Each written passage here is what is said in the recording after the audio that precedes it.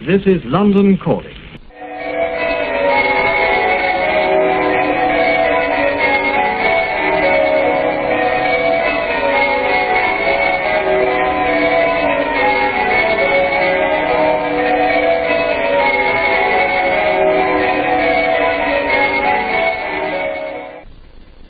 This is London.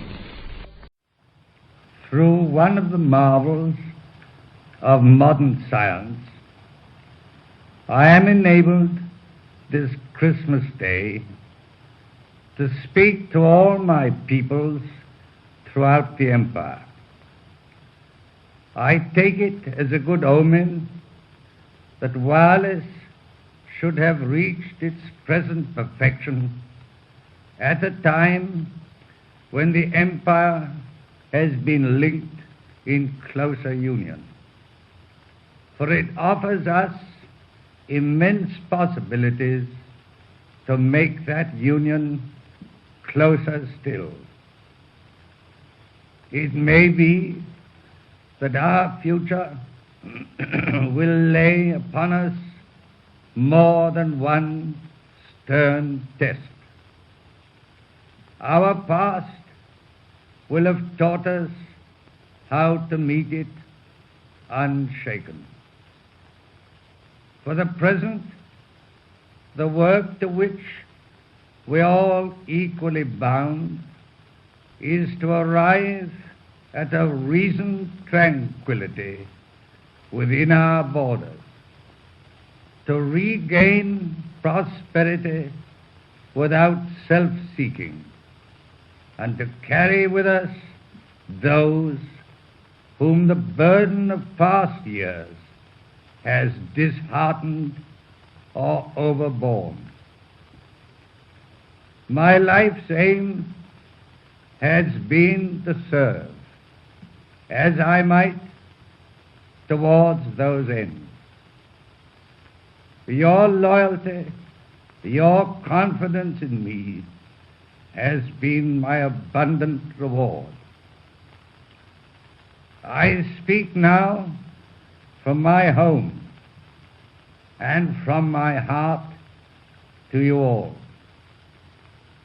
To men and women so cut off by the snows, the desert, or the sea, that only voices out of the air can reach them. To those cut off from fuller life by blindness, sickness, or infirmity, and to those who are celebrating this day with their children and their grandchildren, to all, to each, I wish a happy Christmas. God bless you.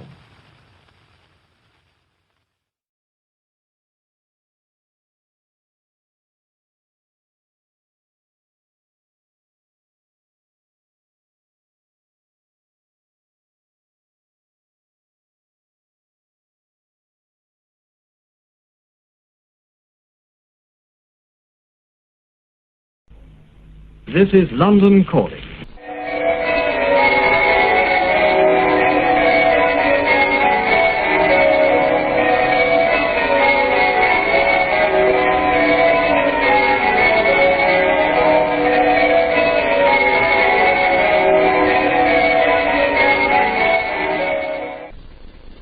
This is London.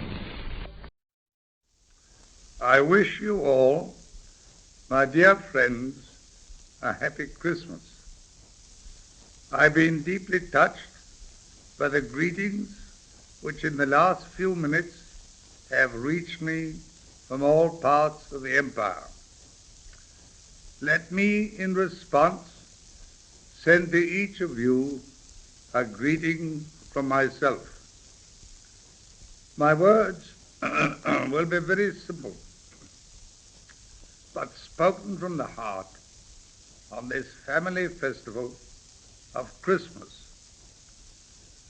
The year that is passing, the 25th since my accession has been to me most memorable. It called forth a spontaneous offering of loyalty, and I may say of love, which the Queen and I can never forget. How could I fail to note in all the rejoicings not merely respect for the throne, but a warm and generous remembrance of the man himself who, may God help him, has been placed upon it. It is this personal link between me and my people which I value more than I can say. It binds us together in all our common joys and sorrows. As when this year you showed your happiness in the marriage of my son, and your sympathy in the death of my beloved sister. I feel this link now as I speak to you, for I'm thinking not so much of the empire itself as of the individual men, women, and children who live within it, whether they are dwelling here at home or in some distant outpost of the empire. In Europe and many parts of the world, anxieties surround us. It is good to think that our own family of peoples is at peace in itself and united in one desire to be at peace with other nations, the friend of all, the enemy of none. May the spirit of goodwill and mutual helpfulness grow and spread. Then it will bring not only the blessing of peace, but a solution of the economic troubles which still beset us.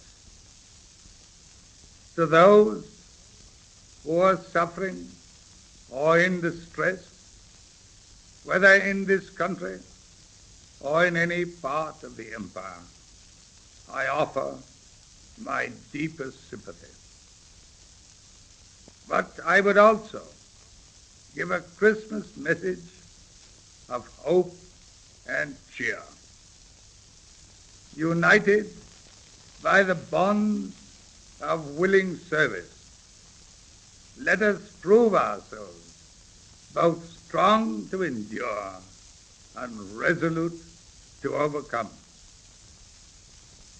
Once again, as I close, I send you all, and not least to the children who may be listening to me, my truest Christmas wishes, and those of my dear wife, my children, and grandchildren who are with me today. I add a heartfelt prayer that wherever you are, God may bless and keep you always. This is London. It is with great sorrow that we make the following announcement. His Majesty the King passed peacefully away at a few minutes before 12. He whom we loved as King has passed from our midst. We voice the grief of all the peoples of his empire.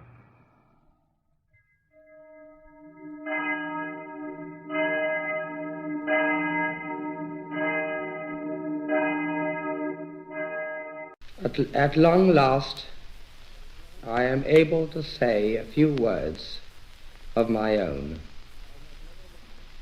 I have never wanted to withhold anything, but until now, it has not been constitutionally possible for me to speak. A few hours ago, I discharged my last duty as King and Emperor. And now that I have been succeeded by my brother, the Duke of York, my first words must be to declare my allegiance to him. This I do with all my heart. You all know the reasons which have impelled me to renounce the throne. But I want you to understand that in making up my mind, I did not forget the country or the empire, which, as Prince of Wales and lately as King, I have for 25 years tried to serve. But you must believe me when I tell you that I have found it impossible to carry the heavy burden of responsibility and to discharge my duties as king as I would wish to do without the help and support of the woman I love. And I want you to know that the decision I have made has been mine and mine alone. This was a thing I had to judge entirely for myself. The other person most nearly concerned has tried up to the last to persuade me to take a different course.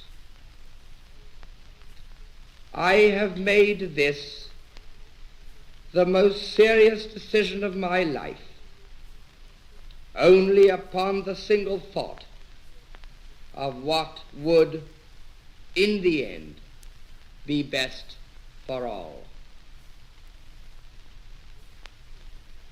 This decision has been made less difficult to me by the sure knowledge that my brother, with his long training in the public affairs of this country, and with his fine qualities, will be able to take my place forthwith, without interruption or injury to the life and progress of the empire. And he has one matchless blessing, enjoyed by so many of you and not bestowed on me: a happy home with his wife and children. During these hard days, I have been comforted by Her Majesty my mother and by my family. The ministers of the Crown, and in particular Mr. Baldwin, the Prime Minister, have always treated me with full consideration. There has never been any constitutional difference between me and them, and between me and Parliament. Bred in the constitutional tradition by my father, I should never have allowed any such issue to arise. Ever since I was Prince of Wales, and later on when I occupied the throne, I have been treated with the greatest kindness by all classes of the people, wherever I have lived or journeyed throughout the empire. For that, I am very grateful. I now quit altogether public affairs, and I lay down my burden. It may be some time before I return to my native land, but I shall always follow the fortunes of the British race and empire with profound interest. And if at any time in the future I can be found of service to His Majesty in a private station, I shall not fail. And now we all have a new king. I wish him and you, his people, happiness and prosperity with all my heart. God bless you all. God save the King. This is London Calling.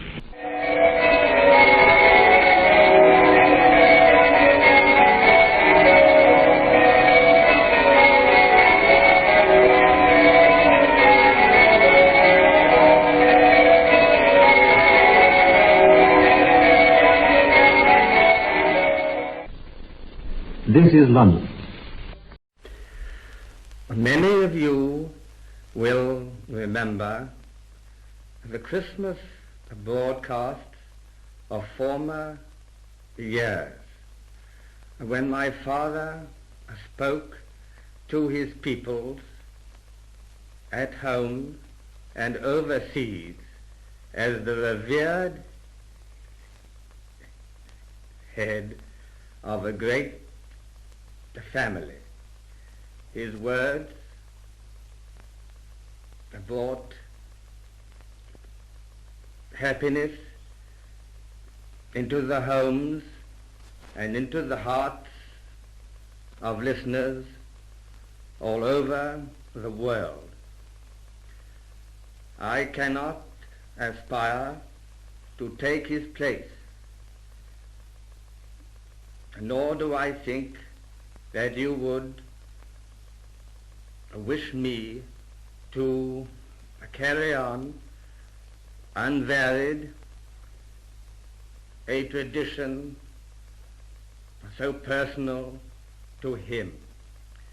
But as this is the first Christmas since our coronation, the Queen and I feel that we want to send to you all a further word of gratitude for the love and loyalty you gave us from every quarter of the empire during this unforgettable year now drawing to its end.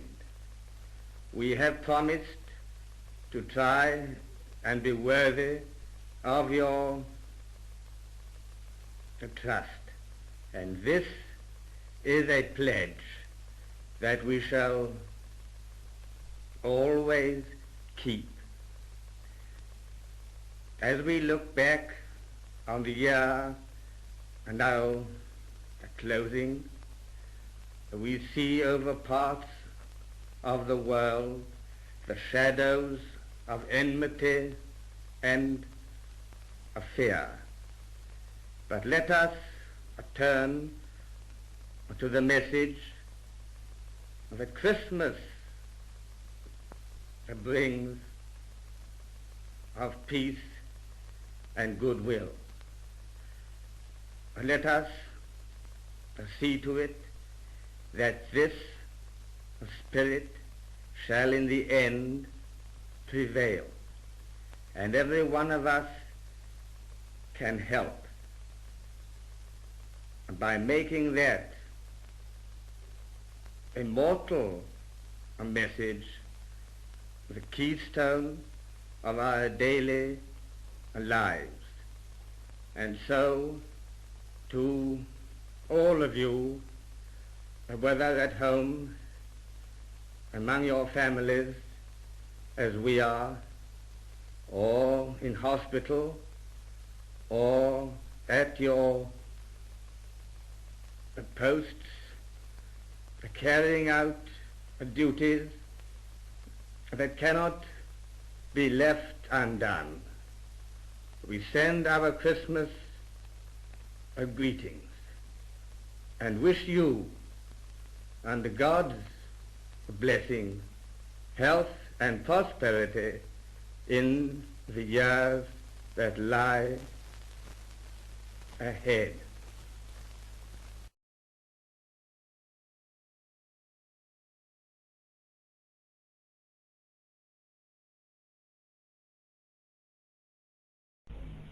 This is London Calling.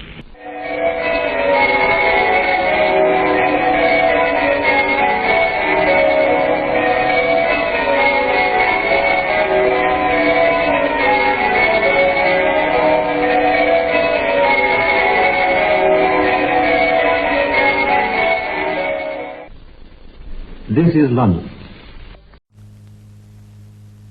The festival, which we know as Christmas, is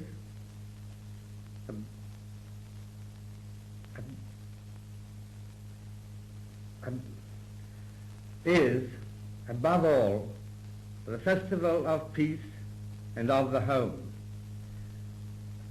Among all free peoples, the love of peace is profound. For this alone gives security to the home. But true peace is in the hearts of men, and it is the tragedy of this time that there are powerful countries whose whole direction and policy are based on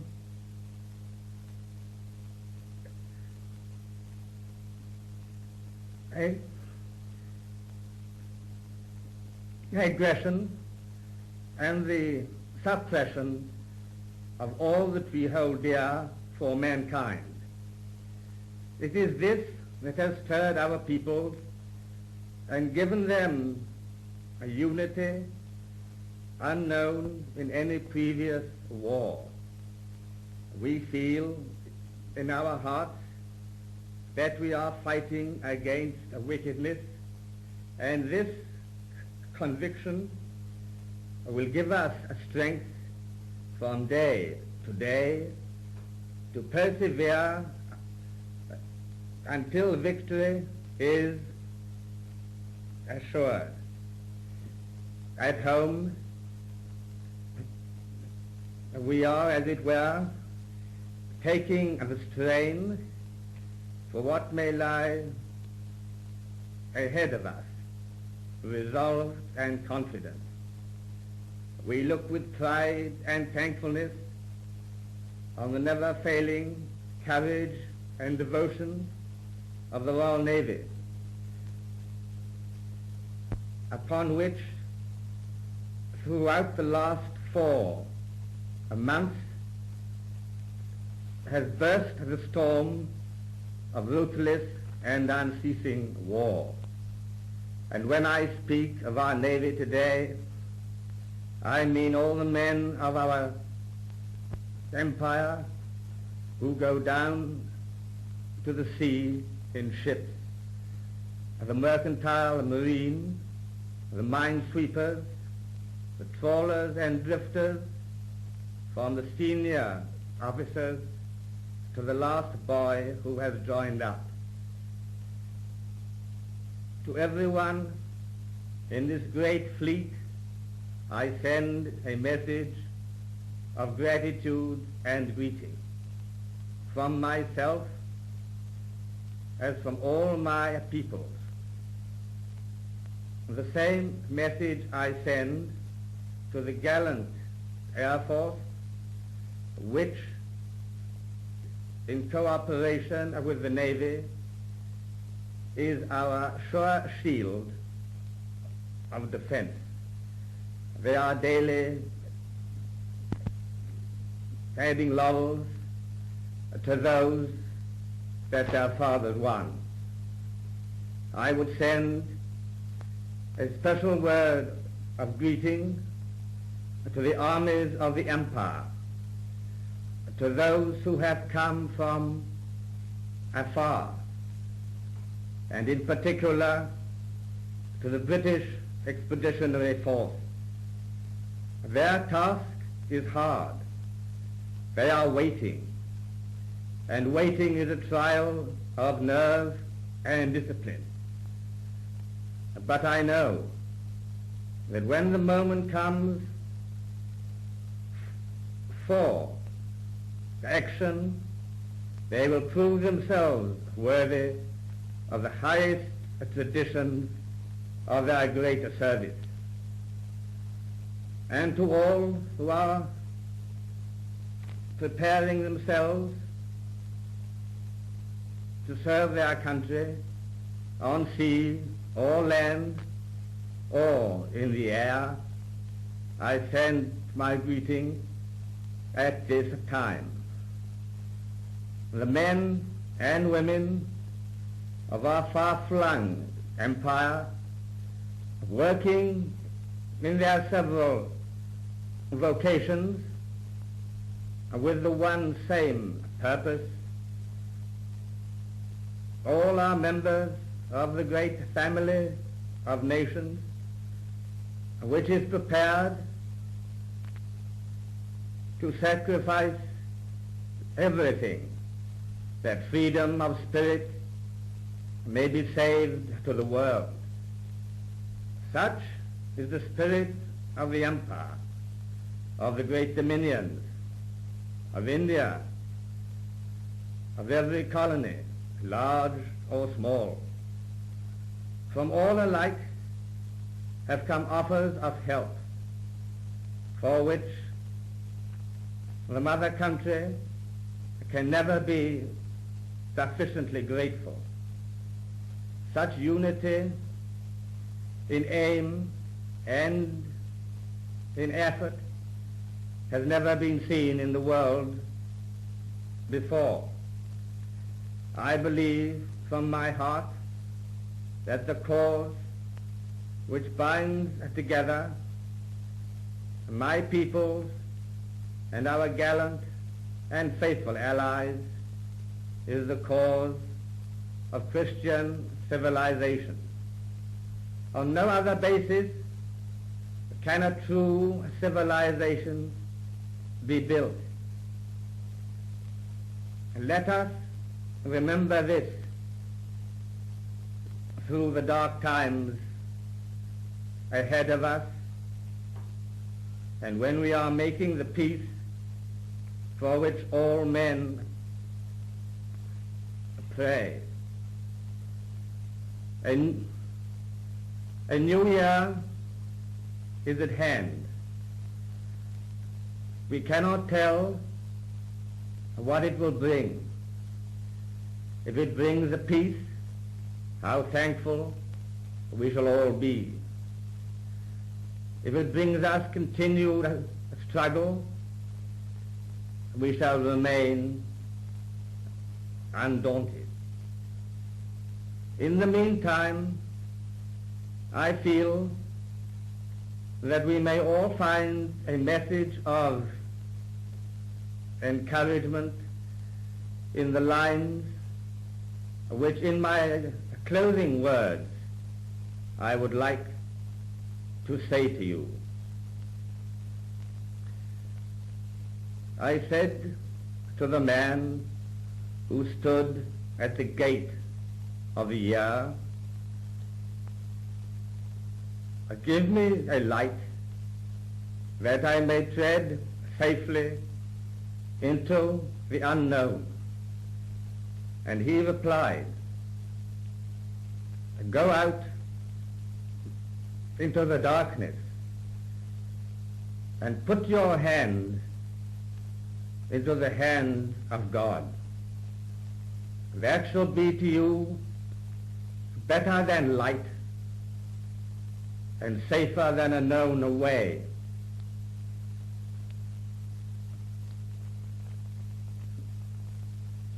And may that almighty hand guide and uphold us all.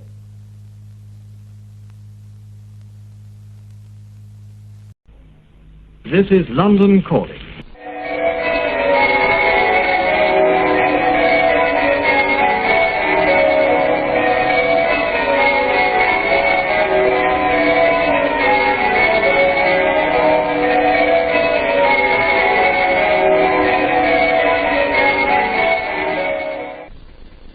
This is London.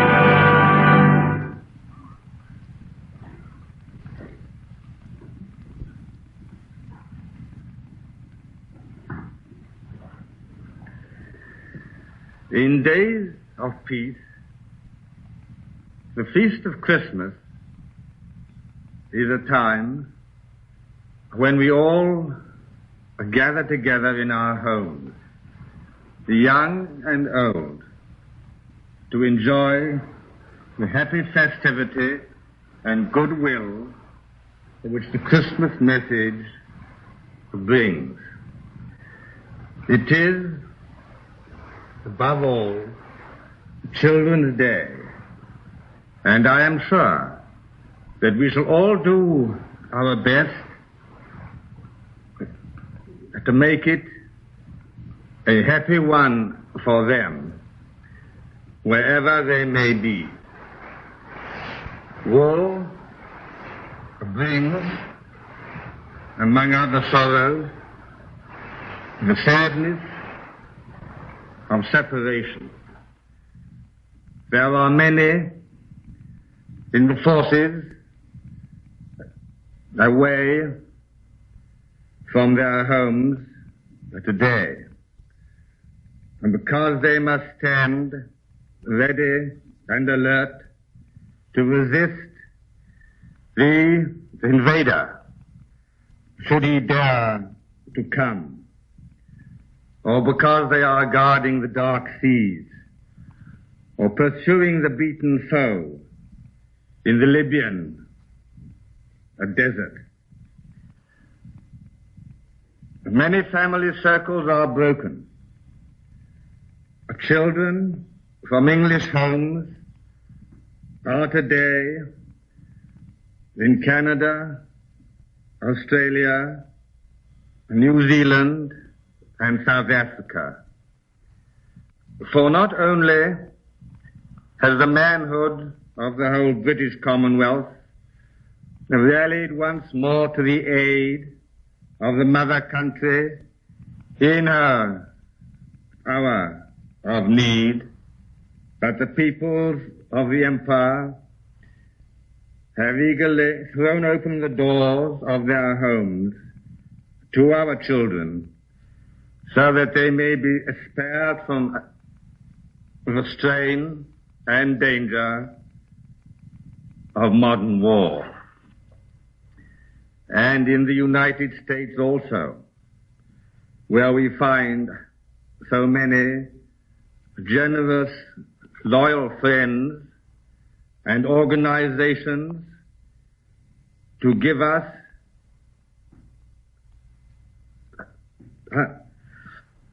unstinted help, warm-hearted people are keeping and caring for many of our children till the war is over.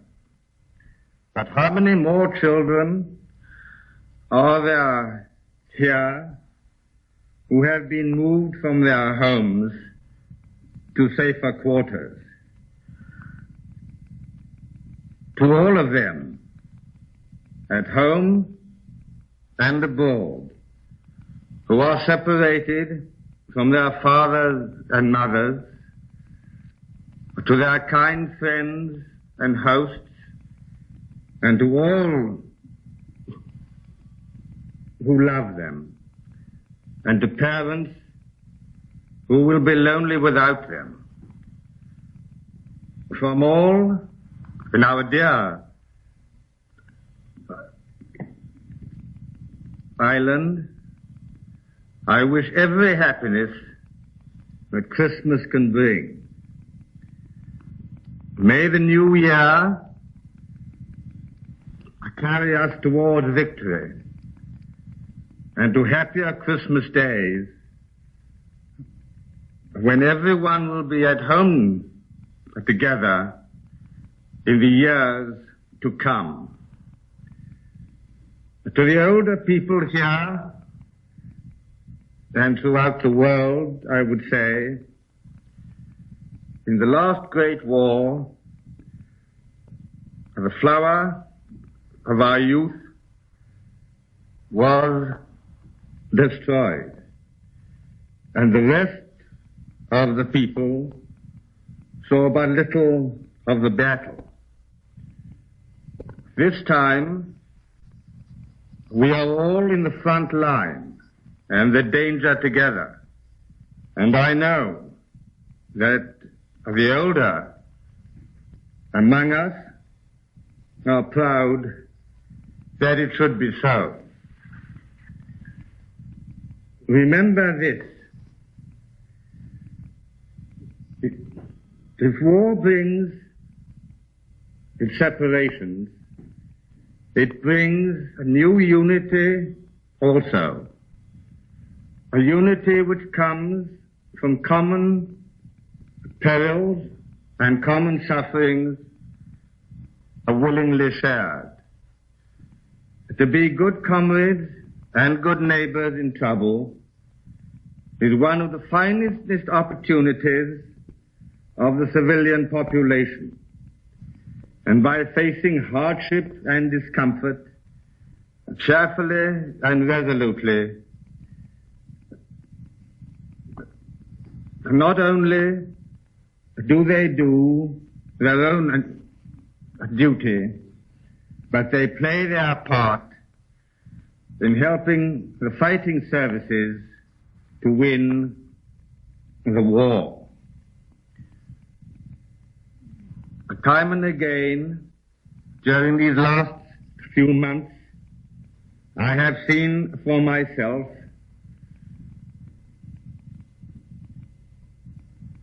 battered towns and cities of England, and I have seen the British people facing their ordeal. I can say to them all that they may be justly proud of their race and nation. On every side I have seen a new and splendid spirit of good fellowship springing up in adversity, a real desire to share burdens and resources alike.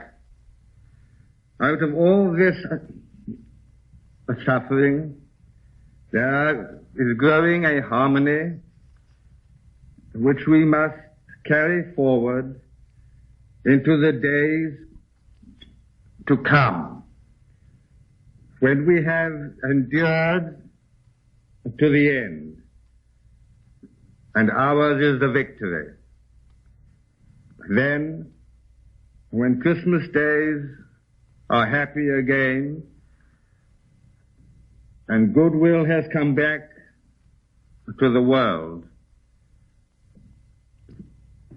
we must hold fast to the spirit which binds us all together now. We shall need this spirit in each of our own lives as men and women, and shall need it even more among the nations of the world. We must go on thinking less about ourselves and more for one another. For so, and so only, can we hope to make the world a better place and life a worthier thing. And now I wish you all a happy Christmas and a happier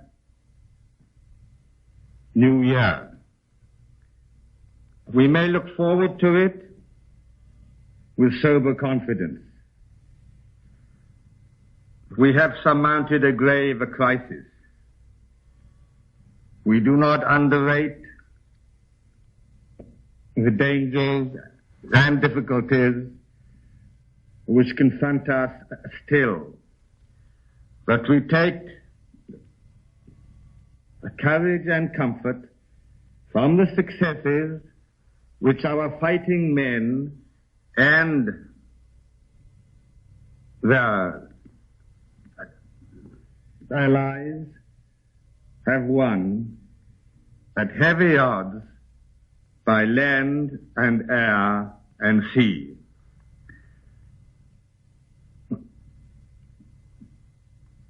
The future will be hard, but our feet are planted on the path of victory. And with the help of God, we shall make our way to justice and to peace.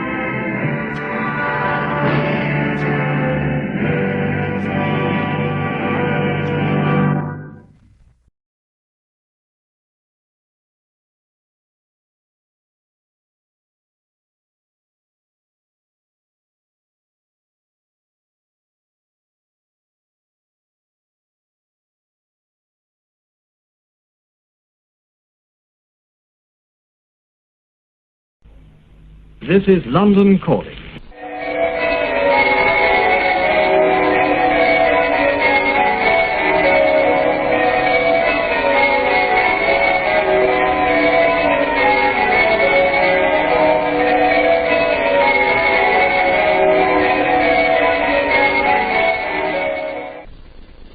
This is London. His Majesty King George VI.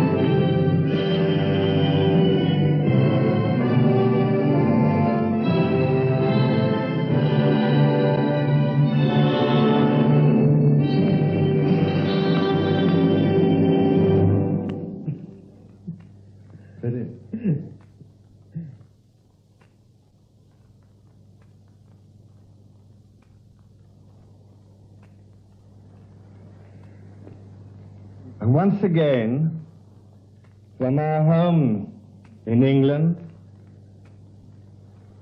the Queen and I send our Christmas greetings and good wishes to each one of you all the world over. Some of you may hear me on board your ships, in your aircraft, or as you wait for battle in the jungles of the Pacific Islands or on the Italian peaks. Some of you may listen to me as you rest from your work, or as you lie sick or wounded in hospital. To many of you, my words will come as you sit in the quiet of your homes. But wherever you may be, today, of all days in the year, your thoughts will be in distant places and your hearts with those you love. I hope that my words, spoken to them and to you, may be the bond that joins us all in one company for a few moments on this Christmas Day. With this thought in my mind, I wish to all who are on service good luck and a stout heart. To those who wait for them to return, proud memories and high hopes to keep you strong. And to all the children here and in the lands beyond the seas, a day of real happiness. I send these words of Christmas greeting to all of you who dwell within the family of the British Commonwealth and Empire. I know you would wish me to send a message of hope to our gallant allies who fight with us, and to all who in the loneliness of exile, of the horror of invasion, look forward to our coming victory. In this year, almost past, many things have happened under God's providence to make us thankful for His mercies. The generous strength of the United States of America, the tremendous deeds of Russia, the endurance of China under her long ordeal, the fighting spirit of France reborn, and the flower of the manhood and womanhood of many lands that share the burdens of our forward march. All these have played their part in the brightening of our fortunes on sea, on land, and in the air. Since I last spoke to you, many things have changed, but the spirit of our people has not changed. As we were not downcast by defeat, we are not unduly exalted by victory. While we have bright visions of the future, we have no easy dreams of the days that lie close at hand. we know that much hard working and hard fighting, and perhaps harder working and harder fighting than ever before, are necessary for a victory. We shall not rest from our task until it is nobly ended. Meanwhile, within these islands, we have tried to be worthy of our fathers. We have tried to carry into the dawn the steadfastness and courage vouchsafed to us when we stood alone in the darkness. This is not the time for a chronicle of our progress, but there is a landmark in the somber, world-embracing battlefield, which I hope and I trust may endure. Wherever their duty has called our men and women, they have gained new friends and come to know old friends better. They have learnt to share the burdens and to read the hearts of their neighbors. They have laid the foundations of new friendships between nations and strengthened old ones formed long ago. As a result, there is springing up in every country fresh hope that out of comradeship in sacrifice shall come power to restore and power to build anew. I saw proof of this when I visited North Africa in the summer. I saw many thousands of men of the United Nations, united in action, in heart and mind and purpose. The only rivalry between them was in the service of a great cause. Their only aim was the defeat of a common enemy. In the same spirit of unity, men of diverse races have come together in the council chamber and round the conference table. Some to meet the stern, immediate demands of war itself, others to heal the wounds that war deals to all humanity, to feed of the hungry, shelter of the homeless, mend the broken, and succor the poor. So, as we see the clouds breaking on this Christmas day, we should take comfort from our faith that out of desolation shall rise a new hope, and out of strife be born a new brotherhood.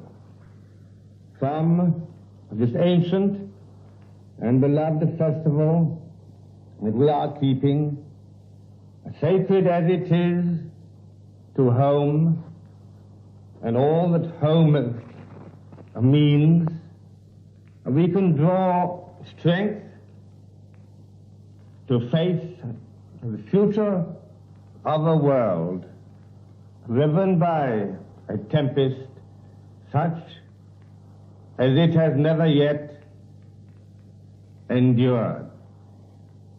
In the words of a Scottish writer of our day, no experience can be too strange and no task too formidable if a man can link it up with what he knows and loves.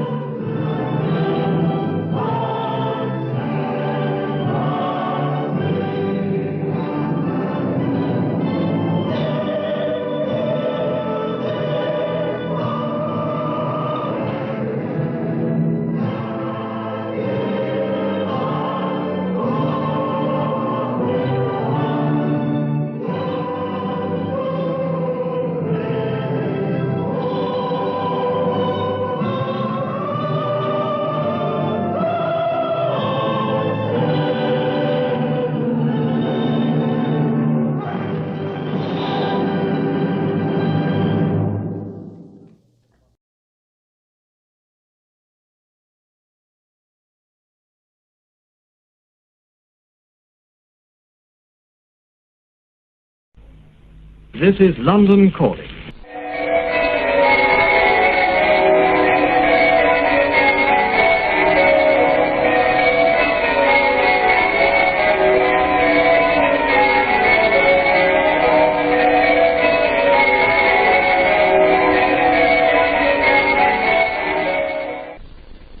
This is London. For 6 years past, I have spoken at Christmas to an empire at war. During all those years of sorrow and danger, of weariness and strife, you and I have been upheld by a vision of a world at peace. And now that vision has become a reality. By gigantic efforts and sacrifices, a great work has been done. A great evil has been cast from the earth. And no peoples have done more to cast it out than you, to whom I speak.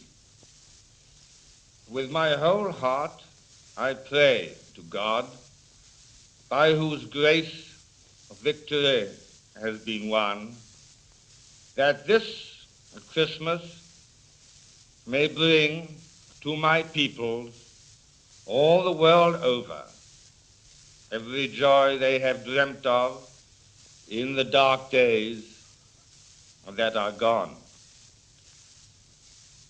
This Christmas is a real homecoming to us all, a return to a world in which the homely and friendly things of life can again be ours.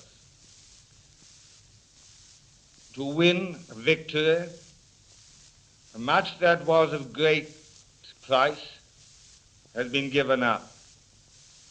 Much has been ravaged or destroyed by the hand of war. But the things that have been saved are beyond price. In these homelands of the British peoples, which we have saved from destruction, we still possess the things that make life precious, and we shall find them strengthened and deepened by the fires of battle. Faith in these things held us in brotherhood through all our trials and has carried us to victory. Perhaps a better understanding of that brotherhood is the most precious of all the gains that remain with us after these hard years. But together, all our peoples round the globe have met every danger and triumphed over it, and we are together still. Most of all are we together as one worldwide family in the joy of Christmas. I think of men and women of every race within the empire returning from their long service to their own families, to their own homes, and to the ways of peace. I think of the children freed from unnatural affairs and the blacked out world, celebrating this Christmas in the light and happiness of the family circle, once more reunited. There will be the vacant places of those who will never return. Brave souls who gave their all to win peace for us. We remember them with pride and with unfading love, and praying that a greater peace than ours may now be there. There are those of you still to be numbered in millions who are spending a Christmas far from your home, engaged in east and west in the long and difficult task of restoring to shattered countries the means and the manners of civilized life. But many anxieties have been lifted from you and from your folk at home, and the coming of peace brings you nearer to your heart's desire. There is not yet for us the abundance of peace. We all have to make a little go a long way. But Christmas comes with its message of hope and fellowship to all men of goodwill and warms our hearts to kindliness and comradeship. We cannot on this day forget how much is still to be done before the blessings of peace are brought to all the world. In the liberated countries, millions will spend this Christmas under terribly hard conditions, with only the bare necessities of life. But the nations of the world are not yet a united family. So let our sympathy for others move us to humble gratitude that God has given to our Commonwealth and Empire a wonderful spirit of unity and understanding. To the younger of you, I would say a special word. You have grown up in a world at war, in which your fine spirit of service has been devoted to a single purpose: the overthrow and destruction of our enemies. You have known the world only as a world of strife and fear. Bring now all that fine spirit to make it one of joyous adventure, a home where men and women can live in mutual trust and walk together as friends. Do not judge life by what you have seen of it in the grimness and waste of war, nor yet by the confusion of the first years of peace. Have faith in life at its best, and bring to it your courage, your hopes, and your sense of humor. For merriment is the birthright of the young, but we can all keep it in our hearts as life goes on if we hold fast by the spirit that refuses to admit defeat, by the faith that never falters, and by the hope that cannot be quenched. Let us have no fear of the future, but think of it as opportunity and adventure. The same dauntless resolve which you have shown so abundantly in the years of danger that the power of darkness shall not prevail, must now be turned to a happier purpose, to making the light shine more brightly everywhere.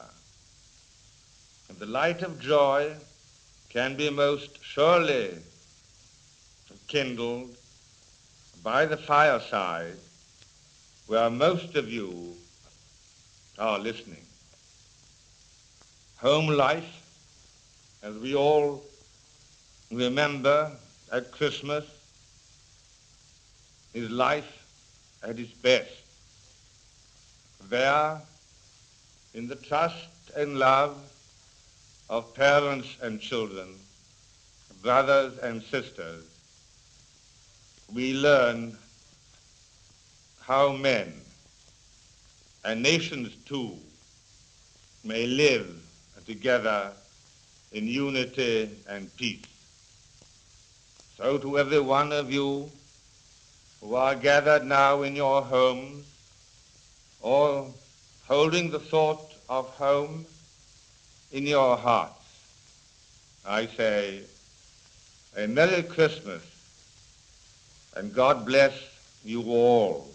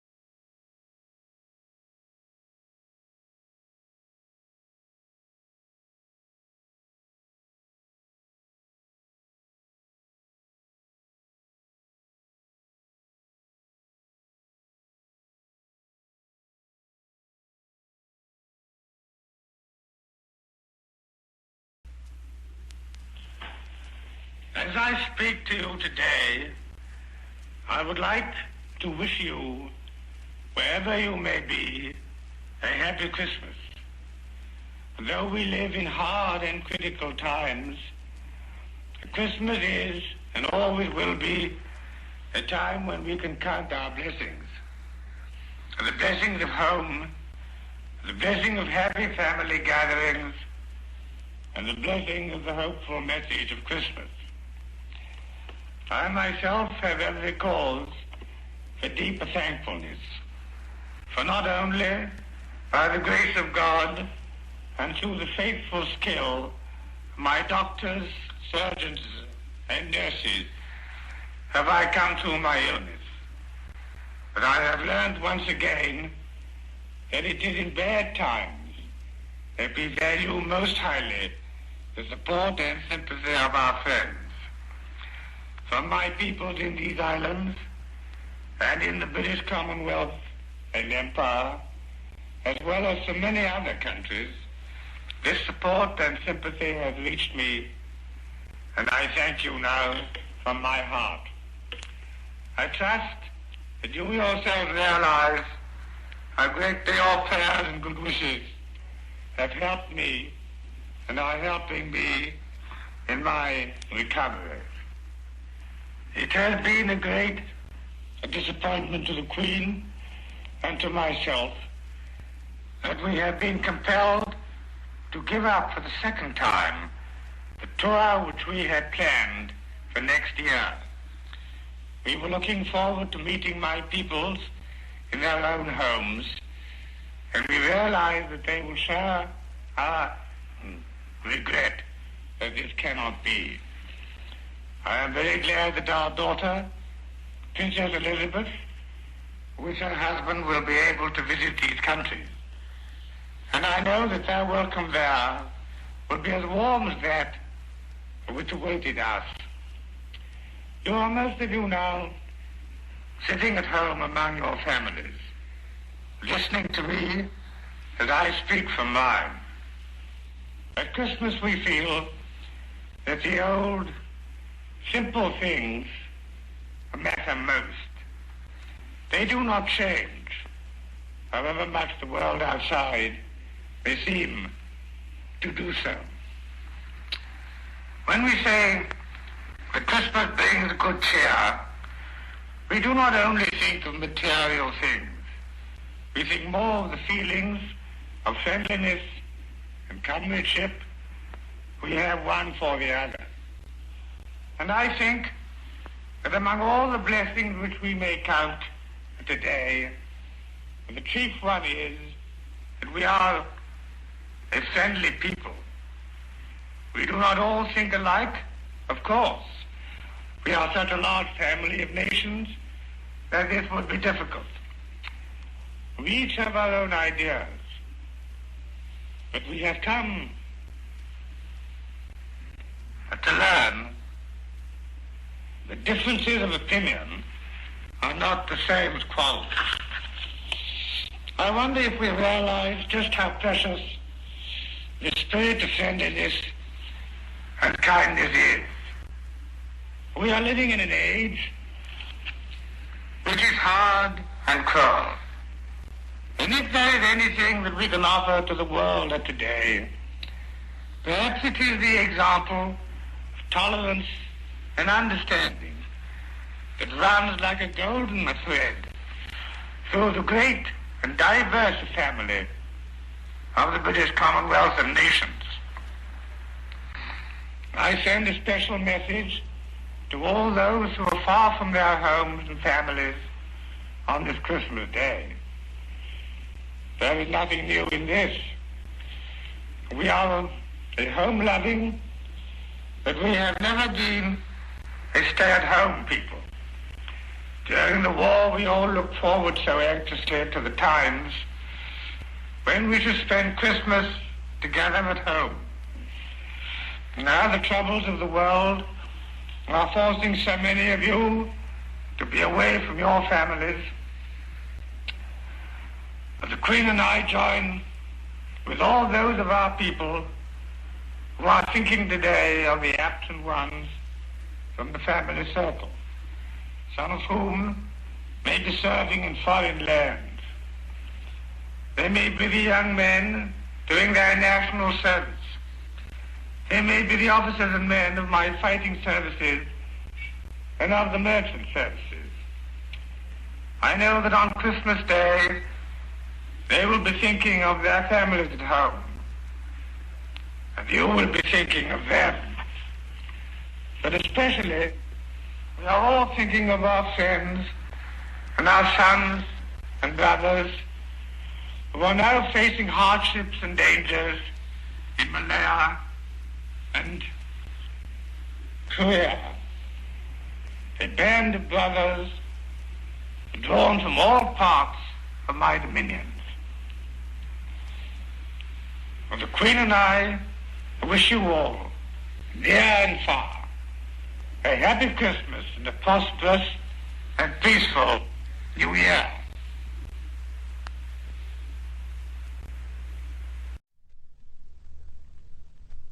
This is London. It is with the greatest sorrow that we make the following announcement.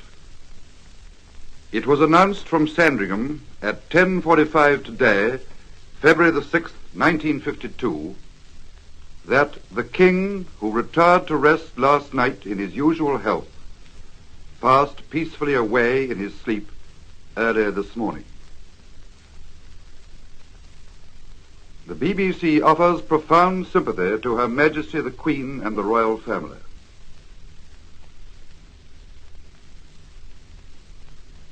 The BBC is now closing down for the rest of the day, except for the advertised news bulletins and summaries, shipping forecasts and gale warnings. Further announcements will be made at 11:45, 12 o'clock, and 12:15 p.m.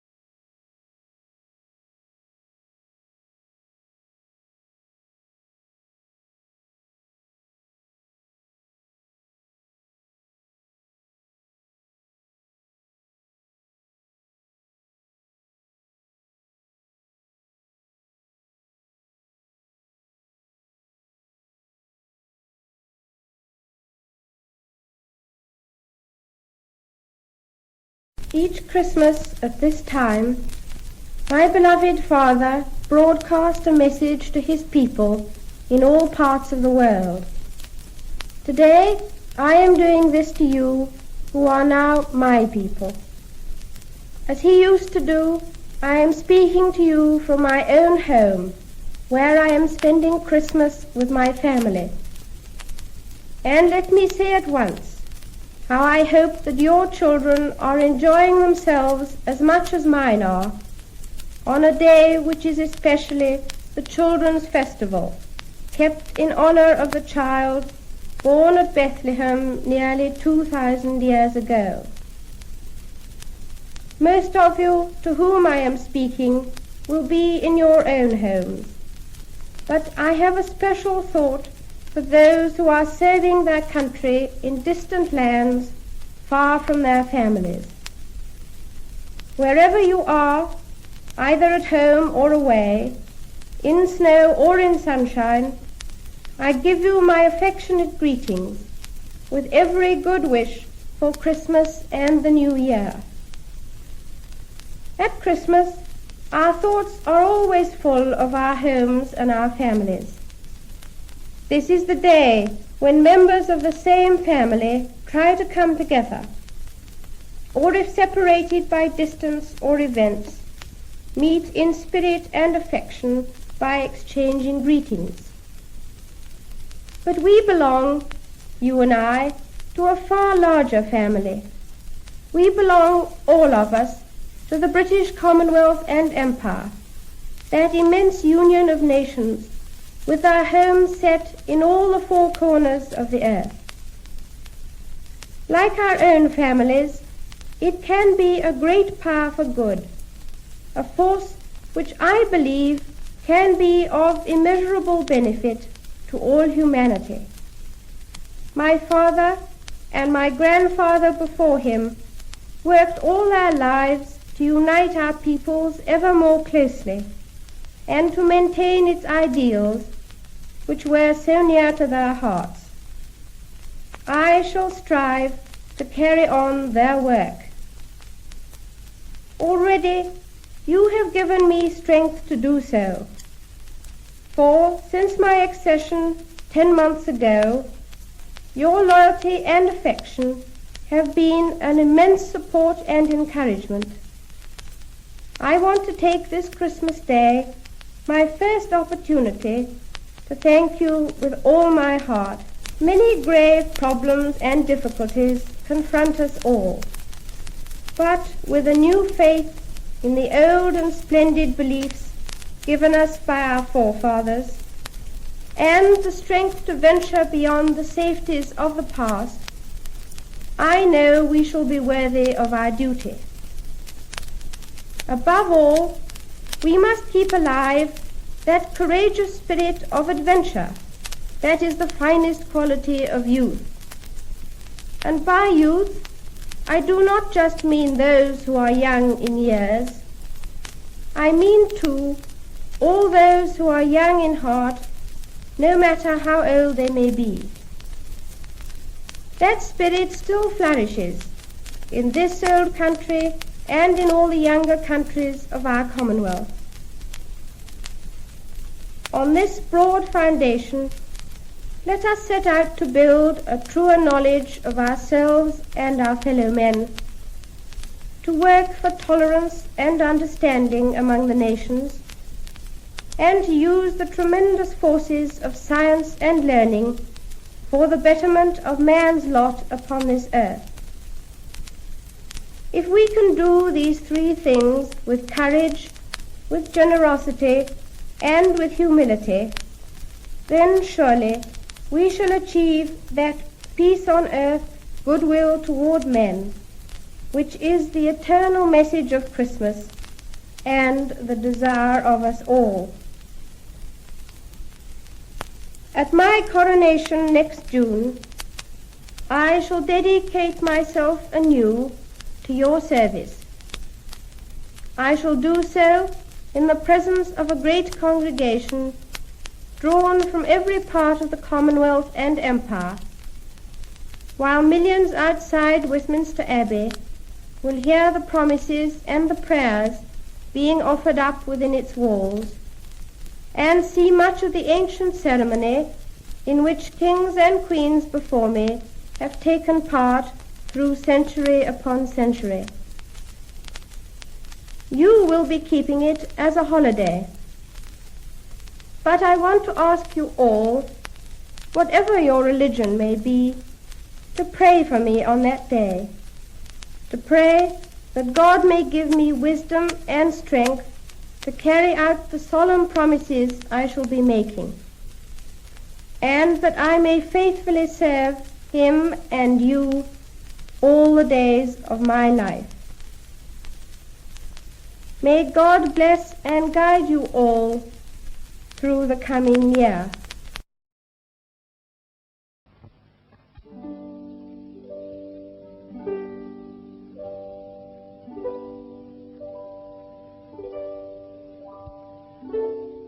This is the BBC television service.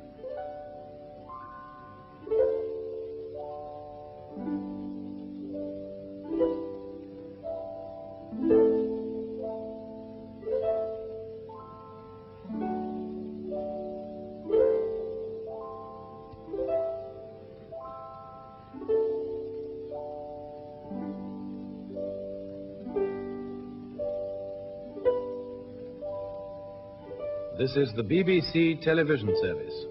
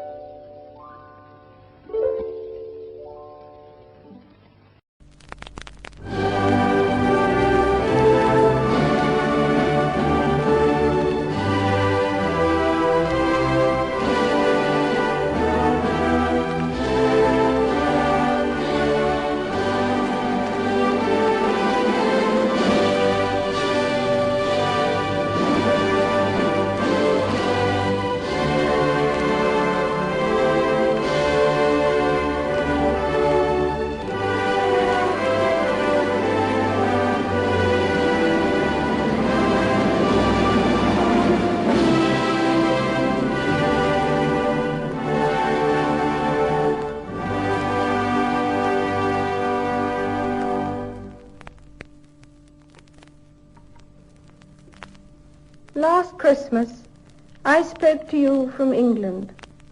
This year, I am doing so from New Zealand.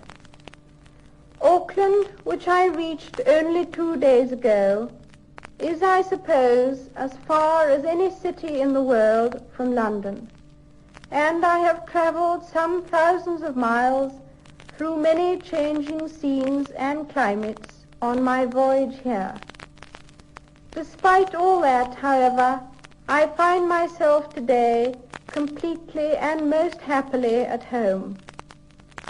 Of course, we all want our children at Christmas time, for that is the season above all others when each family gathers at its own hearth. I hope that perhaps mine are listening to me now, and I am sure that when the time comes, they too will be great travellers.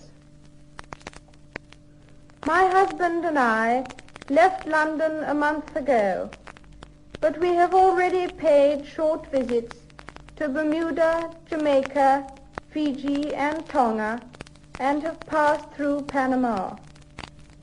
I should like to thank all our hosts very warmly for the kindness of their welcome and the great pleasure of our stay. In a short time, we shall be visiting Australia and later Ceylon, and before we end this great journey, we shall catch a glimpse of other places in Asia, Africa, and in the Mediterranean. So this will be a voyage right round the world, the first that a Queen of England has been privileged to make as Queen. But what is really important to me is that I set out on this journey in order to see as much as possible of the people and countries of the Commonwealth and Empire, to learn at first hand something of their triumphs and difficulties, and something of their hopes and fears.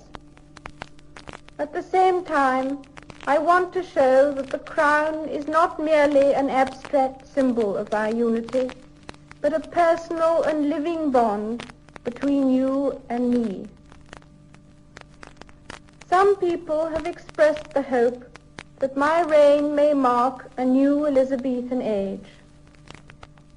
Frankly, I do not myself feel at all like my great Tudor forebear, who was blessed with neither husband nor children, who ruled as a despot and was never able to leave her native shores. But there is at least one very significant resemblance between her age and mine. For her kingdom, small though it may have been, and poor by comparison with her European neighbors, was yet great in spirit and well endowed with men who were ready to encompass the earth. Now, this great Commonwealth, of which I am so proud to be the head, and of which that ancient kingdom forms a part, though rich in material resources, is richer still in the enterprise and courage of its peoples. Little did those adventurous heroes of Tudor and Stuart times realize what would grow from the settlements which they and later pioneers founded. From the empire of which they built the frame, there has arisen a worldwide fellowship of nations of a type never seen before. In that fellowship, the United Kingdom is an equal partner with many other proud and independent nations, and she is leading yet other still backward territories forward to the same goal. All these nations have helped to create our Commonwealth, and all are equally concerned to maintain, develop, and defend it against any challenge that may come. As I travel across the world today, I am ever more deeply impressed with the achievement and the opportunity which the modern Commonwealth presents. Like New Zealand, from whose North Island I am speaking, every one of its nations can be justly proud of what it has built for itself on its own soil. But their greatest achievement, I suggest, is the Commonwealth itself, and that owes much to all of them. Thus formed, the Commonwealth bears no resemblance to the empires of the past. It is an entirely new conception, built on the highest qualities of the spirit of man, friendship, loyalty, and the desire for freedom and peace. To that new conception of an equal partnership of nations and races, I shall give myself heart and soul every day of my life. I wish to speak of it from New Zealand this Christmas Day, because we are celebrating the birth of the Prince of Peace, who preached the brotherhood of man. May that brotherhood be furthered by all our thoughts and deeds from year to year. In pursuit of that supreme ideal, the Commonwealth is moving steadily towards greater harmony between its many creeds, colors, and races, despite the imperfections by which, like every human institution, it is beset. Already, indeed, in the last half-century, it has proved itself the most effective and progressive association of peoples which history has yet seen. and its ideal of brotherhood embraces the whole world. To all my peoples throughout the Commonwealth, I commend that Christmas hope and prayer. And now I want to say something to my people in New Zealand. Last night, a most grievous railway accident took place at Tangiwai, which will have brought tragedy into many homes and sorrow into all upon this Christmas Day.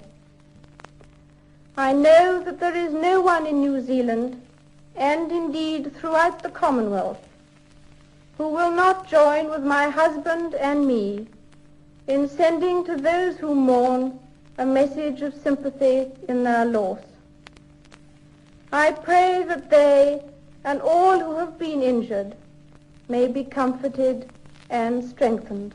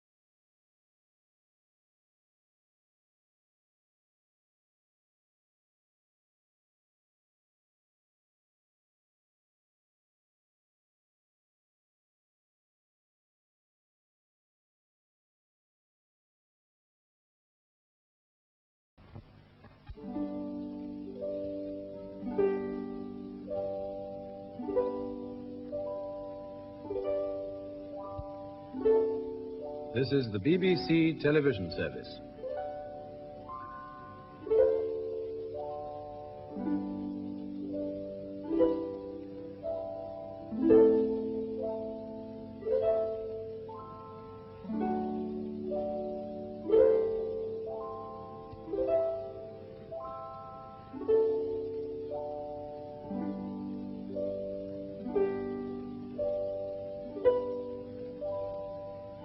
This is the BBC television service.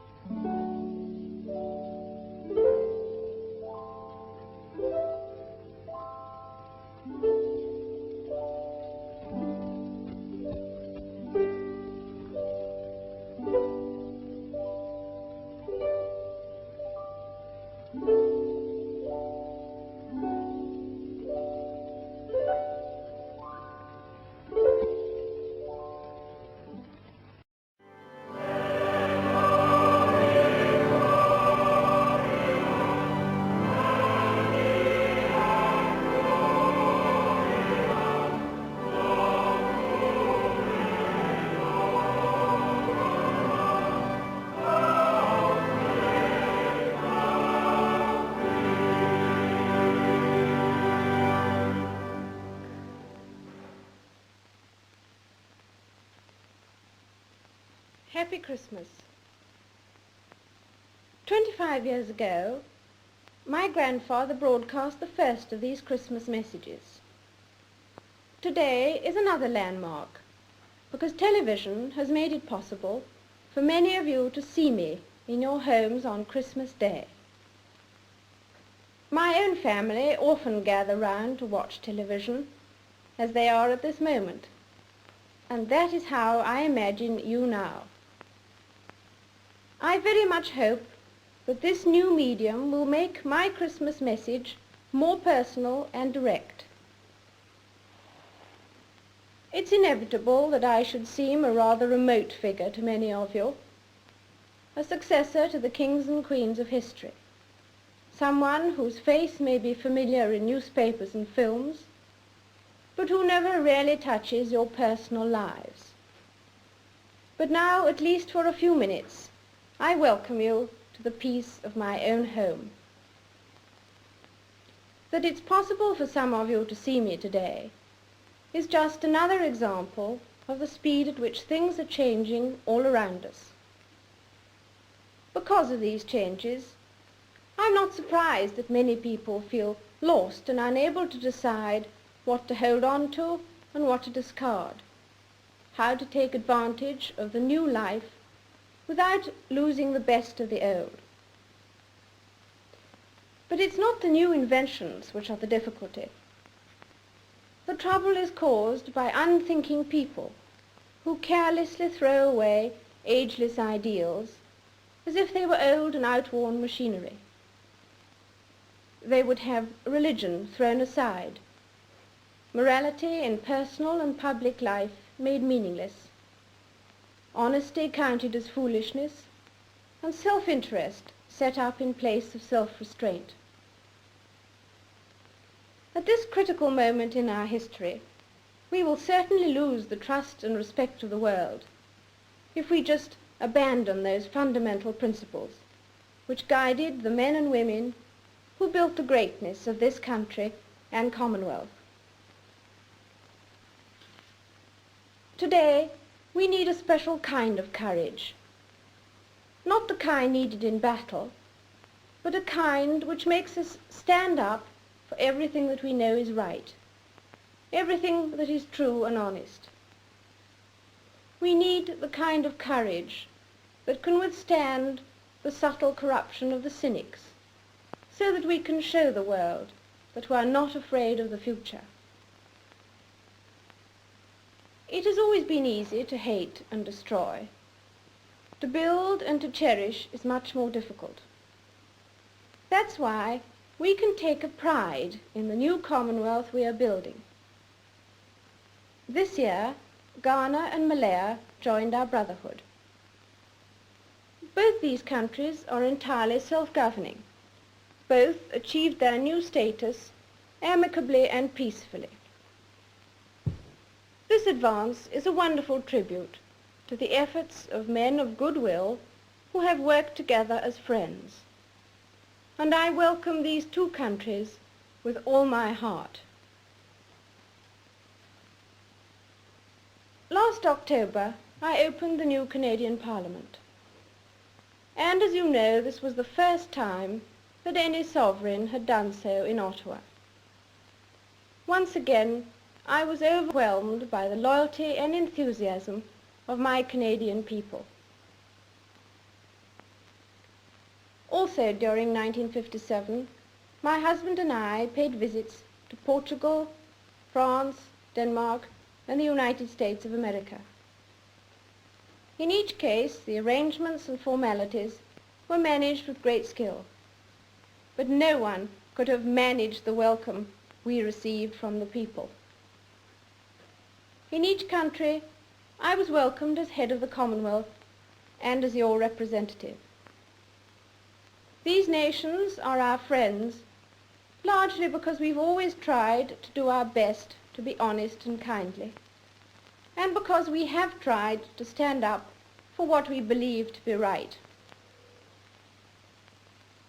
In the old days, the monarch led his soldiers on the battlefield, and his leadership at all times was close and personal. Today, things are very different. I cannot lead you into battle. I do not give you laws or administer justice. But I can do something else. I can give you my heart and my devotion to these old islands and to all the peoples of our brotherhood of nations. I believe in our qualities and in our strength. I believe that together we can set an example to the world which will encourage upright people everywhere. I would like to read you a few lines from Pilgrim's Progress, because I'm sure we can say, with Mr. Valiant for truth, these words: "Though with great difficulty I am got hither, yet now I do not repent me of all the trouble I have been at to arrive where I am. My sword I give to him that shall succeed me in my pilgrimage, and my courage and skill to him that can get it. My marks and scars I carry with me, to be a witness for me that I have fought his battles, who now will be my rewarder."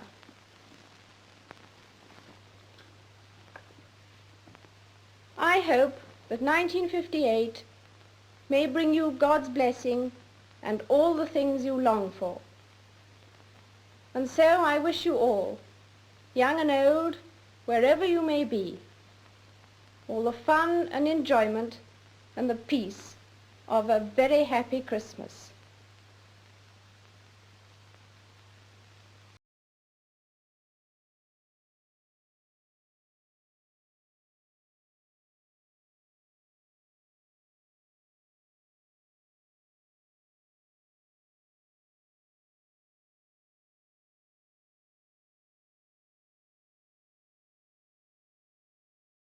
This is BBC Television.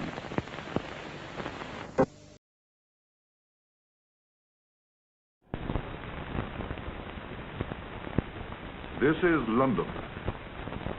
For this Christmas Day, 1960, Her Majesty the Queen. I'm glad at Christmas time to have this opportunity of speaking directly to all the peoples of the Commonwealth and of sending you my good wishes. My husband and our children, together with the other members of our family, join me in wishing every one of you a happy Christmas and a prosperous New Year. I make no excuse for telling you once again that the kind messages which reach us from all over the world at this season give us great pleasure and encouragement. This year, I was delighted to get so many when my second son was born. The telegrams and letters which came flooding in at that time made me feel very close to all the family groups throughout the Commonwealth. It is this feeling of personal association which gives the peoples of the Commonwealth countries that special relationship, one to another, which others find so difficult to understand. It is because of this that my husband and I are so greatly looking forward to our visits to India and Pakistan early next year, and later on to Ghana, Sierra Leone, and the Gambia. By no stretch of the imagination can 1960 be described as a happy or successful year for mankind.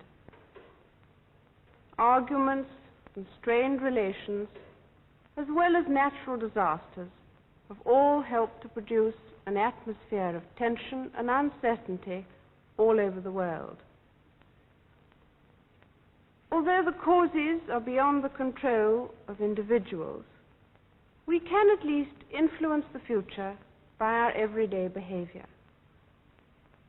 It is at times of change, disorder, and uncertainty that we should cling most strongly to all those principles which we know to be right and good.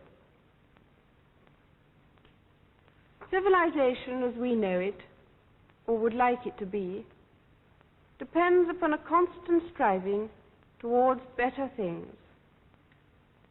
In times of stress, such as we are living through, only a determined effort by men and women of goodwill everywhere can halt and reverse a growing tendency towards violence and disintegration. Despite the difficulties, there are encouraging signs. For instance, in Africa, Nigeria has gone through the process of achieving full self-government in peace and goodwill. This great nation of 30 million people has decided to remain a member of our Commonwealth, and I know that her influence will be most valuable as the future unfolds in other parts of Africa. Then again, cooperation between Commonwealth countries grows every year, and the understanding and mutual appreciation which is developing at the same time is one of the rarely bright spots in the world today. Although the contribution which any one person can make is small, it is real and important. Whether you live in one of the rapidly developing countries of the Commonwealth, or whether you find yourself in one of the older countries, the work of mutual help and the increase of mutual understanding cannot fail to be personally satisfying and of real service to the future. May the months ahead bring you joy and the peace and happiness which we so much desire. Happy Christmas. God bless you all.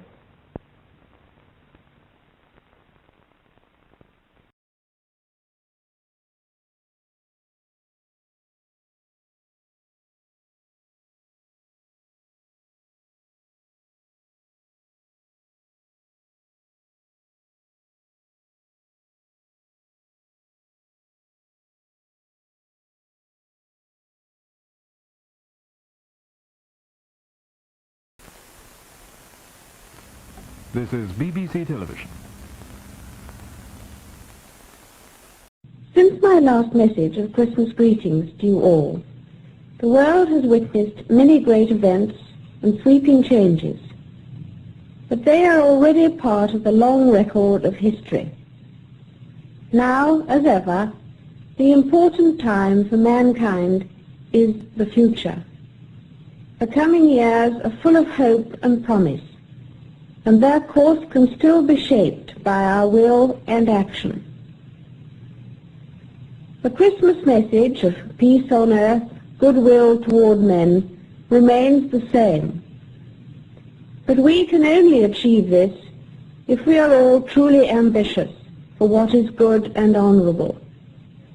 Humanity can only make progress by determination and concerted effort. One such concerted effort has been the campaign to free the world from hunger. I am very happy to know that the people of the Commonwealth have responded so generously to this campaign. Much has been achieved, but there is still much to do. And on this day of reunions and festivities in the glow of Christmas, let us remember the many undernourished people, young and old, scattered throughout the world. All my family joins me in sending every one of you best wishes for Christmas, and may God's blessing be with you in the coming year.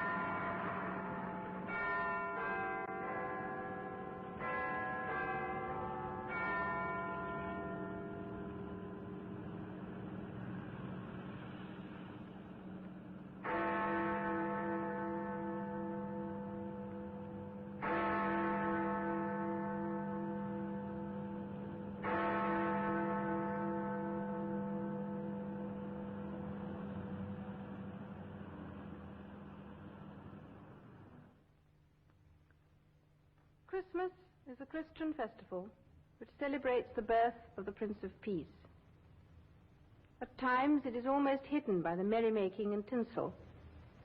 But the essential message of Christmas is still that we all belong to the great brotherhood of man. This idea is not limited to the Christian faith.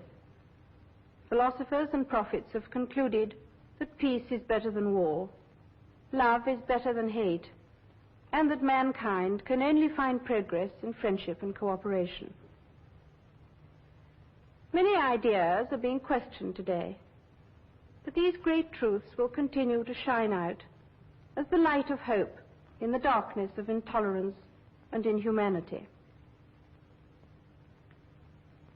The words, the brotherhood of man, have a splendid ring about them, but the idea may seem too remote to have any practical meaning in this hard and bustling age. Indeed, it means nothing at all unless the brotherhood, starting with individuals, can reconcile rival communities, conflicting religions, differing races, and the divided and prejudiced nations of the world. If we truly believe that the brotherhood of man has a value for the world's future, then we should seek to support those international organizations which foster understanding between people and between nations. The British people, together, have achieved great things in the past and have overcome many dangers. But we cannot make further progress if we resurrect ancient squabbles. The nations belonging to the Commonwealth have in their hands a well-tried framework for mutual help and cooperation.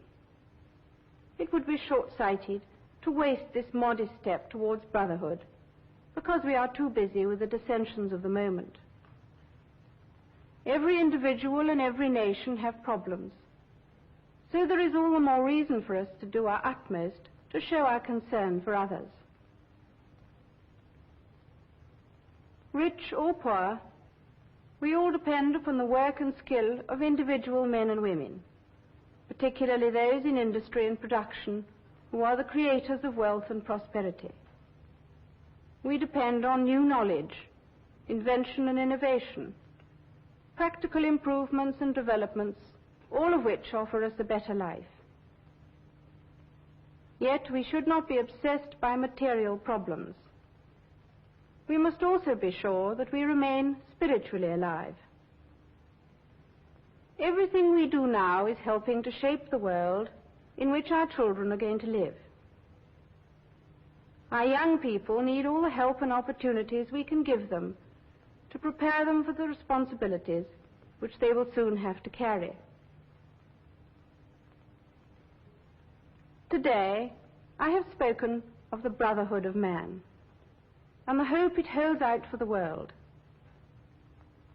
This should not remain a vague thought, nor an abstract idea. Each of us can put it into practice by treating one another with kindness and consideration at all times, and in spite of every kind of provocation. Christmas is a festival of peace.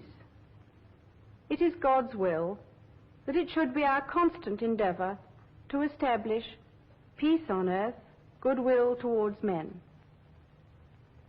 I hope you all have a very happy Christmas and every good fortune in the new year.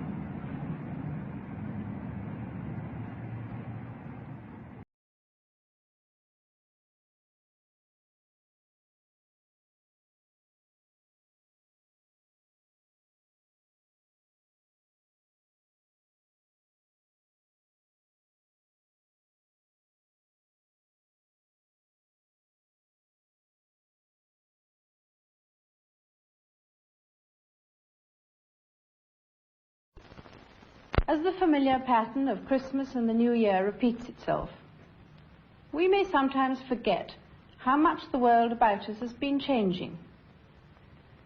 One has only to look at an album of old family photographs to see how much has altered, even within the memory of our own parents and grandparents.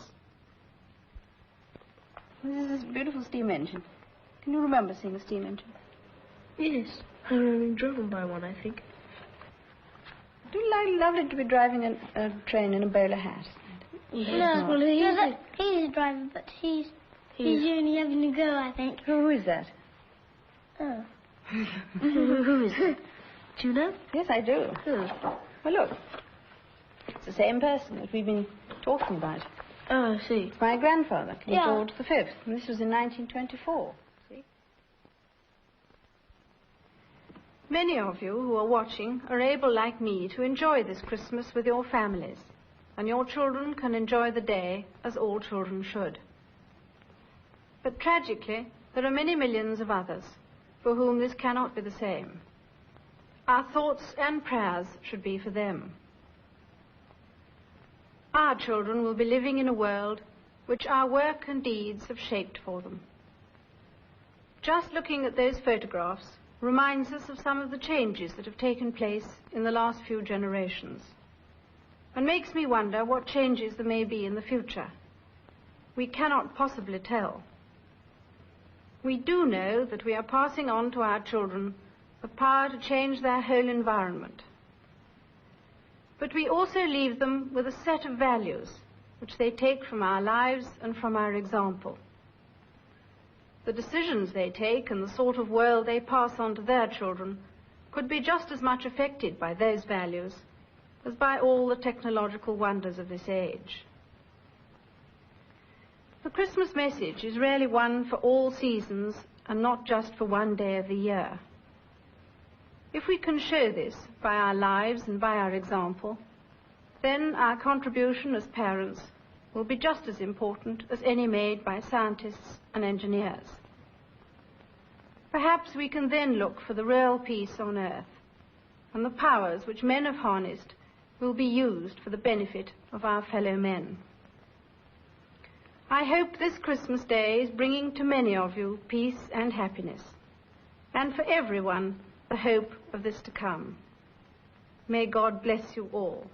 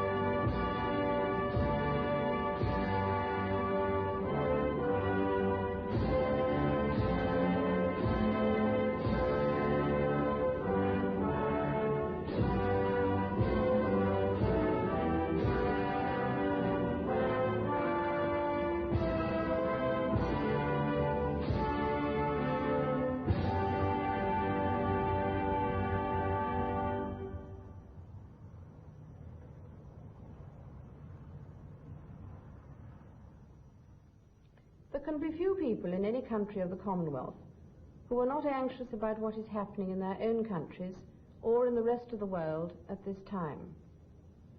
We have never been short of problems, but in the last year everything seems to have happened at once. There have been floods and drought and famine. There have been outbreaks of senseless violence. And on top of it all, the cost of living continues to rise everywhere.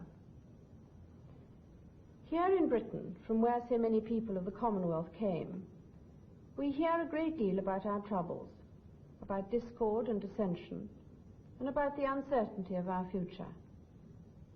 Perhaps we make too much of what is wrong and too little of what is right.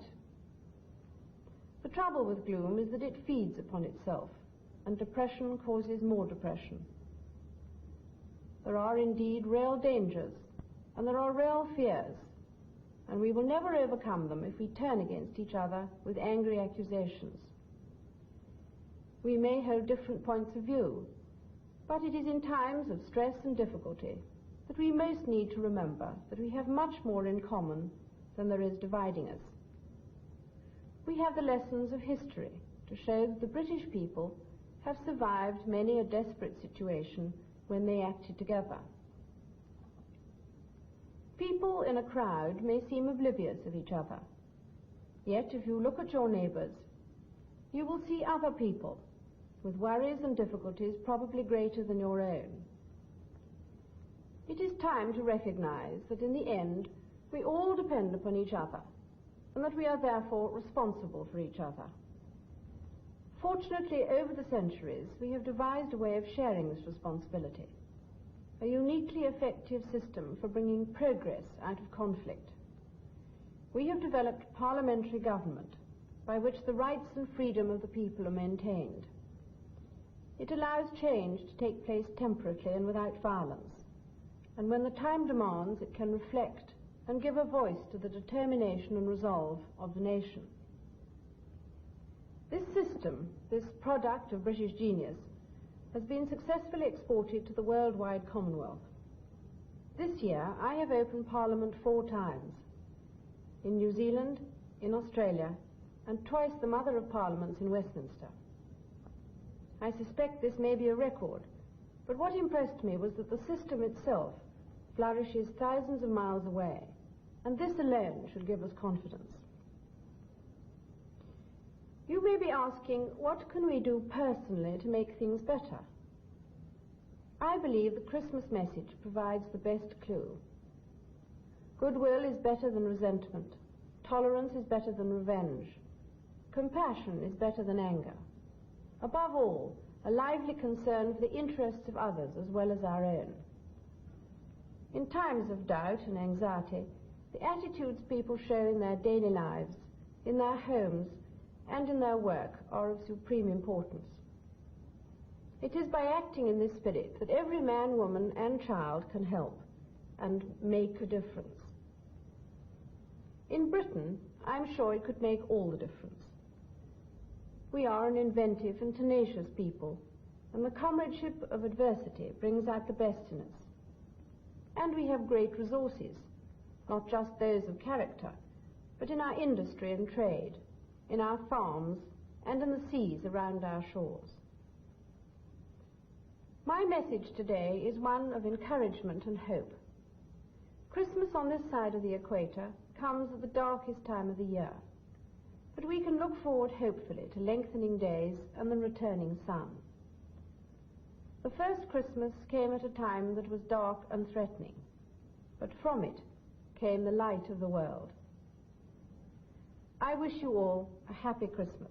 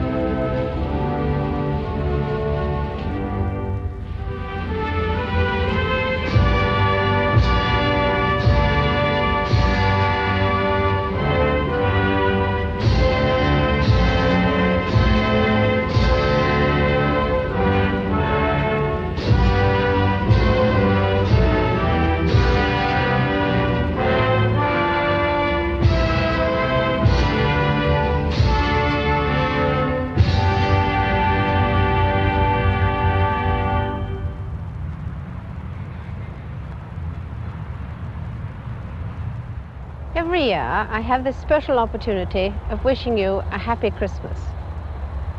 I like to think I'm speaking to each child who can see or hear me, each woman, each man, in every country of the Commonwealth. Christmas is a festival which brings us together in small groups, a family group if we are lucky. Today we are not just nameless people in a crowd.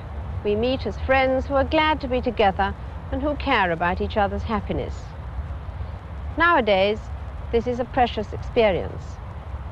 So much of the time we feel that our lives are dominated by great impersonal forces beyond our control. The scale of things and organizations seems to get bigger and more inhuman. We are horrified by brutal and senseless violence. And above all, the whole fabric of our lives is threatened by inflation, the frightening sickness of the world today. Then Christmas comes, and once again we are reminded that people matter, and it is our relationship with one another that is most important. For most of us, I wish it could be for everyone, this is a holiday, and I think it's worth reminding ourselves why. We are celebrating a birthday, the birthday of a child born nearly 2,000 years ago, who grew up and lived for only about 30 years. That one person, by his example and by his revelation of the good which is in us all, has made an enormous difference to the lives of people who have come to understand his teaching. His simple message of love has been turning the world upside down ever since. He showed that what people are and what people do does matter and does make all the difference. He commanded us to love our neighbors as we love ourselves. But what exactly is meant by loving ourselves? I believe it means trying to make the most of the abilities we have been given. It means caring for our talents. It is a matter of making the best of ourselves, not just doing the best for ourselves. We are all different, but each of us has his own best to offer. The responsibility for the way we live life, with all its challenges, sadness and joy, is ours alone. If we do this well, it will also be good for our neighbors. If you throw a stone into a pool, the ripples go on spreading outwards. A big stone can cause waves, but even the smallest pebble changes the whole pattern of the water. Our daily actions are like those ripples. Each one makes a difference, even the smallest. It does matter, therefore, what each individual does each day. Kindness, sympathy, resolution, and courteous behavior are infectious. Acts of courage and self-sacrifice, like those of the people who refuse to be terrorized by kidnappers or hijackers, or who defuse bombs, are an inspiration to others. And the combined effect can be enormous. If enough grains of sand are dropped into one side of a pair of scales, they will, in the end, tip it against a lump of lead. We may feel powerless alone, but the joint efforts of individuals can defeat the evils of our time. Together they can create a stable, free, and considerate society. Like those grains of sand, they can tip the balance. So take heart from the Christmas message and be happy. God bless you all.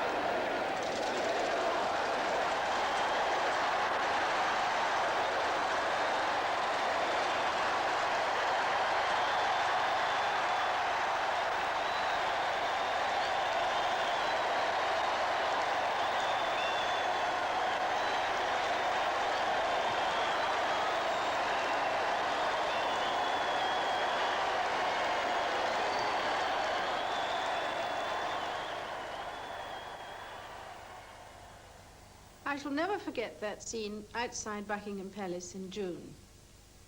It was symbolic of the crowds of cheerful people who greeted us wherever we went in this Jubilee year, in 12 Commonwealth countries and 36 counties in the United Kingdom. But I believe it also revealed to the world that we can be a united people. It showed that all the artificial barriers which divide man from man and family from family can be broken down.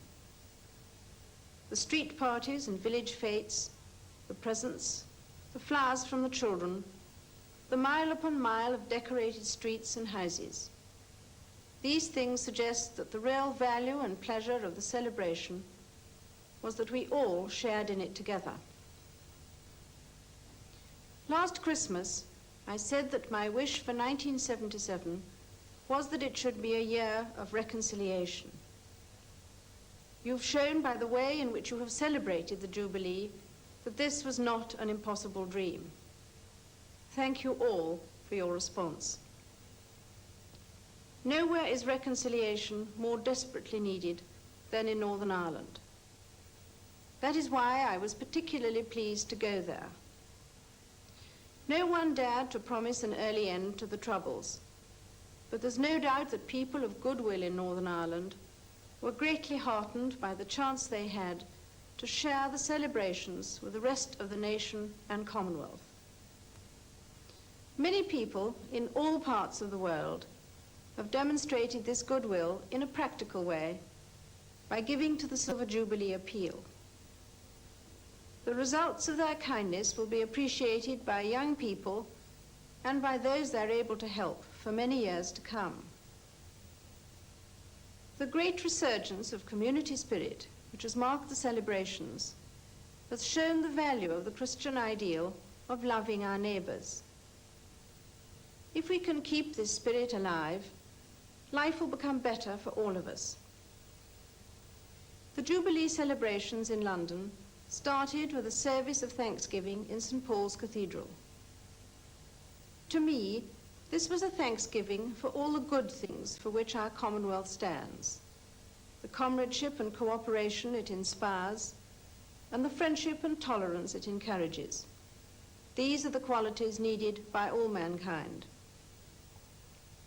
The evening before the service, I lit one small flame at Windsor, and a chain of bonfires spread throughout Britain and on across the world to New Zealand and Australia. My hope this Christmas is that the Christian spirit of reconciliation may burn as strongly in our hearts during the coming year. God bless you, and a very happy Christmas to you all.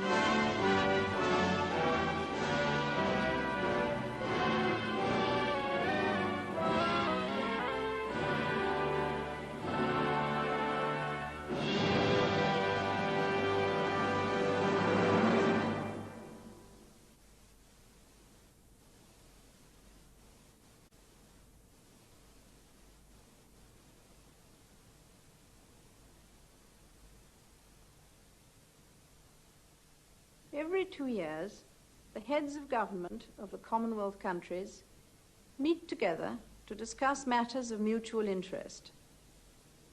This year they met in Africa, and once again the meeting demonstrated the great value of personal contact and the desire of all the leaders to settle their differences in the friendly spirit of a family gathering.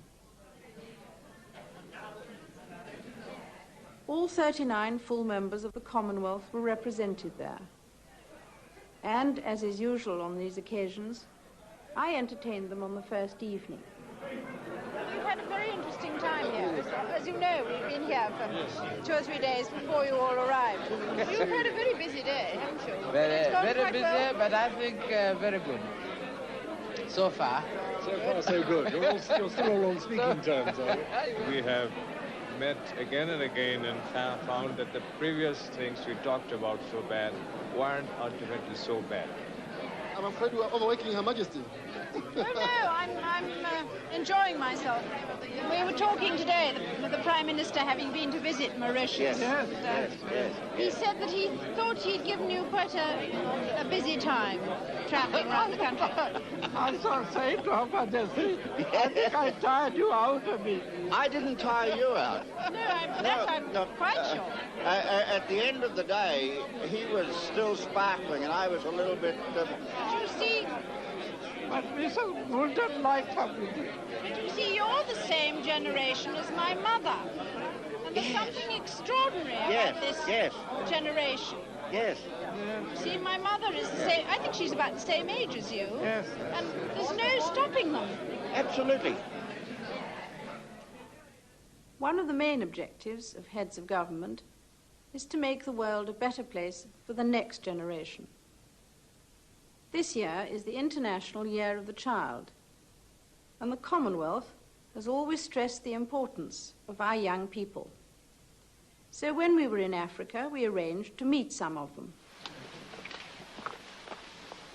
All right. See if I can get it right where you all come from. Mauritius? Malawi? Zambia? Lesotho, sorry. England. Zambia. Guyana. Zambia. Tanzania. Ghana. Jamaica. Canada. And India. All right? What language do you speak at home? I speak Gujarati at home. Sometimes I speak English because I don't know a lot of Gujarati. Are you better in English than Gujarati?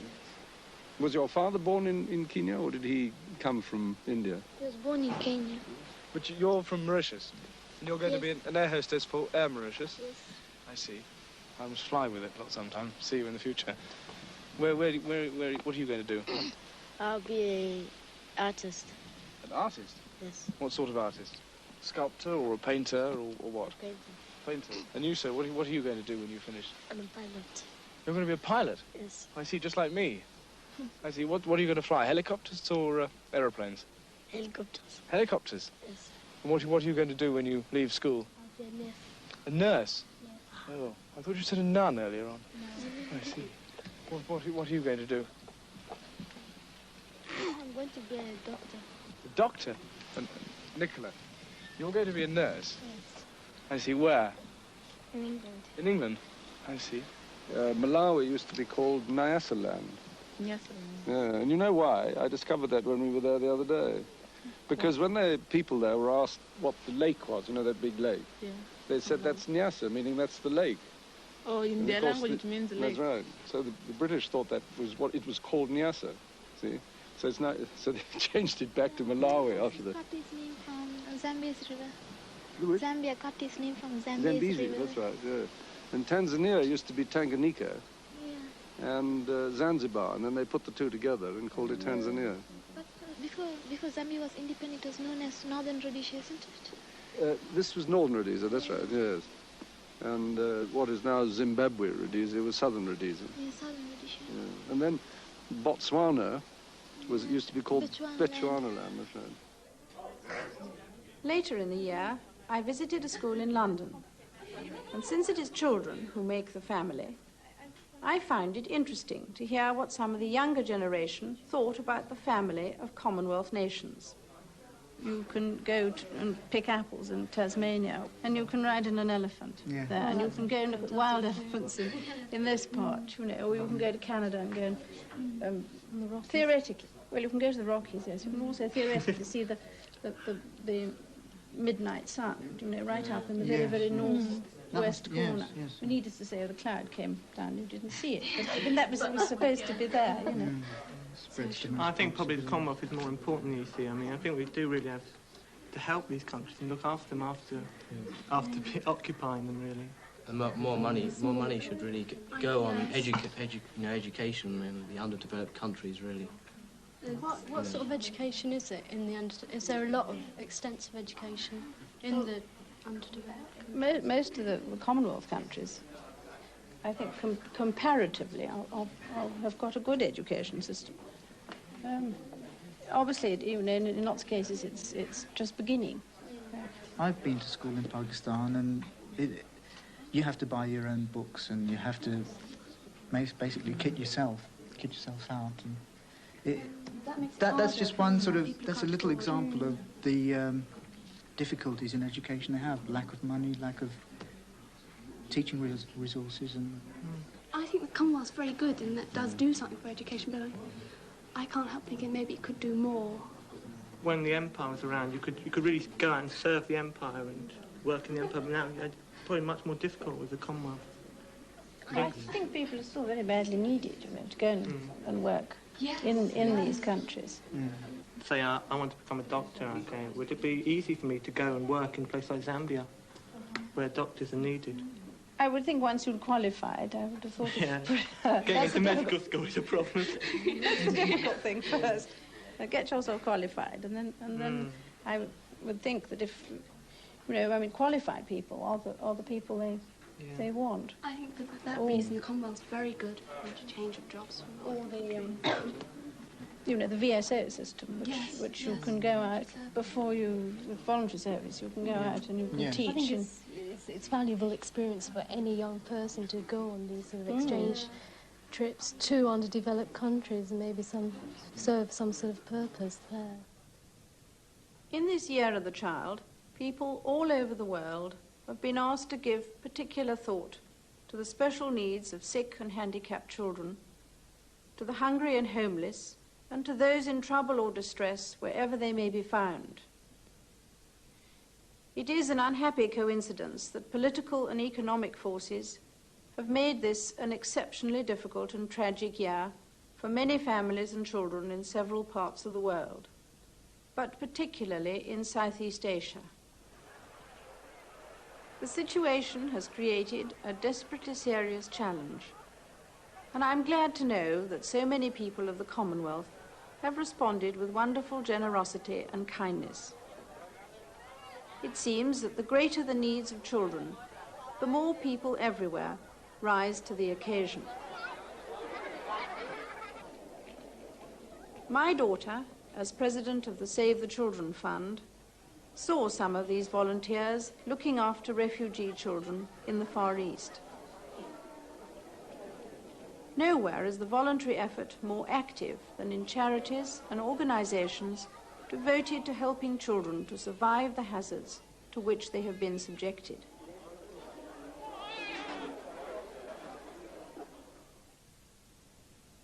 The Year of the Child has emphasized the value of this work. But we mustn't forget that every generation has to face the problems of childhood and the stresses of growing up, and in due course the responsibilities of parents and adults. If they're handicapped in themselves or by their family or community, their problems are all the more difficult. Children are born with a mixed package of emotions, talents, and handicaps, but without knowledge or experience.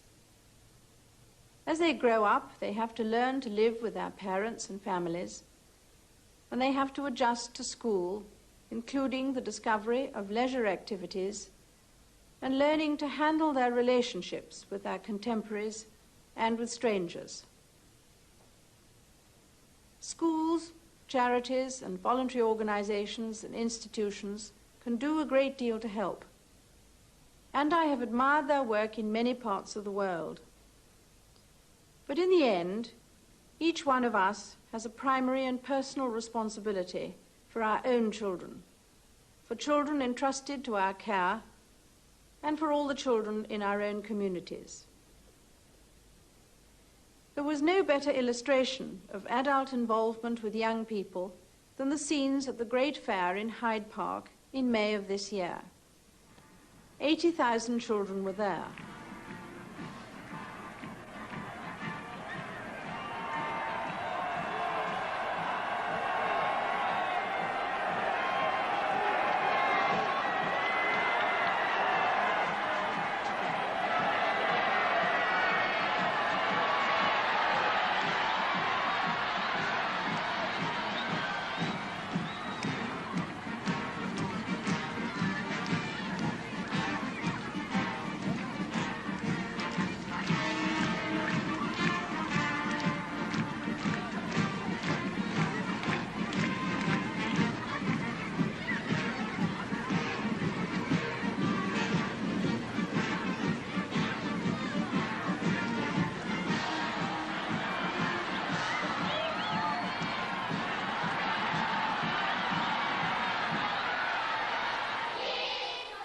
Another of my most vivid memories of 1979, 5,000 miles away from London, is the happy welcome given to us by the children at a school in Africa.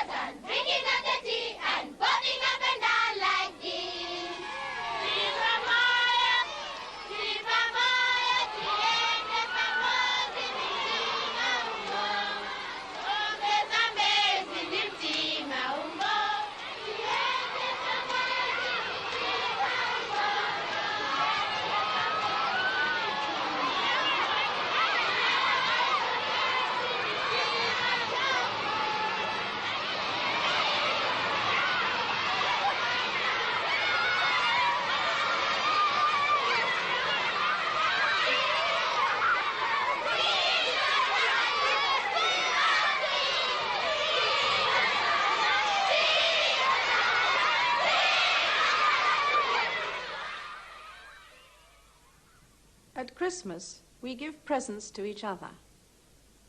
Let us also stop to think whether we are making enough effort to pass on our experience of life to our children. Today we celebrate the birth of the child who transformed history and gave us a great faith. Jesus said, "Suffer the little children to come unto me, and forbid them not, for of such is the kingdom of God." I wish you all a very happy Christmas.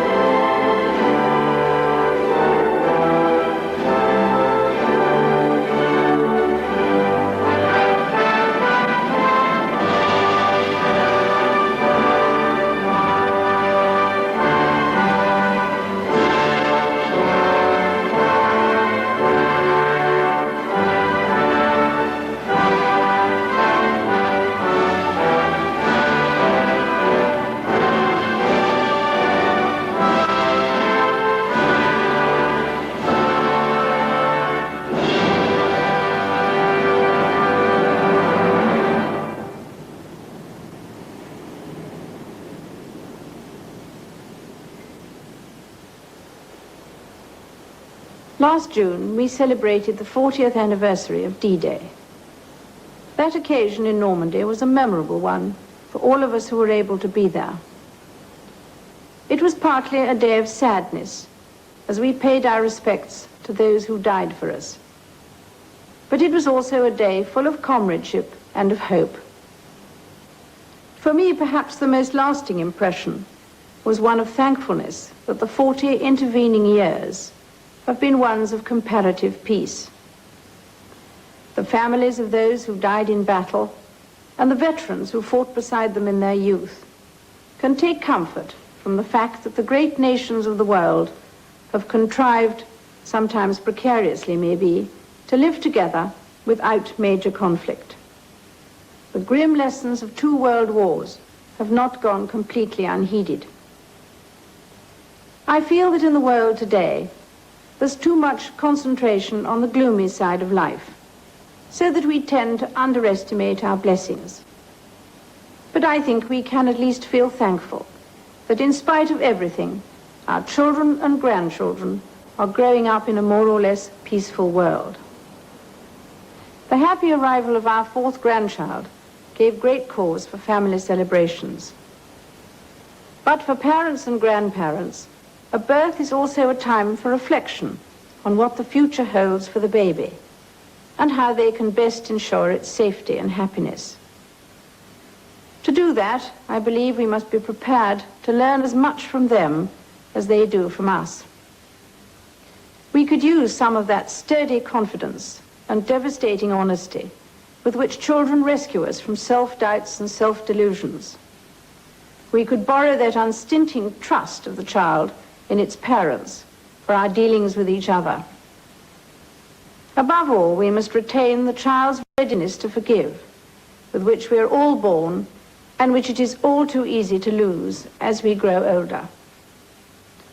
Without it, divisions between families, communities, and nations remain unbridgeable.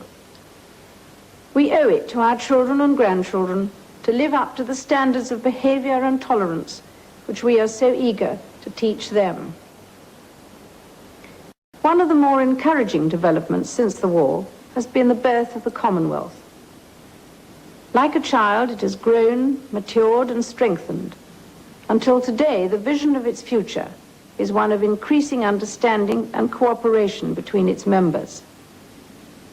Notwithstanding the strains and stresses of nationalism, different cultures and religions, and its growing membership, the Commonwealth family has still managed to hold together and to make a real contribution to the prevention of violence and discord. And it is not only in the Commonwealth that progress has been made towards a better understanding between nations. The enemies of 1944, against whom so many of our countrymen fought and died on those beaches in Normandy, are now our steadfast friends and allies. But friendship, whether we are talking of continents or next-door neighbors, should not need strife as its forerunner. It is particularly at Christmas, which marks the birth of the Prince of Peace, that we should work to heal old wounds and to abandon prejudice and suspicion. What better way of making a start than by remembering what Christ said? Except ye become as little children, ye shall not enter into the kingdom of heaven.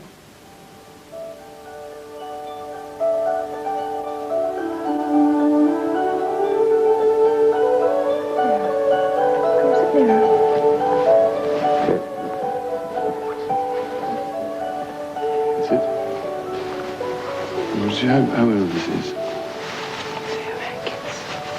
Granny was christened in this? Great-Granny. And I was. Look, I was christened in this. Looks remarkably well despite it. I was thinking it must get so incredibly hot inside that, mustn't it? No. Some dribbling. You want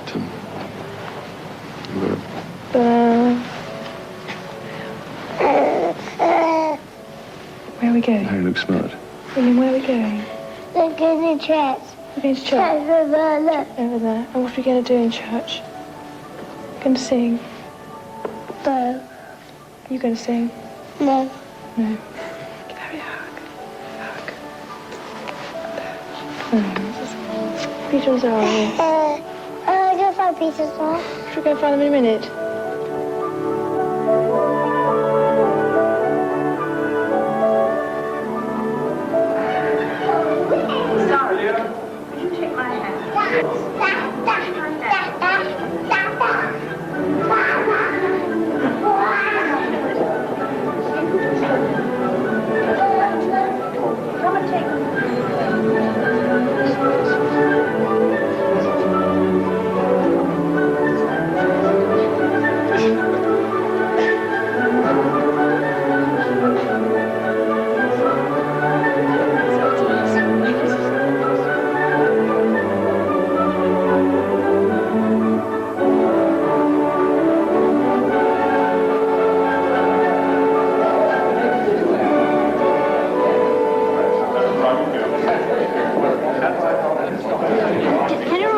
What it's called? What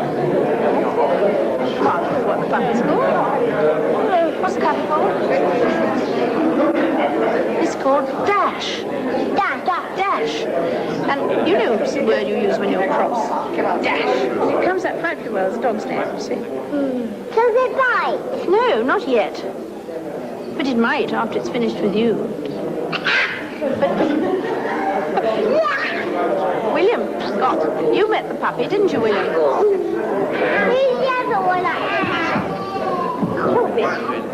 Yes, we'll get them afterwards. We'll play with them afterwards. Zara. Zara.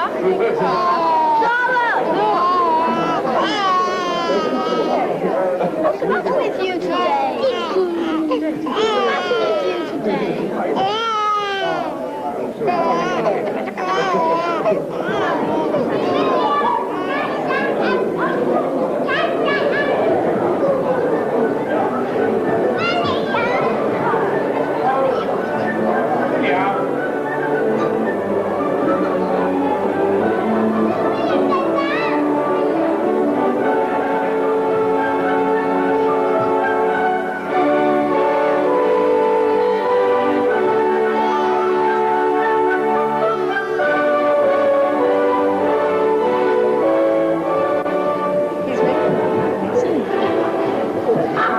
I think he's even going to give a smile, isn't he? Touch your finger. Yes. Pushes me away. He's very pleased to see you, I think. Don't you? God bless you, and a very happy Christmas to you all. To parents and children, grandchildren, and of course, great-grandchildren.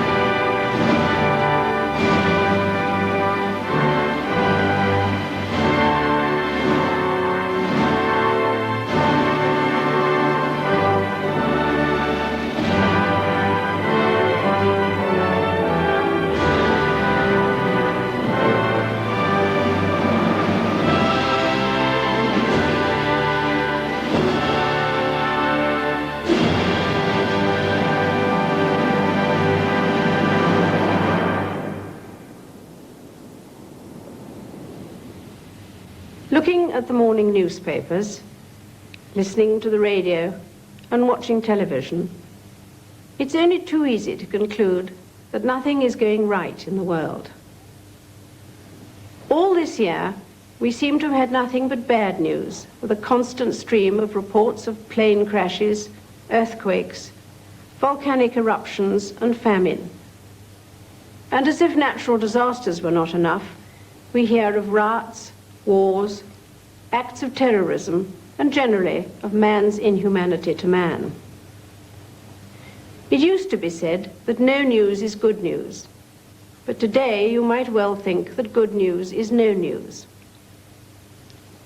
Yet there is a lot of good news, and some wonderful things are going on, in spite of the frightening headlines. Just think of the quiet courage and dedication of the peacekeepers and the rescue workers, and all those who work so hard to restore shattered lives and disrupted communities. I am in the fortunate position of being able to meet many of these people. For every year, some 2,000 come to investitures at Buckingham Palace to be honoured for acts of bravery or to be recognised for service to their fellow citizens. They come from all walks of life, and they don't blow their own trumpets. So unless, like me, you are able to read the citations describing what they have done, you couldn't begin to guess at some of the remarkable stories that lie behind their visits to the palace. Dr. Lawrence Pike. Among them, there may be a rarely outstanding doctor who has worked for years in a deprived area. Or a voluntary worker who has given nearly 40 years of his life to campaigning for the disabled. Or a nurse whose care for patients for over 30 years is a splendid example of the work done by members of a dedicated profession. Or another volunteer who has devoted a large part of her life to others in the service of the WRBS. Then there are those who have shown quite remarkable courage and devotion to duty. The Queen's Gallantry Medal, to be decorated. Only a few days ago, I was talking to two firemen who had been called to deal with a blazing ship. They knew there were casualties below decks, and despite the fact that both men were injured themselves, they risked the flames and smoke and further explosions and went below several times to bring the casualties to safety.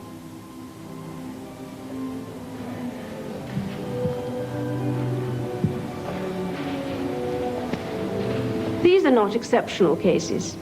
Every investiture brings stories of bravery and self-sacrifice, like the members of bomb disposal teams, whose cool courage saves so many lives. Naturally, I see more such people in Britain. But as I often hold investitures in other Commonwealth countries, I know that there are people making the same sort of good news all over the world. But while bravery and service to the community are recognized by honors and awards, there are many ways in which people can make good news. Success in industry and commerce, for instance, creates the wealth that provides so many of the things that make life happier and more comfortable. It's not just the big companies with household names. Quite small companies with only a few members can make a very significant contribution to the prosperity of their communities. The people in Britain who have helped their companies to success also come to the palace as winners of the Queen's Awards for Export and Technology. For example, this one. Here is a firm with only 5 employees who make darts and export them to no less than 40 countries. They were so enterprising that they introduced the game of darts into places where it had never been played. And here are the consulting engineers who won their award for technological achievement for their ingenious work on the Thames flood barrier. A small Scottish firm with 18 employees make a product so good that they have sold their heating systems even in the United States and West Germany. This firm has scored a rare double with their magnets for medical scanners, winning both the awards for export and for technology. There are masses more, and it's encouraging to know that again next year there will be a new group coming to receive their awards, whose achievements will be just as ingenious and just as exciting. There are similar examples throughout the Commonwealth. These success stories are often pushed into the background, but they are the guarantee of our future. Christmas is a time of good news. I believe it is a time to look at the good things of life and to remember that there are a great many people trying to make the world a better place, even though their efforts may go unrecognized.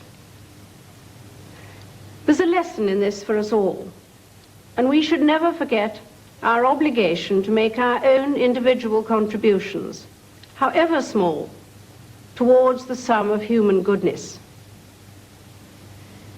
The story of the Good Samaritan reminds us of our duty to our neighbor. We should try to follow Christ's clear instruction at the end of that story. Go and do thou likewise.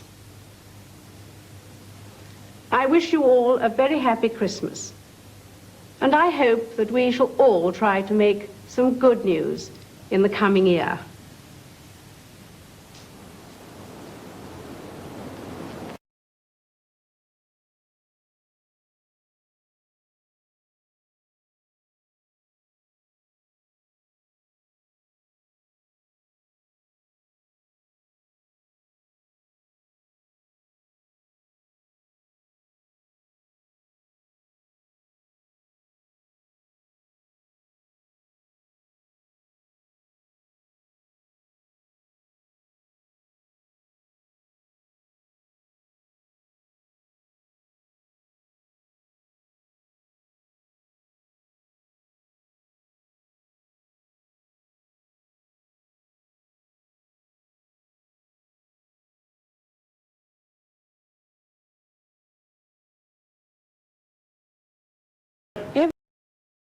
Every year, this Christmas party is held for the children of the people living in the mews of Buckingham Palace. Everyone seems to be enjoying it.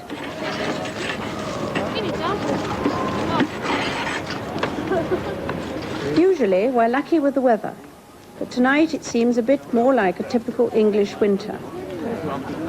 The children have been waiting with the usual build-up of excitement and expectation for Father Christmas to arrive. No doubt wondering what he has brought with him in his sack.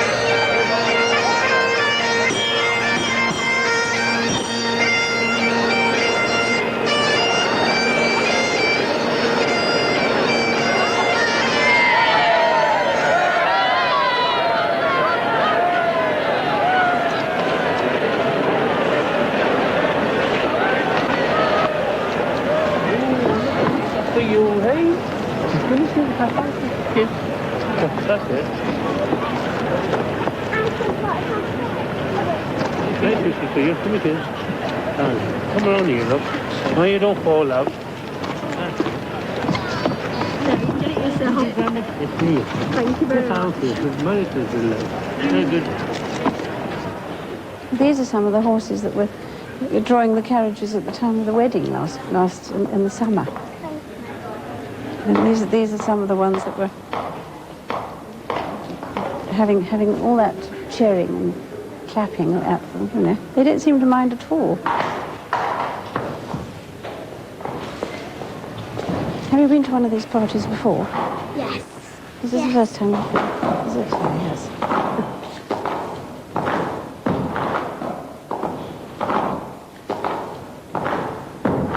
I'll get Britain in a minute.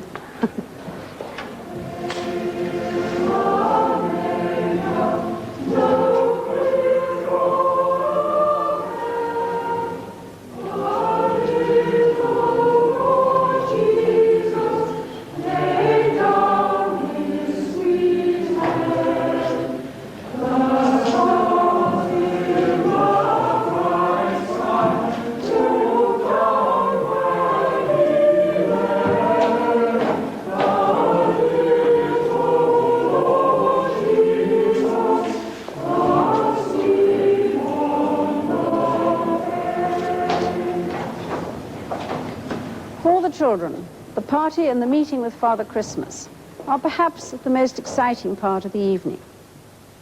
But I hope that a walk through the stables also helps to bring the traditional Christmas story alive for them.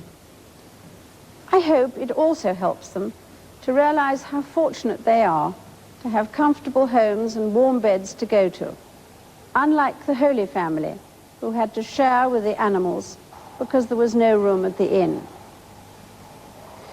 Christmas is a festival for all Christians, but it is particularly a festival for children. As we all know, it commemorates the birth of a child who was born to ordinary people and who grew up very simply in his own small hometown and was trained to be a carpenter. His life thus began in humble surroundings, in fact, in a stable. But he was to have a profound influence on the course of history and on the lives of generations of his followers. You don't have to be rich or powerful in order to change things for the better. And each of us, in our own way, can make a contribution. The infant Jesus was fortunate in one very important respect. His parents were loving and considerate. They did their utmost to protect him from harm They left their own home and became refugees to save him from King Herod. And they brought him up according to the traditions of their faith. On this birthday festival, which we try to make an occasion of happiness for our own families, we must not forget those children who are the victims of ill treatment or neglect. It is no easy task to care for and bring up children, whatever your circumstances, whether you are famous or quite unknown. But we could all help by letting the spirit of Christmas fill our homes with love and care, and by heeding our Lord's injunction to treat others as you would like them to treat you. When, as the Bible says, Christ grew in wisdom and understanding, he began his task of explaining and teaching just what it is that God wants from us. The two lessons that he had for us, which he underlined in everything he said and did, are the messages of God's love and how essential it is that we too should love other people. There are many serious and threatening problems in this country and in the world, but they will never be solved until there is peace in our homes and love in our hearts. The message which God sent us by Christ's life and example is a very simple one, even though it seems so difficult to put into practice. To all of you of every faith and race, I send my best wishes for a time of peace and tranquility with your families at this festival of Christmas. A very happy Christmas to you all.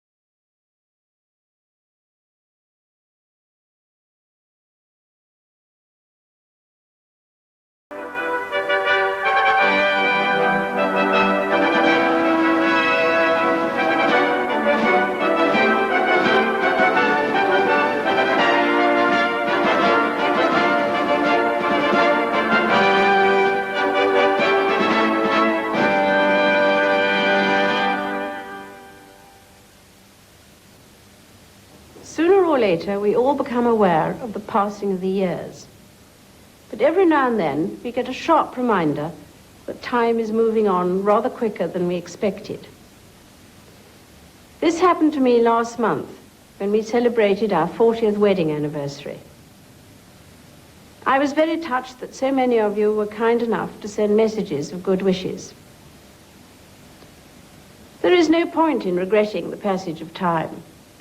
Growing older is one of the facts of life, and it has its own compensations.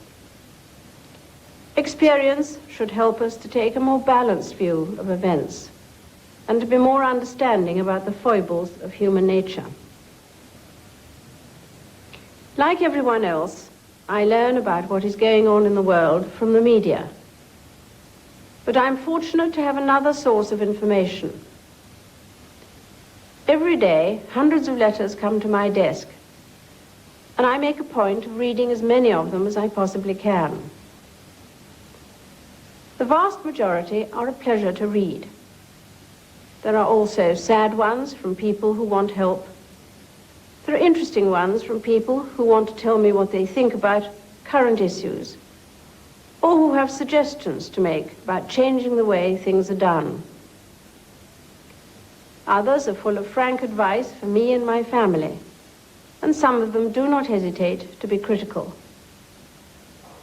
I value all these letters for keeping me in touch with your views and opinions, but there are a few letters which reflect the darker side of human nature.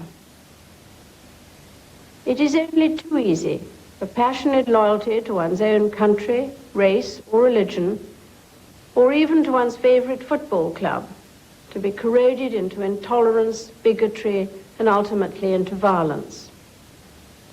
We have witnessed some frightening examples of this in recent years. All too often, intolerance creates the resentment and anger which fill the headlines and divide communities and nations and even families. From time to time, we also see some inspiring examples of tolerance. Mr. Gordon Wilson, whose daughter Marie lost her life in the horrifying explosion at Enniskillen on Remembrance Sunday, impressed the whole world by the depth of his forgiveness. His strength and that of his wife and the courage of their daughter came from their Christian conviction.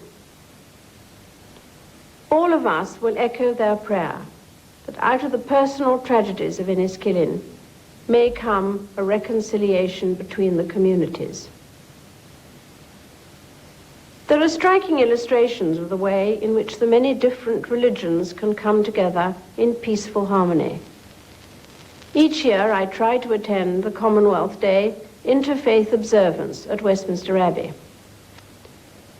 At that service, all are united in their willingness to pray for the common good. This is a symbol of mutual tolerance, and I find it most encouraging. Of course, it is right that people should hold their beliefs and their faiths strongly and sincerely. But perhaps we should also have the humility to accept that while we each have a right to our own convictions, others have a right to theirs too. I'm afraid that the Christmas message of goodwill has usually evaporated by the time Boxing Day is over. This year, I hope we will continue to remember the many innocent victims of violence and intolerance and the suffering of their families. Christians are taught to love their neighbors, not just at Christmas, but all year round. I hope we will all help each other to have a happy Christmas.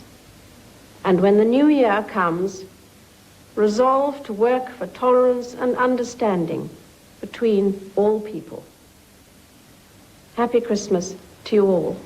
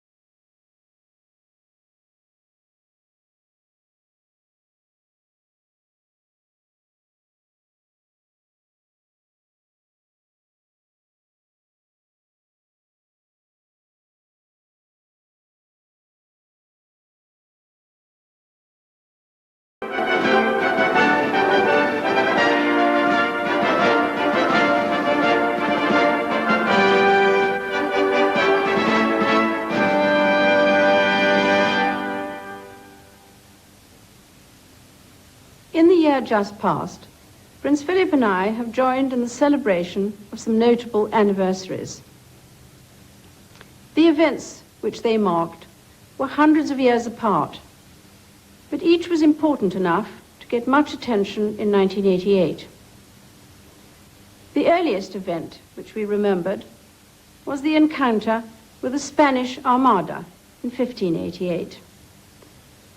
The 400th anniversary fell in the same year in which we were able to mark the happy relations between Britain and Spain which now exist by our state visit to Madrid.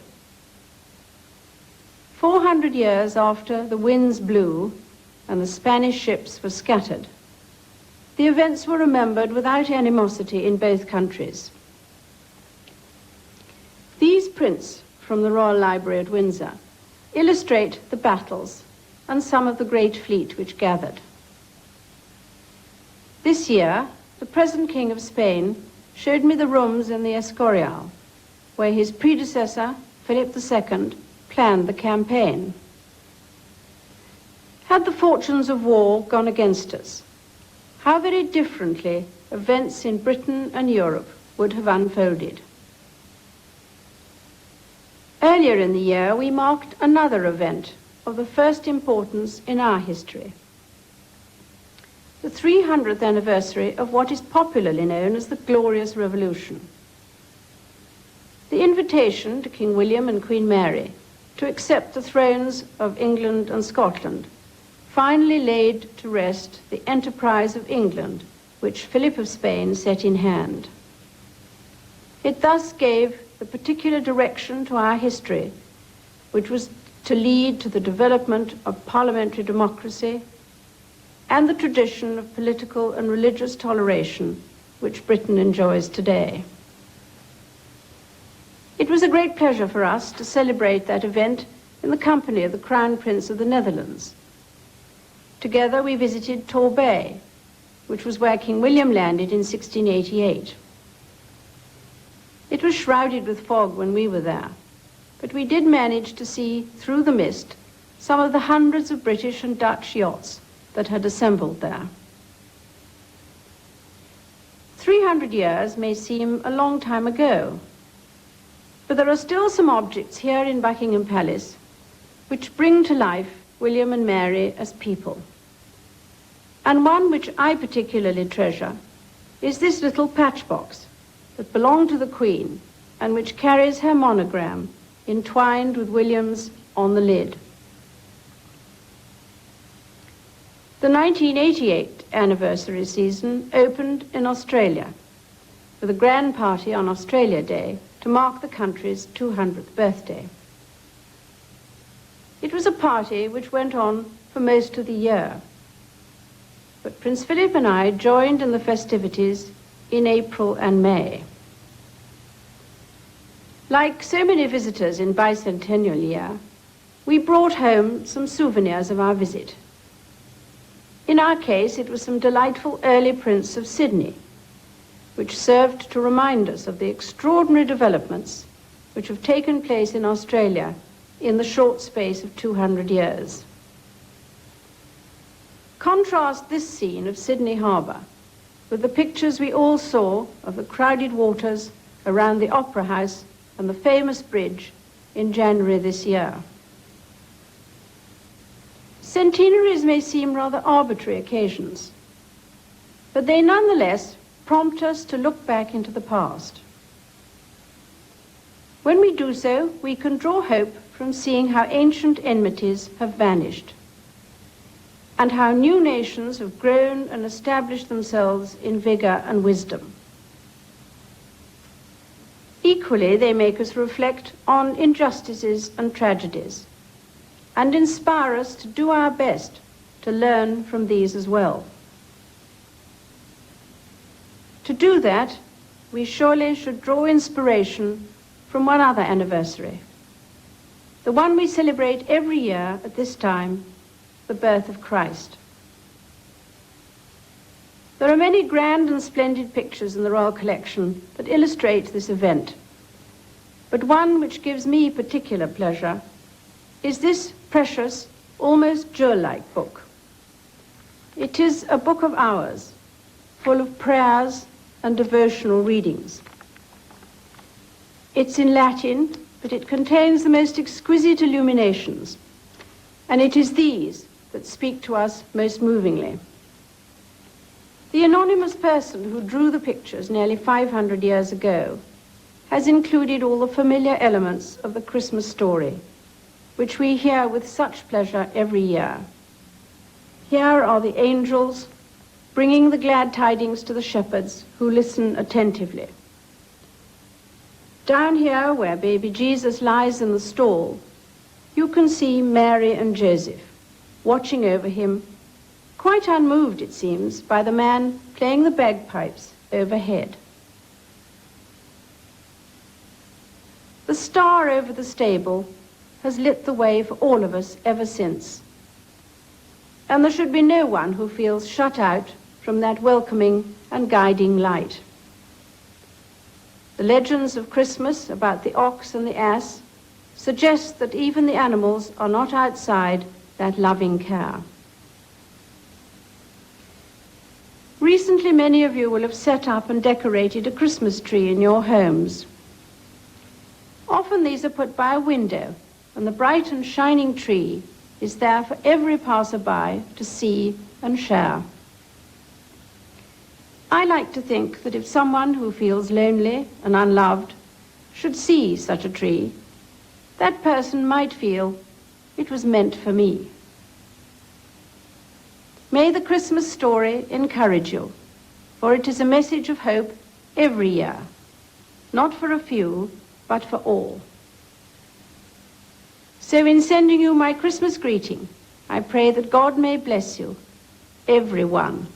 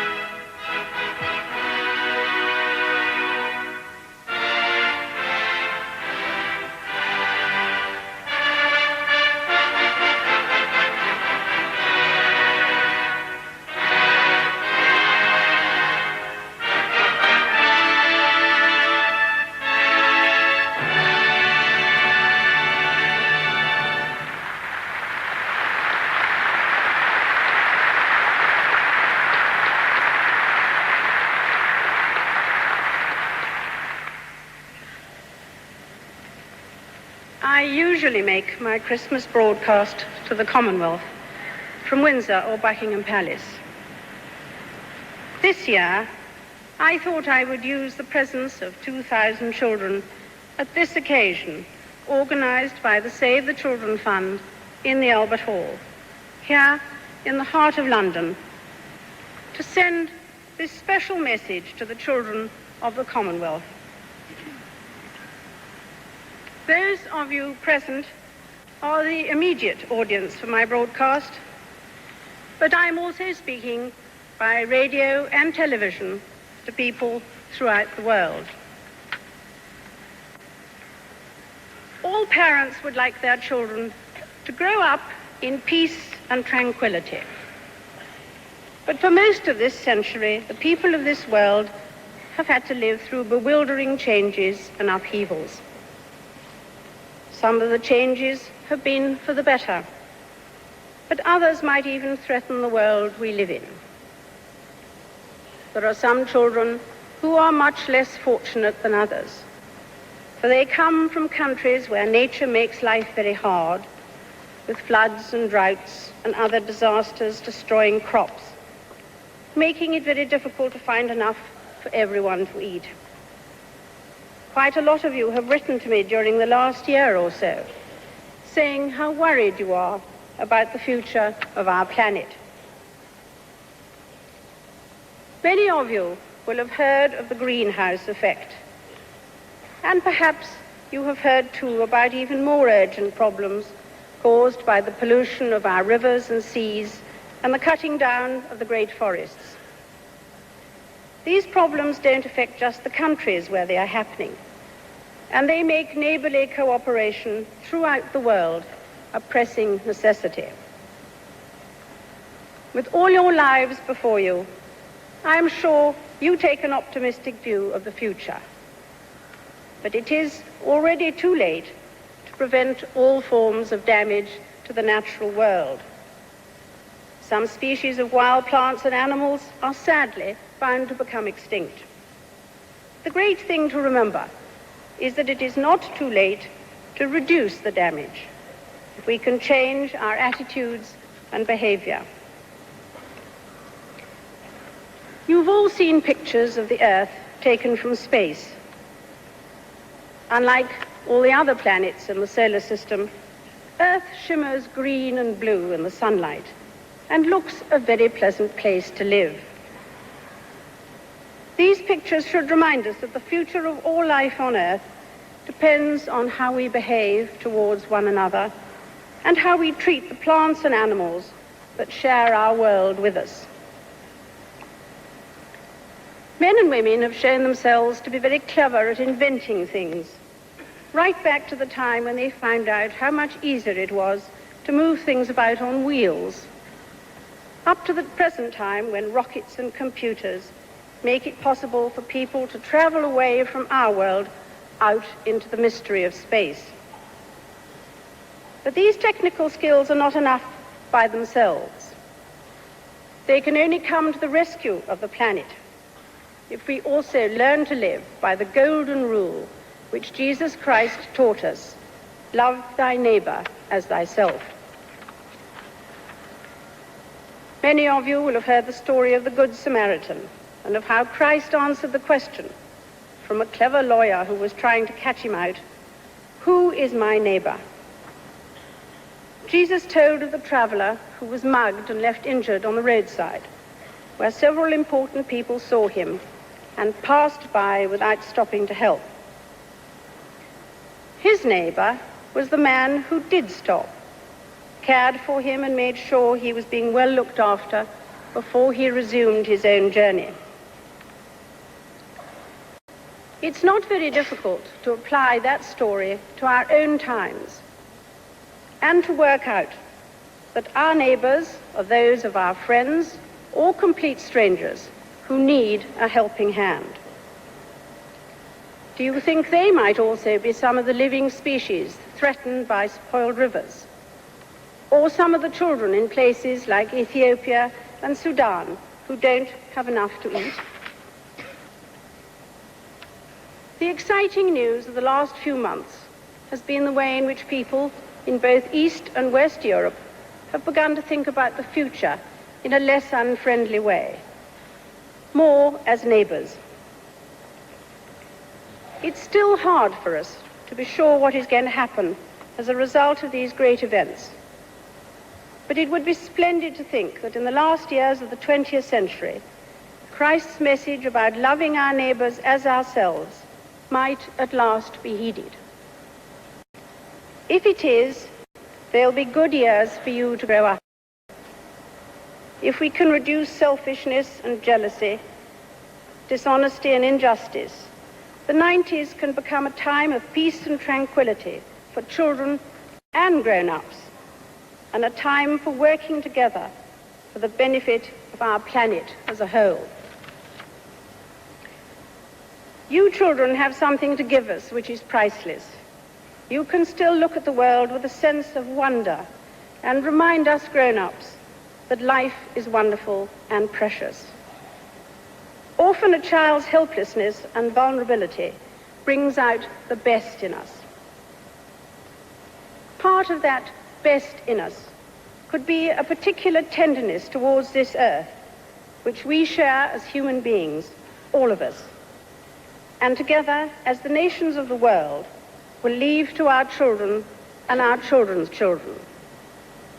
We must be kind to it for their sake. In the hope that we will be kind and loving to one another, not just on Christmas Day, but throughout the year, I wish you all a very happy Christmas. God bless you.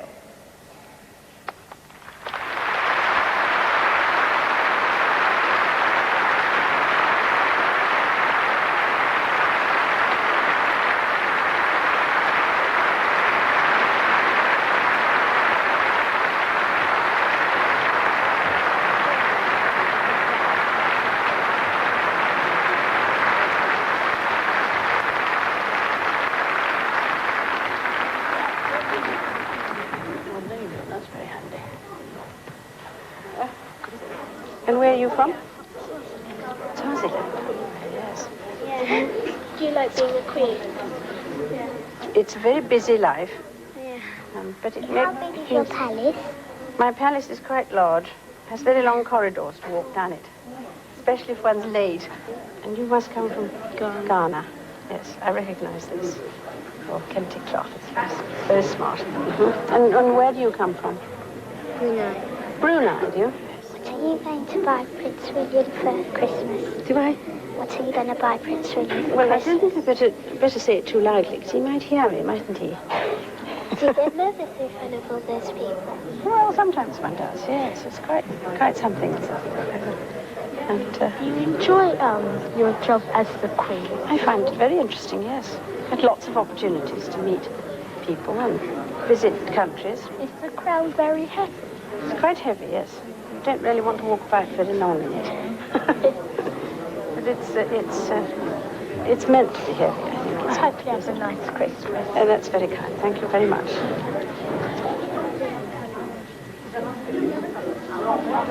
Do you go to the church on Christmas? Yes, we go to church, all of us on Christmas Day, and sing some of the carols and Christmas hymns that everybody knows, which is very nice, and all the familiar ones. Do you like jewellery? Like jewellery? No, it's an optional extra, I think. I don't know that it matters very much. I think there's priorities in life. I mean, humans are very strange like that. Of course, the animal kingdom's not above having its own methods of dressing up. So I suppose we ought to be allowed ours as well, Louis. I'm from Malaysia. Malaysia. Can I ask you a question? Where I've just been. I've just been staying in Malaysia. Well, in Kuala actually, Lumpur. well, did you like it? Oh, yes, very much so. I hadn't been there for 17 years, so there was a lot of changes. So, do you believe in Father Christmas? Do I believe in Father Christmas? I like to believe in Father Christmas, yes.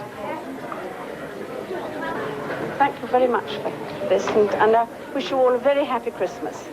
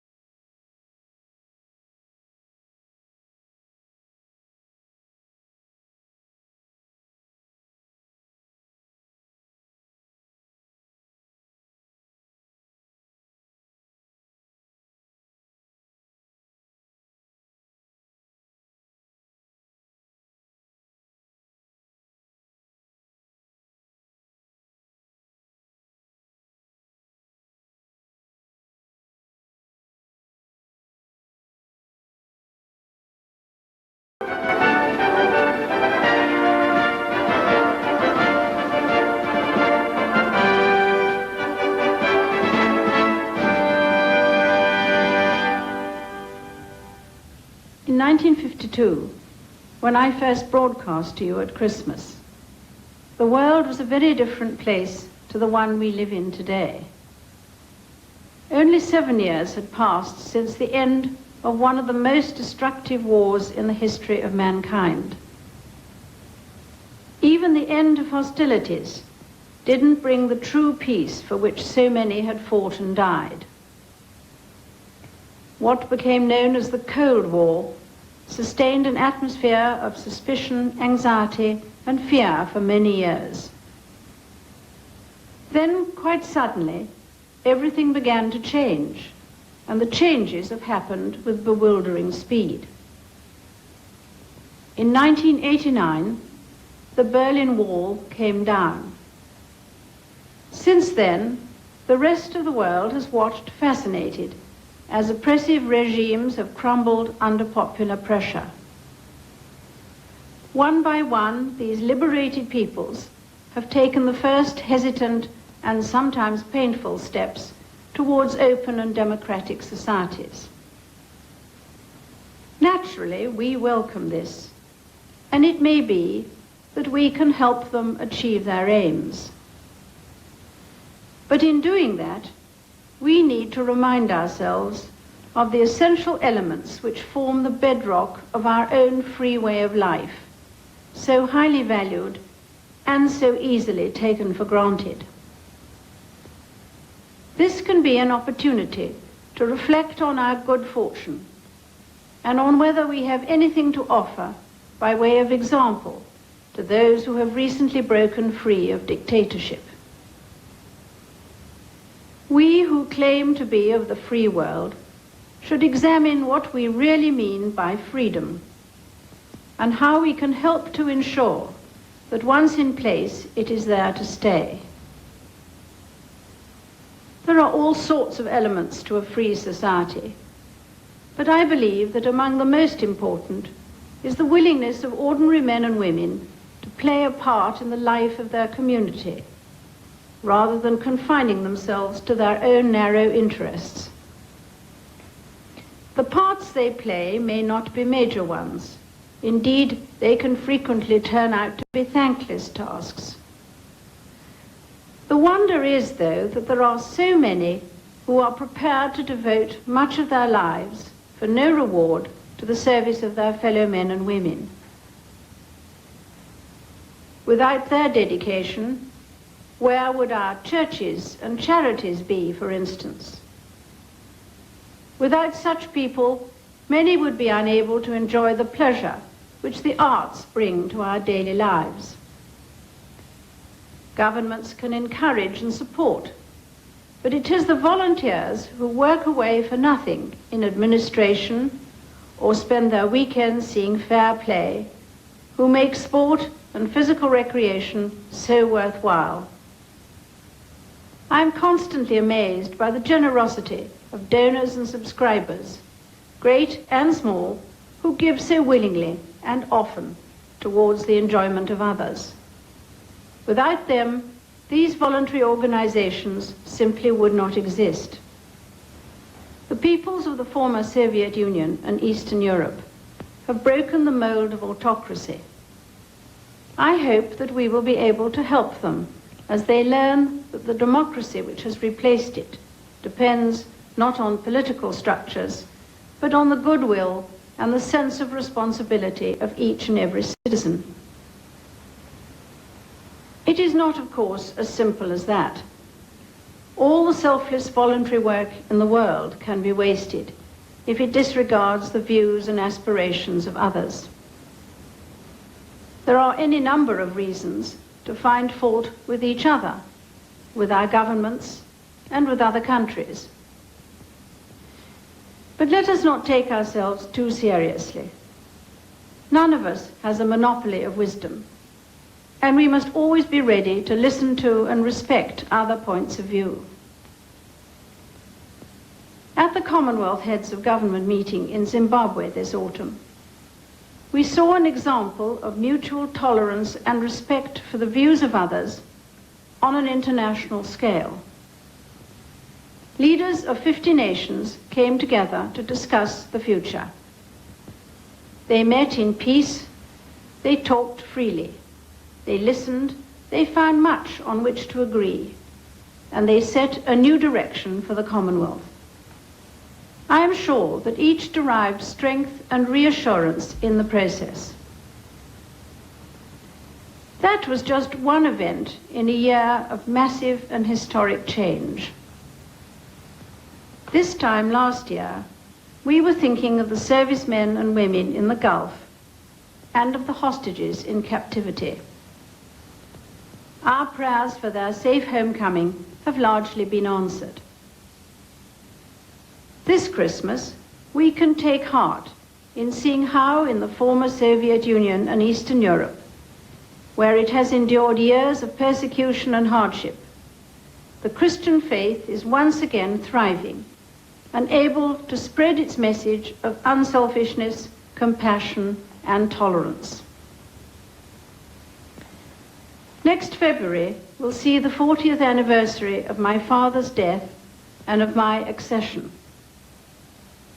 Over the years, I have tried to follow my father's example and to serve you as best I can. You have given me in return your loyalty and your understanding, and for that I give you my heartfelt thanks. I feel the same obligation to you that I felt in 1952. With your prayers and your help, and with the love and support of my family, I shall try to serve you in the years to come. May God bless you and bring you a happy Christmas.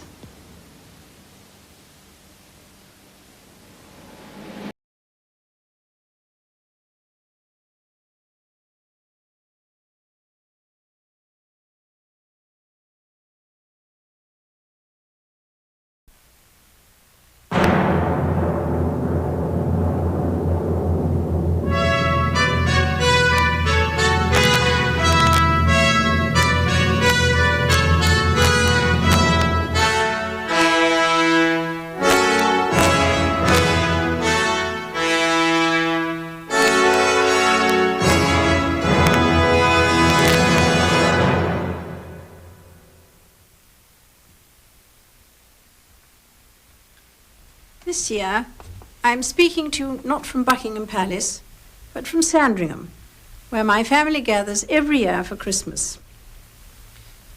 My great-grandfather, King Edward VII, made Sandringham his country home in 1862, and it was from this house that my grandfather, King George V, and my father used to speak over the radio, originally to the Empire and then to the Commonwealth, on Christmas Day, all those years ago. It was from here that I made my first Christmas broadcast 40 years ago. And this year, I am very glad to be able to speak to you again from this family home. I first came here for Christmas as a grandchild. Nowadays, my grandchildren come here for the same family festival. To me, this continuity is a great source of comfort in a world of change, tension, and violence. The peace and tranquility of the Norfolk countryside make me realize how fortunate we are, and all the more conscious of the trials and sorrows that so many people are suffering, both in this country and around the world. My heart goes out to those whose lives have been blighted by war, terrorism, famine, natural disaster, or economic hardship. Like many other families, we have lived through some difficult days this year. The prayers, understanding, and sympathy given to us by so many of you, in good times and bad, have lent us great support and encouragement. It has touched me deeply that much of this has come from those of you who have troubles of your own. As some of you may have heard me observe, it has indeed been a somber year. But Christmas is surely the right moment to try to put it behind us and to find a moment to pray for those, wherever they are, who are doing their best in all sorts of ways to make things better in 1993. I am thinking especially of the servicemen and women and the aid workers with them, trying to keep the peace in countries riven by strife and to bring food to the weak and innocent victims. They do not have an easy task, and they need all the moral and practical support that we can give them. Curiously enough, it was a sad event which did as much as anything in 1992 to help me put my own worries into perspective. Just before he died, Leonard Cheshire came to see us with his fellow members of the Order of Merit. By then, he was suffering from a long, drawn-out and terminal illness. He bore this with all the fortitude and cheerfulness to be expected of a holder of the Victoria Cross. However, what struck me more forcibly than his physical courage was the fact that he made no reference to his own illness, but only to his hopes and plans to make life better for others. He embodied the message in those well-known lines: kindness in another's trouble, courage in one's own. One of his Cheshire homes for people with disabilities is not far from this house. I have visited others all over the Commonwealth, and I have seen at first hand the remarkable results of his and his wife's determination to put Christ's teaching to practical effect. Perhaps this shining example of what a human being can achieve in a lifetime of dedication can inspire in the rest of us a belief in our own capacity to help others. Such talents and indomitable spirit are not given to all of us. But if we can sometimes lift our eyes from our own problems and focus on those of others, it will be at least a step in the right direction, and Christmas is a good time to take it. I hope that his example will continue to inspire us all in the years ahead. 1993 will certainly bring new challenges, but let us resolve to meet it with fresh hope in our hearts. There is no magic formula that will transform sorrow into happiness, intolerance into compassion, or war into peace. But inspiration can change human behavior. Those like Leonard Cheshire, who devote their lives to others, have that inspiration. And they know, and we know, where to look for help in finding it. That help can be readily given if we only have the faith to ask. I and my family, as we approach a new year, will draw strength from this faith in our commitment to your service in the coming years. I pray that each and every one of you has a happy Christmas, and that we can all try to bring that happiness to others. God bless you all.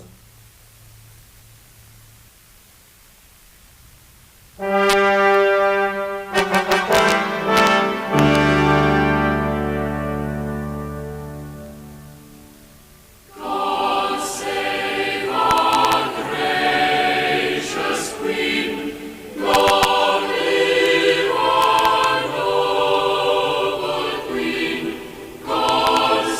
Queen.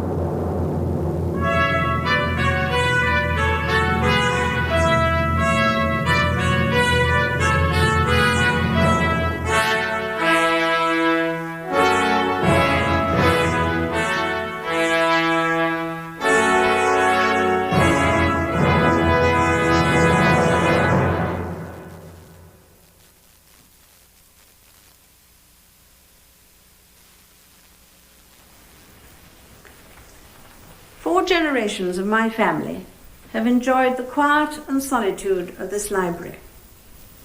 It is still a haven of peace, even if my grandchildren do their best over Christmas to make it rather more lively. Most of the books on these shelves date from my great-grandfather's time, and their titles reflect the life and events of those days. Books are one of the ways in which each generation can communicate its history, values, and culture to the next. There are books here about statesmen, explorers, warriors, and saints. There are many about war, especially the First World War, which ended 75 years ago. Families and loved ones of those who fought in it knew little of the horrors of the trenches, other than from artists' drawings or photographs, such as these, often published days or weeks after the event. Nowadays, stories and pictures from all over the world can be gathered up and appear in print within hours. We have indeed become a global village. It is no longer possible to plead ignorance about what is going on in far-off parts of the world. Switch on the radio or television, and the graphic details of distant events are instantly available to us. Not all the pictures bring gloomy news. This year has seen significant progress made towards solving some of the world's most difficult problems. The Middle East, for instance. The democratic future of South Africa. And, most recently, Northern Ireland. All too often, though, we find ourselves watching or listening to the sort of news which, as a daily diet, can be almost overwhelming. It makes us yearn for some good news. If we can look on the bright side, so much the better. But that does not mean we should shield ourselves from the truth, even if it is unwelcome.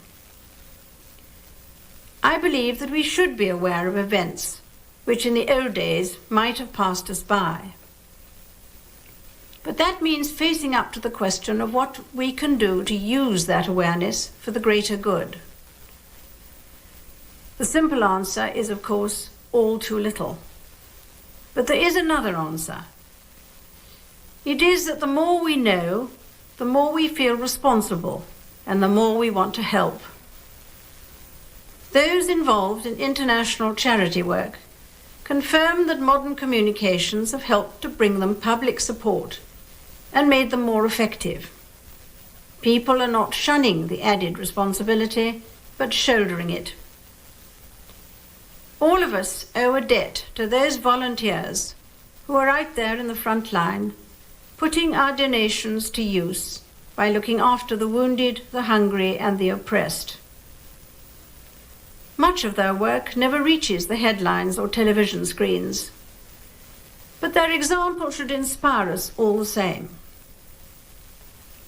We cannot all follow them the whole way, but we can do something to help within our own community, particularly at Christmas, when those without work or the company of family or friends feel especially left out. I'm always moved by those words in St. John's Gospel, which we hear on Christmas Day. He was in the world, and the world was made by him, and the world knew him not. We have only to listen to the news to know the truth of that. But the Gospel goes on. But as many as received him, to them gave he power to become the sons of God.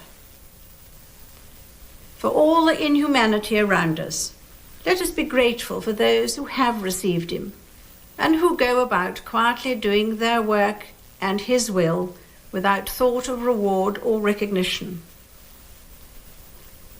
They know that there is an eternal truth of much greater significance than our own triumphs and tragedies, and it is embodied by the child in the manger.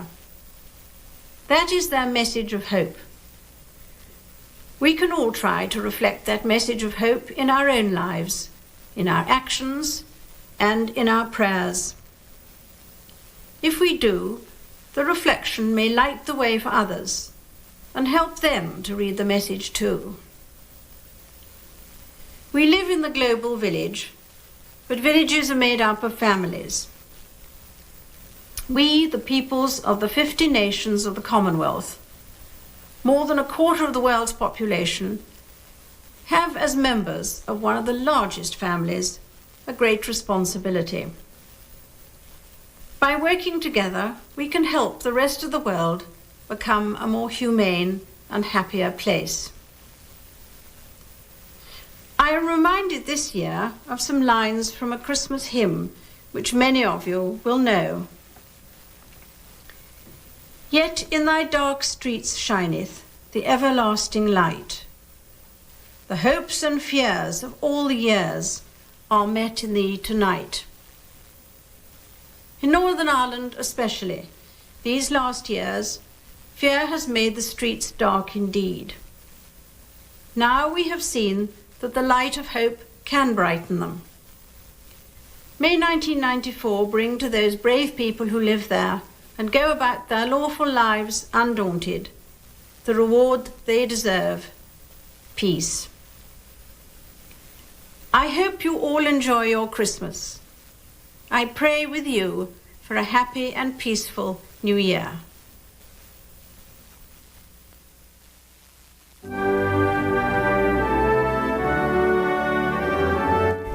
Queen Elizabeth delivered her Christmas remarks on Christmas Eve. This Sunday, on our weekly look at the people and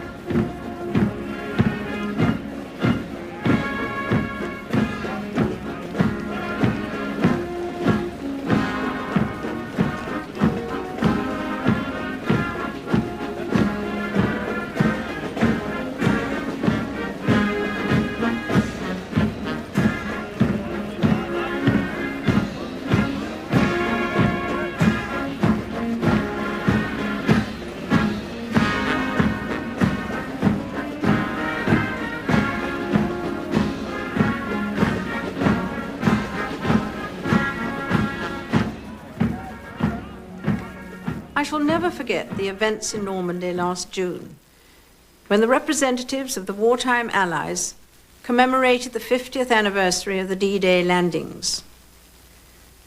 We who were there, and millions of others through television and radio, paid fitting tribute to the courage of those who took part in that epic campaign. As Prince Philip and I stood watching the British veterans march past on the beach at Arromanches, my own memories of 1944 were stirred, of how it was to wait anxiously for news of friends and relations engaged in that massive and hazardous operation, of the subsequent ebb and flow of the battles in France and then in Germany itself, and of the gradual realization that the war really was at last coming to an end. Since those D-Day commemorations, Prince Philip and I have been to Russia. While we were in St. Petersburg, we had the opportunity to honor the millions of patriotic Russians who died fighting the common enemy.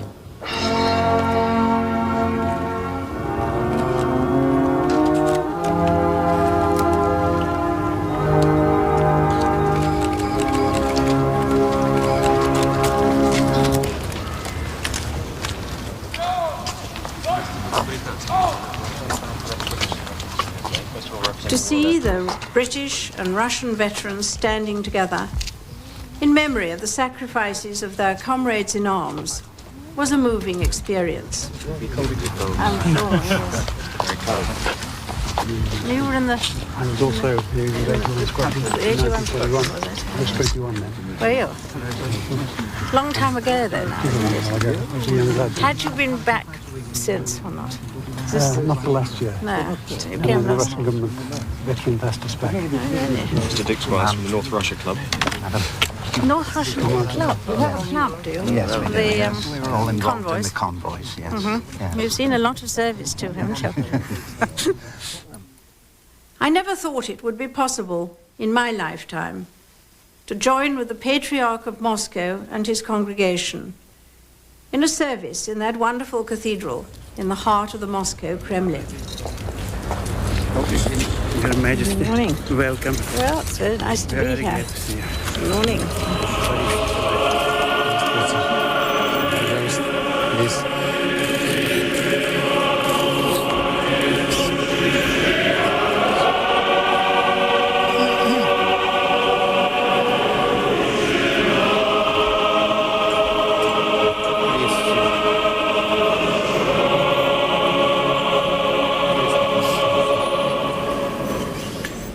Ваше Королевское Величество.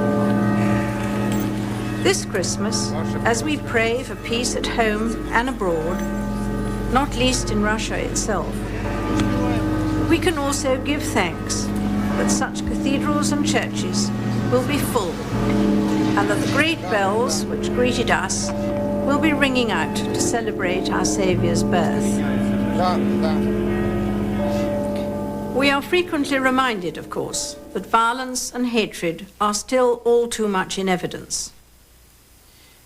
We can take some comfort, however, from the fact that more people throughout the world, year by year, have real hope of their children growing up in peace and free from fear. Last Christmas, we were witnessing the signs of a new dawn after the long night of bitterness. And this year, these signs have become steadily stronger. If that new dawn is to be a real and not a false one, courage, patience, and faith will be sorely needed. Those same qualities which kept the flame of hope alive in the war-torn countries of Europe and the Far East in the dark days of the last war. Christ taught us to love our enemies and to do good to them that hate us. It is a hard lesson to learn, but this year we have seen shining examples of that generosity of spirit which alone can banish division and prejudice. In Northern Ireland, peace is gradually taking root. A fully democratic South Africa has been welcomed back into the Commonwealth. And in the Middle East, long-standing enmities are healing. What is it that makes people turn from violence and try to bring peace to their community? Most of all, I believe it is their determination to bring reality to their hopes of a better world for their children. Just to see the happy faces of the children and young people of Russia, here at a tea party in Britannia, of South Africa, where so much has changed with such extraordinary speed in the last year, of Northern Ireland, where there is a real hope of a permanent end to the bitterness of recent years. This should be enough to convince even the most hard-hearted that peace is worth striving for. Next year, we shall commemorate the 50th anniversary of the end of the Second World War. The celebrations will no doubt be spectacular, and I hope we all enjoy them. But we can also, each in our own way, ensure that they leave a lasting mark in history. If we resolve to be considerate and to help our neighbours, to make friends with people of different races and religions, and, as our Lord said, to look to our own faults before we criticize others, we will be keeping faith with those who landed in Normandy and fought so doggedly for their belief in freedom, peace, and human decency. The poet Siegfried Sassoon, amidst all the horrors of war, still found himself able to write these words. Everyone's voice was suddenly lifted, and beauty came like the setting sun. If he could see the beauty from the trenches of Flanders, surely we can look for it in our own lives this Christmas and in the coming year. Happy Christmas, and God bless you.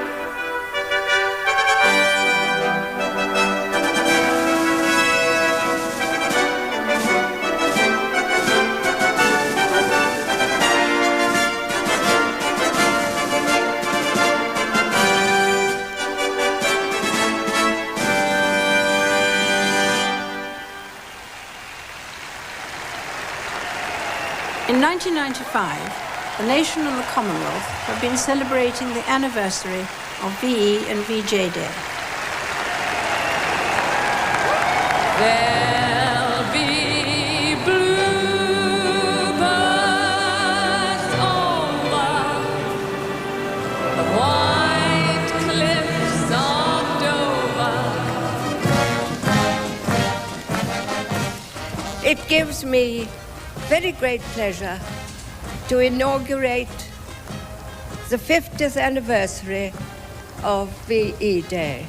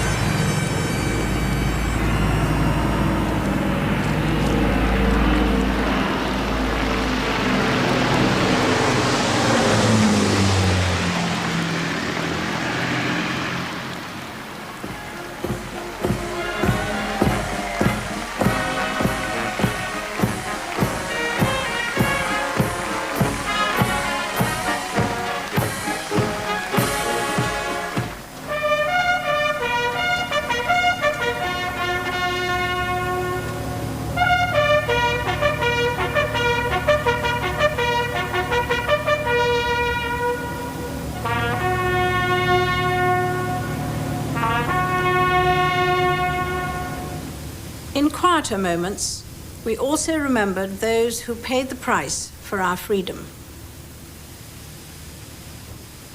Commemorations and anniversaries are very important elements in our national life. Last summer, we paid tribute, 50 years on, to all those who took part in the deadly events of the Second World War. In May, we gave thanks for the end of the war in Europe. And then in August, for the first time since the end of the war in the Far East, we gave a real welcome home to the veterans of Burma and the Pacific.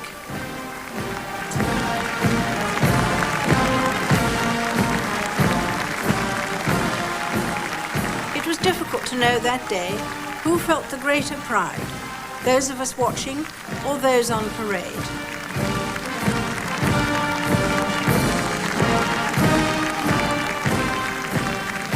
It was an unforgettable day for all of us. The war demanded immense sacrifices and acts of selfless endurance and bravery. But the final victory gave much of the world 50 years of relative peace. All generations since then have had good reason to be grateful to those who gave their service, and in all too many cases, their health or their lives, so that the rest of us could enjoy the freedom to get on with our lives in peace. The work for peace is never-ending. At long last, the fighting between the factions in the former Yugoslavia seems to be coming to an end, with life beginning to return to some kind of normality. This Christmas, thousands of Commonwealth servicemen and women will be far from their families, already playing their part in the international force dedicated to keeping that peace. Closer to home, there has been a peace in Northern Ireland for more than a year. It is heartily welcomed by all people of goodwill.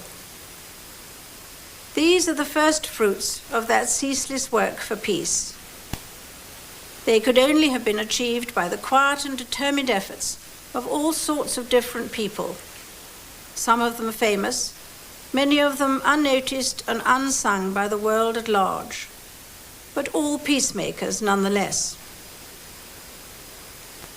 It is when the fighting ceases that the work of reconciliation and reconstruction can begin. A short time ago, I invited a number of workers from volunteer organisations to Buckingham Palace. They came from all over the Commonwealth, and they had worked in many countries, from Bosnia to Rwanda, from Chechnya to Cambodia. They go quietly about their business in harrowing and dangerous circumstances, giving help to the suffering and the hungry. We take the baby? Like the people who fought and won the last war, they make no claim to be anything out of the ordinary, but their commitment is very far from ordinary. And their contribution is something of which their compatriots can feel deeply proud. It was during my visit to South Africa last March that I witnessed a glowing example of how the inspiration and energy of one person can benefit thousands of others. Majesty, you are so welcome. Thank you for coming. Oh, thank you. It's very nice to come and see your work. Thank you. I'm Ethel, Yes. and I'm from Lisicasey in Ireland. 7 years ago, Sister Ethel came to this township outside Port Elizabeth, where she began teaching young children under the shade of a solitary tree. Okay, 10. 1. Through her hard work and tenacity, she has now built a preschool and a clinic. These provide for children and teenagers who have missed out on formal education. Soup and bread are distributed to the heads of 500 families from the township each day. And through the gift of a piece of waste ground by the local council, people are being taught to cultivate the land and grow their own vegetables.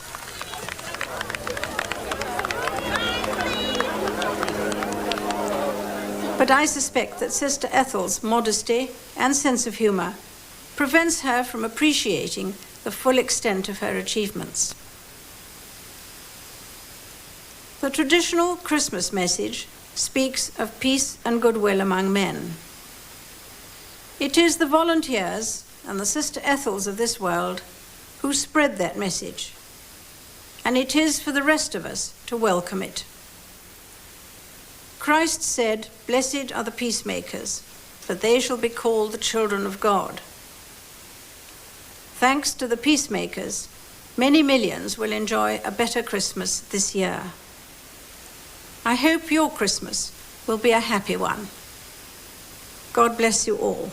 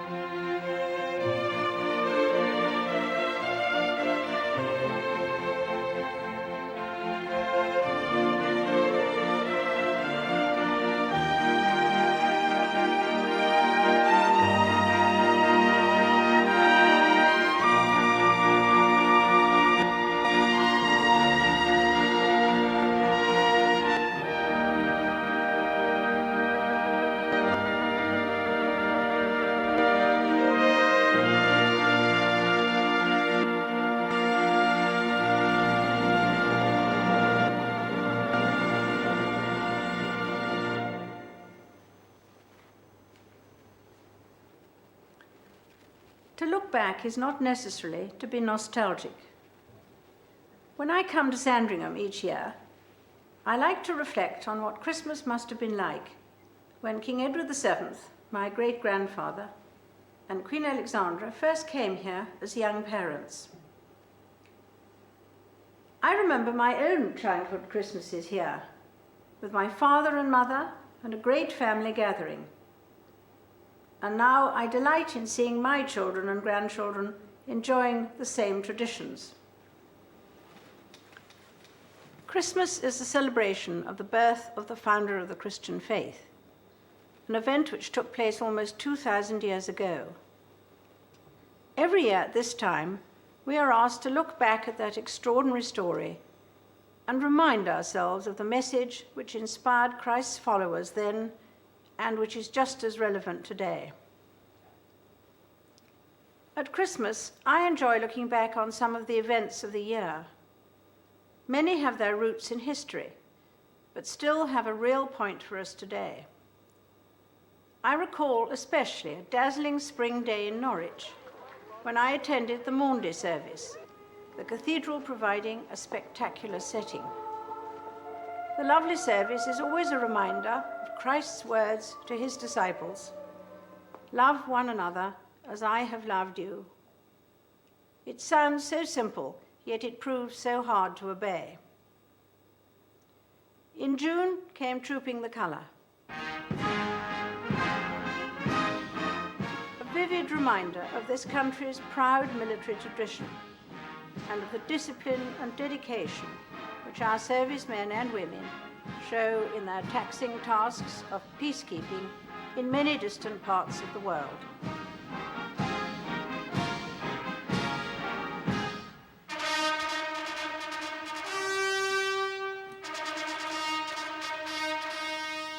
Then, in October, I opened Parliament. This is not just a state occasion, but is also symbolic of the process of parliamentary democracy, which we enjoy here in Britain and in so many countries of the Commonwealth.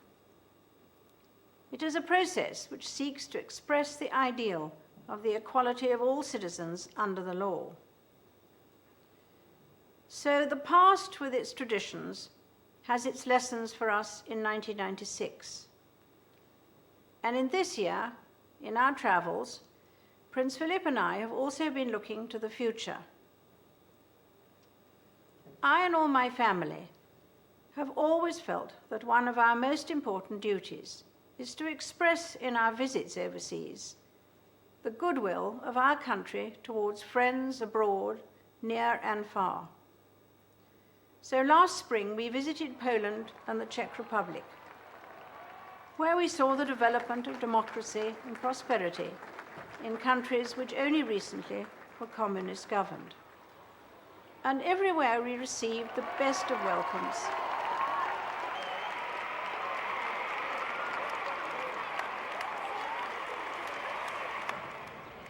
In the autumn we went to Thailand, where we renewed old friendships and witnessed the blending of tradition with a dynamic commercial spirit. There was also a happy visit to this country by the President of France. And I shall never forget the state visit of President Mandela. That most gracious of men has shown us all how to accept the facts of the past without bitterness, how to see new opportunities as more important than old disputes, and how to look forward with courage and optimism.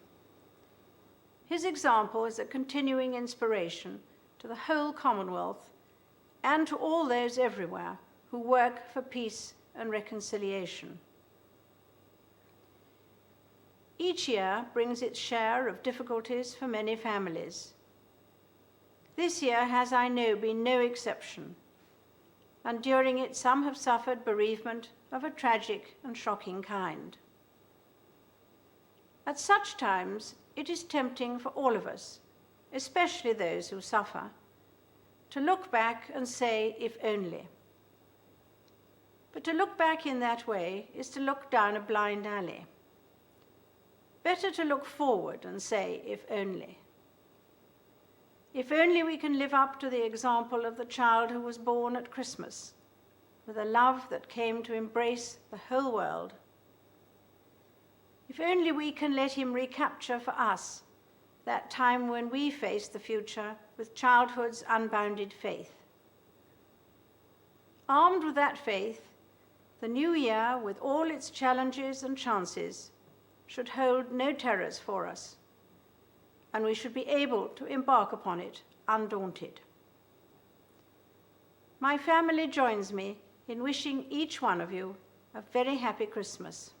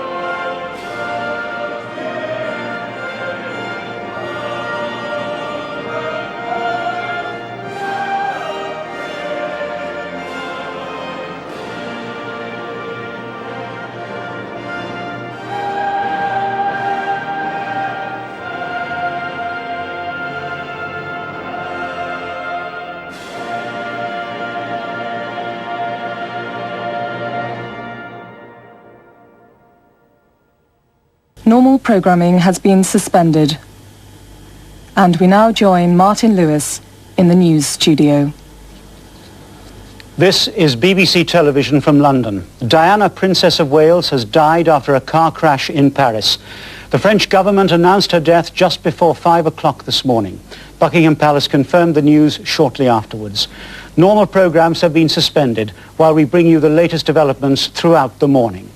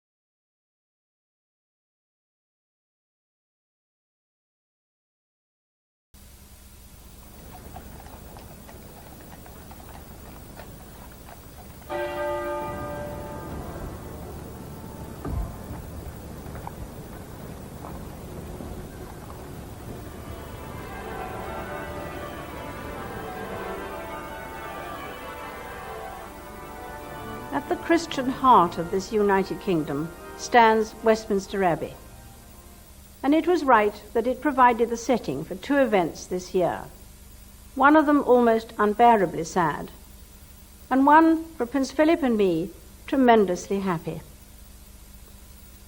Joy and sadness are part of all our lives. Indeed, the poet William Blake tells us, "Joy and woe are woven fine, a clothing for the soul divine. Under every grief and pine runs a joy with silken twine." This interweaving of joy and woe has been very much brought home to me and my family during the last months. We all felt the shock and sorrow of Diana's death. Thousands upon thousands of you expressed your grief most poignantly in the wonderful flowers and messages left in tribute to her. Thank you so much. Thank you. That was a great comfort to all those close to her. Thank you so much. Thank you.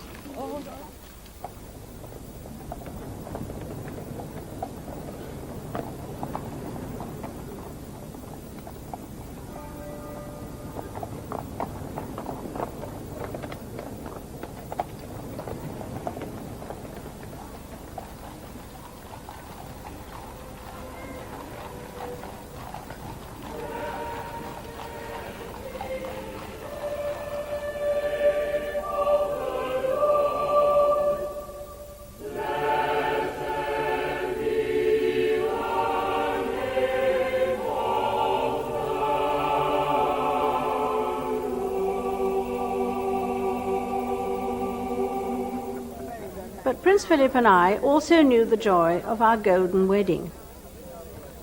We were glad to be able to share this joy at Buckingham Palace with many other couples who are celebrating their 50th anniversary this year.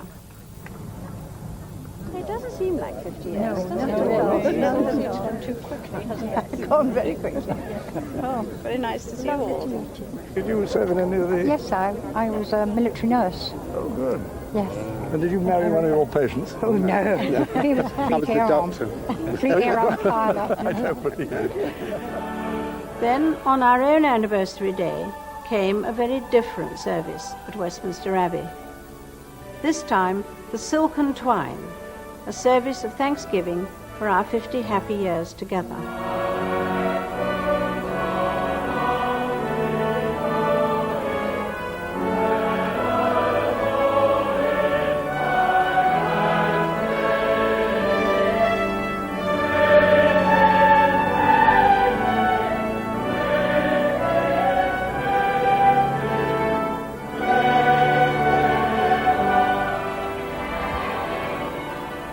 And after that service, a chance to meet and chat to so many people.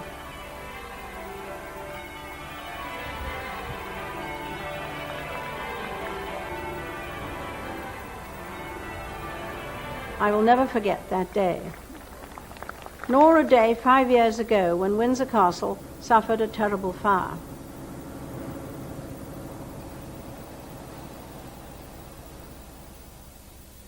More than 100 rooms were badly damaged. This is how St. George's Hall looked then. But this is how it looks now. Wonderful. So the disaster of 1992 actually brought opportunities for all sorts of people to display their range of craftsmanship and skills, their love of history and their faith in the future. Last month, the restoration of the castle was completed, and everyone involved gathered together to celebrate. This is the man that painted the undercroft. Oh, did you? Yeah. I haven't been in there recently. Have you been in there, no? No, because the other day when I came round, there was a notice that keep out polishing the floors. So I didn't dare go in. The castle is shortly to be open again for all to see. A mixture of the original with later additions and alterations. Vigorous blend of the old and the new. And so it has been in the Commonwealth. Prince Philip and I were touched by the way the Canadian people welcomed us again to Canada. And we were delighted to be invited to visit Pakistan and India on the 50th anniversary of their independence, and to celebrate their achievements since 1947. Your Majesty, Thank we you are very glad to see you. Thank you. Welcome. Thank you very much. The Prince of Wales represented Britain when the people of Hong Kong marked their return to China in spectacular fashion. Many of you might have felt a twinge of sadness as we in Britain bade them farewell. The pictures speak for themselves, but we should be proud of the success of our partnership in Hong Kong and in how peacefully the old empire has been laid to rest.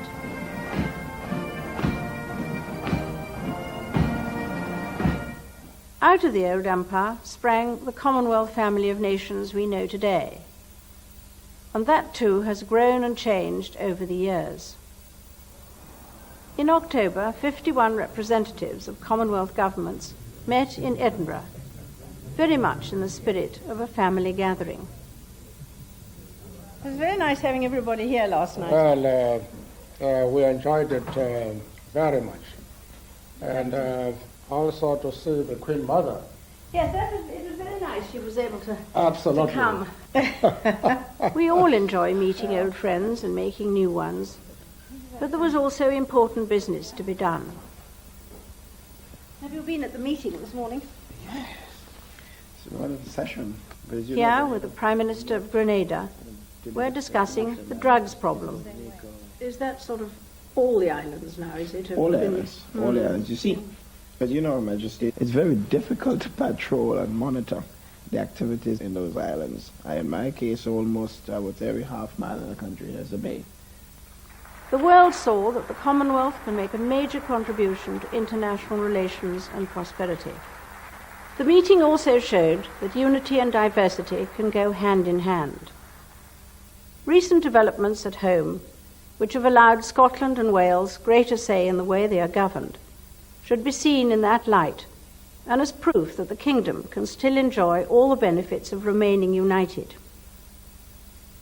Being united, that is, feeling a unity of purpose, is the glue that bonds together the members of a family, a country, a commonwealth. Without it, the parts are only fragments of a whole. With it, we can be much more than the sum of those fragments. For most of us, this is a happy family day. But I am well aware that there are many of you who are alone or bereaved or suffering.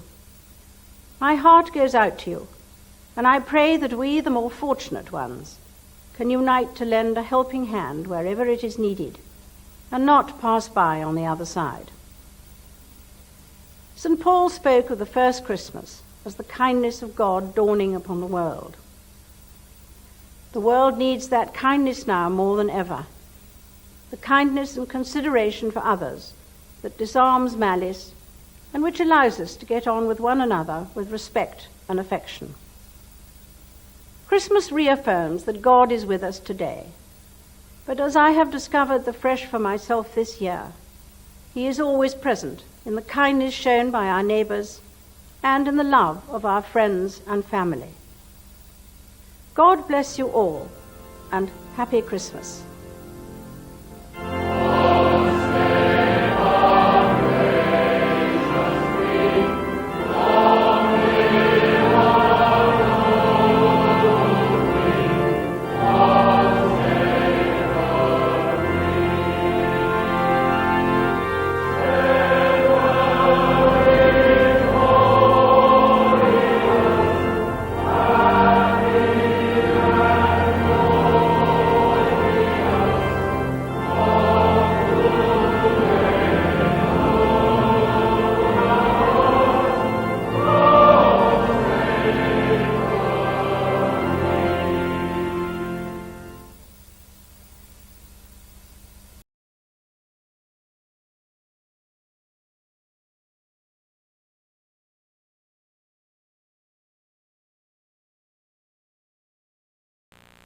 Now Queen Elizabeth gives her annual Christmas message to her nation.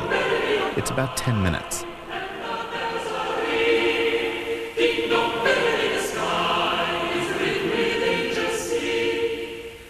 Christmas is a time for reflection and renewal.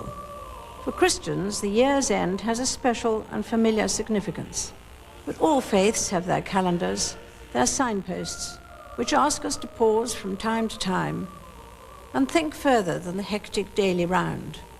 We do that as individuals, with our families, and as members of our local communities. It is not always easy for those in their teens or 20s to believe that someone of my age, of the older generation, might have something useful to say to them. But I would say that my mother has much to say to me. Indeed, her vigor and enjoyment of life is a great example of how to close the so-called generation gap.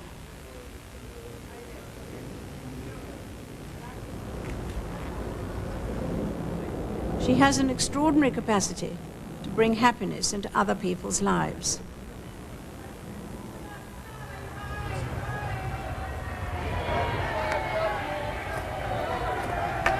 And her own vitality and warmth is returned to her by those whom she meets.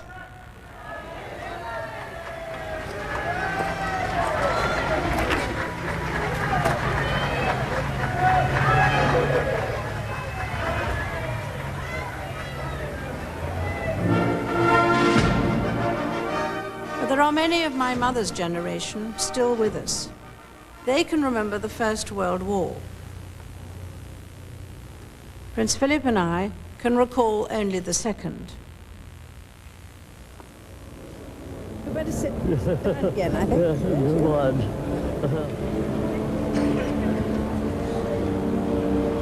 Thank you. Well, it's very impressive coming here today. I know that those memories of ours define us as old, but they are shared with millions of others in Britain and the Commonwealth. People who often feel forgotten by the march of time. They remember struggles unknown to young people today, and which they will not forget. Nor should their countries forget them. And in recent days, we have had another reminder of the courage and dedication shown so often around the world by our armed forces in the cause of peace. Memories such as these are a consequence of age and not a virtue in themselves. But with age does come experience, and that can be a virtue if it is sensibly used. Though we each lead different lives, the experience of growing older and the joys and emotions which it brings are familiar to us all. It is hard to believe that a half-century has passed since our son Charles was christened, and now last month he has celebrated his 50th birthday. It was a moment of great happiness and pride on our part in all he has achieved during the last 3 decades. Been enjoying meeting so many varied people. And Charles has a very large sort of spread of interest. Charles, happy birthday.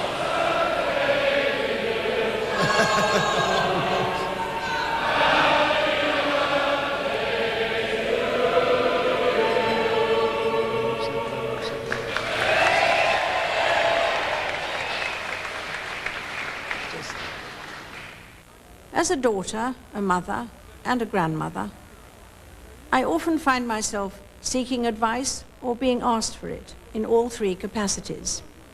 No age group has a monopoly of wisdom, and indeed I think the young can sometimes be wiser than us. But the older I get, the more conscious I become of the difficulties young people have to face as they learn to live in the modern world. We parents and grandparents must learn to trust our children and grandchildren as they seize their opportunities. But we can at the same time caution and comfort if things go wrong, or guide and explain if we are needed. Are you all eating fresh vegetables with your meals? Yes. Do you normally eat fresh vegetables? No. Sometimes. You're not supposed to enjoy it, you know. It's supposed to be good for you. It's supposed to save you taking medicines later. My own grandchildren and their generation have a remarkable grasp of modern technology. They are lucky to have the freedom to travel and learn about foreign cultures at an age when the appetite for learning is keen. I see them pushing out the boundaries of science, sport and music, of drama and discovery. Last June, Prince Philip and I gave a party for 900 of Britain's young achievers. This room and several others were brimming with young people who in their short lives have already set an example to us all. I'm a civil engineer. I was involved in the M25 project. Jenny's a captain in the army. Oh, yes, now indeed. Doing what? I run the cadet training team in Northern Ireland, so we're responsible for training all the cadets. I got beaten up by my stepdad for 13 years, and now I counsel the young people. Do they listen to you? Yeah, because I'm like more their age range as well, so they can trust me and talk to me as well. Like, so it's a pretty good achievement just to do that. What are you involved in? Compete for Great Britain and England, athletics. I'm a high jumper, yes. So, High jump? yeah. Really? It's not too bad. Not for a short person like myself, it's not too bad. I had a baby when I was 16 and I'm now a qualified midwife and I love it. It's nice to come because of the work that I do. It's HIV and AIDS and a lot of people don't want to get involved with that disease, so it's nice to be recognised for some of the work that I've done for that, so it's really good. What do you do? Volunteer work for Lawrence from Denmark. Together? I do a PhD at Liverpool. Liverpool? Yeah. They are living proof that the timeless virtues of honesty, integrity, initiative and compassion are just as important today as they have ever been. We hear much of public life, the hurly-burly of Parliament, the media, big business, city life. But for most people, their contribution at whatever age is made quietly through their local communities, just like so many of those young achievers. To most of them, service is its own reward. Their public life is their church, their school, their sports club, their local council. My work and the work of my family takes us every week into that quiet sort of public life, where millions of people give their time, unpaid and usually unsung, to the community, and indeed to those most at risk of exclusion from it. We see these volunteers at work in organisations such as the Scouts and Guides, the Cadet Force, the Red Cross and St John's, the Duke of Edinburgh's Award Scheme, and the Prince's Trust. These organisations, and those who serve them so selflessly, provide the bridges across which the generations travel, meet, and learn from one another. They give us, with our families, our sense of belonging.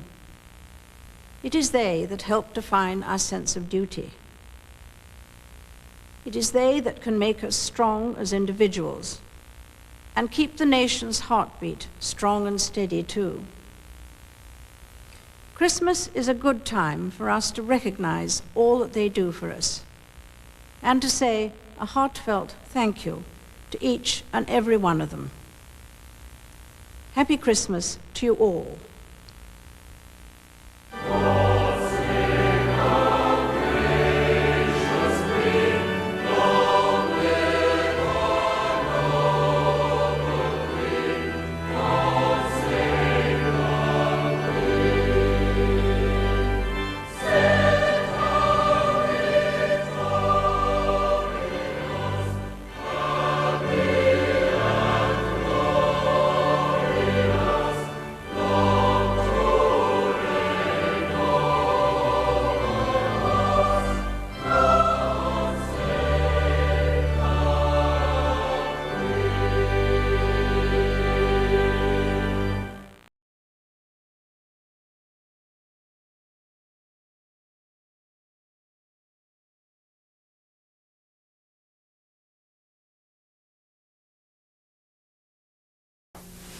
Once in royal David's city stood a lowly cattle shed, where a mother laid her baby in a manger for his bed.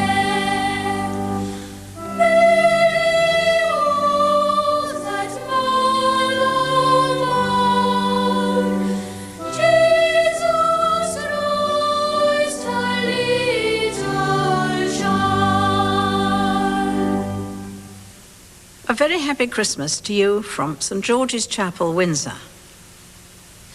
Listening to the choir reminds me that this season of carols and Christmas trees is a time to take stock, a time to reflect on the events of the past year and to make resolutions for the new year ahead. This December, we are looking back not just 1 year, but on 100 years and 1,000 years. History is measured in centuries.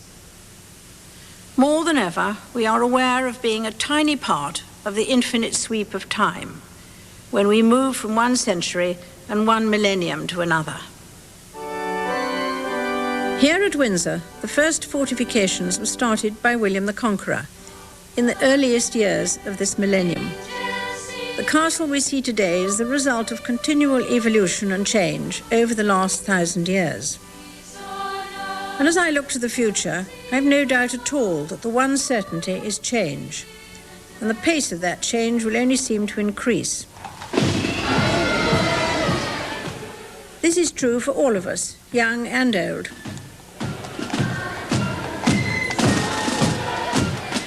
At my mother's 99th birthday last August, I was struck how the inevitability of change affects us all, and how different were my mother's early years compared with those of my grandchildren. Birthdays like Christmas are a good time to get the family together. And last summer, we had all the generations well represented. Granny, do you remember years ago at Sandringham? Was it Audrey Booth? My mother's birthday was also an opportunity to have a photograph taken of the 4 generations together. Okay, if I could just have your attention now, that's lovely. As a family, we cover quite a time span. My mother can tell us about elderly relatives from her childhood, whose memories went back into the middle of the 19th century. My grandchildren's experiences will in turn take them towards the end of the 21st century. For many of their generation, the future is a source of excitement, hope, and challenge. Their lives are much more certain.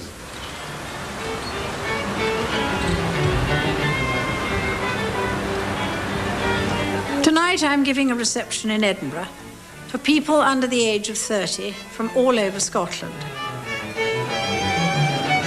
They've been invited because they have already achieved success or recognition in their lives. I'm looking forward to hearing what they think about the future. I think at the moment particularly, I feel that everybody's kind of building up to something somehow. Things have an added importance because it's 1999. A lot of parents are going back into further education and things because they can have childcare now, so it's definitely something that's expanding the millennium. That's pretty good, isn't it? I think there's going to be a lot of new things happening in the millennium. I think everybody's going to be a lot more upbeat and using technology a lot more, using the internet a lot more. You may remember the movie Braveheart. Oh, yeah. We actually made the video game for Braveheart. So. Really? You cycled from where to where? Well, we were in Cyprus and we moved across to Edinburgh. And we, 8 of us, back? we cycled back. That's uphill too, isn't it? It is so encouraging talking to these young people. They are able to look forward to a future of opportunity and greater achievement. Others, however, the future is a cause of understandable anxiety. There are many, for example, of my generation, or amongst the more vulnerable in society, who worry that they will be left behind. The sheer rate of change seems to be sweeping away so much that is familiar and comforting. Pretty exotic, right? But I don't think that we should be over-anxious. We can make sense of the future if we understand the lessons of the past. Winston Churchill, my first Prime Minister, said that the further backward you look, the further forward you can see. And it was this importance of history that was much in my mind when I opened the new Scottish Parliament in July this year.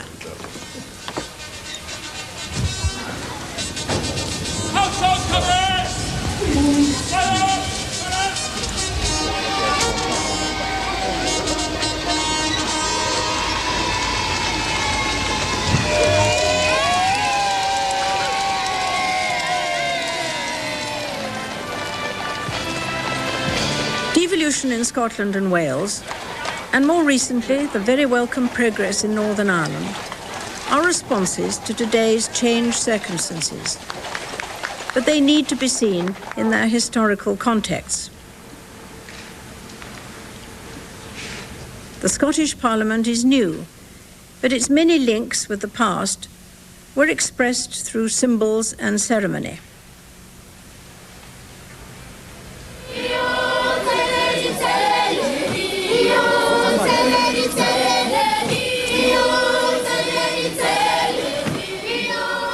Traditions are important all over the world. Last month, on my visit to South Africa, I went to a township school in Alexandra, outside Johannesburg, which has received financial aid from Britain. Africa has a unique place in my affections, and there is always something so very special about the warmth and enthusiasm of the traditional African welcome. There was the same exuberance and happiness as I and other Commonwealth leaders arrived in Durban for the Commonwealth Heads of Government meeting. Many of us at this conference highlighted how the varied strands of our shared history have been woven together so that we can more effectively address the challenges and opportunities ahead. Our common past has played a crucial part in bringing so many peoples together into the modern Commonwealth. Looking out here over the streets of Durban, you quickly get a sense of how people from different cultures have come together. And it's the energy and creativity of this which is so very exciting. That, to me, is what the Commonwealth is all about.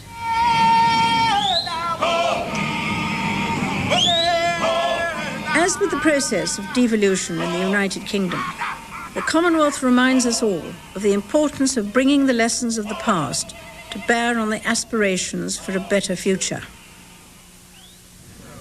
Talking to Prime Ministers and Presidents in Durban, the need was brought home to me for all of us to draw from our history those constant and unchanging values which have stood the test of time and experience. Next time it'll be Scottish. Fairness and compassion, justice and tolerance. These are the landmarks from the past which can guide us through the years ahead.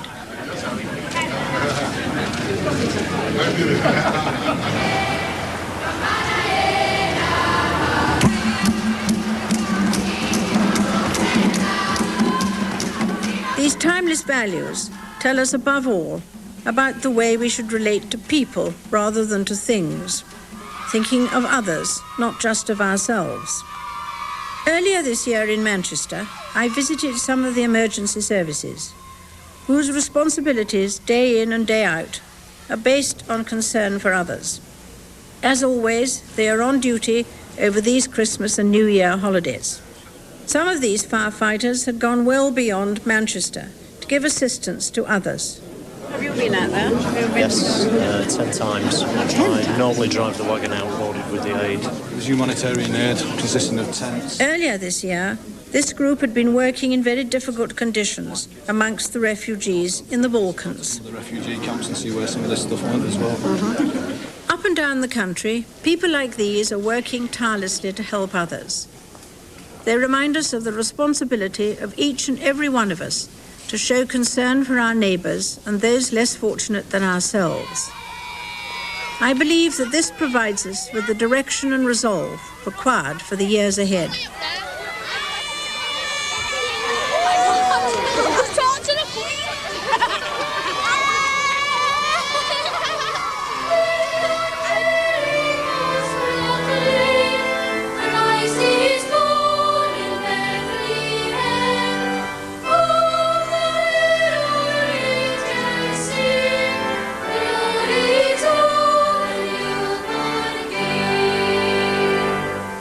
The future is not only about new gadgets, modern technology, or the latest fashion, important as these may be. At the centre of all our lives, today and tomorrow, must be the message of caring for others, the message at the heart of Christianity and all the great religions. This message, love thy neighbour as thyself, may be for Christians 2,000 years old. But it is as relevant today as it ever was. I believe it gives us the guidance and the reassurance we need as we step over the threshold into the 21st century. And I, for one, am looking forward to this new millennium.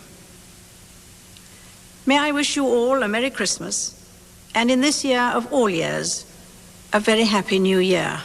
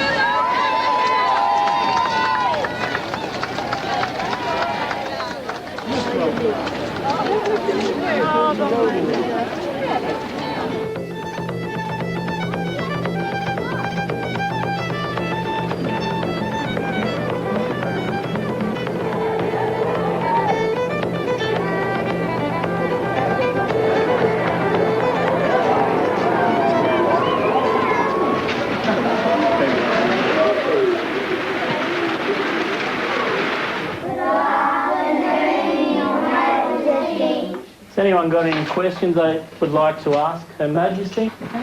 Did you bring the crown into Australia? No, I didn't. Oh, well, I can't get it out of the Tower of London.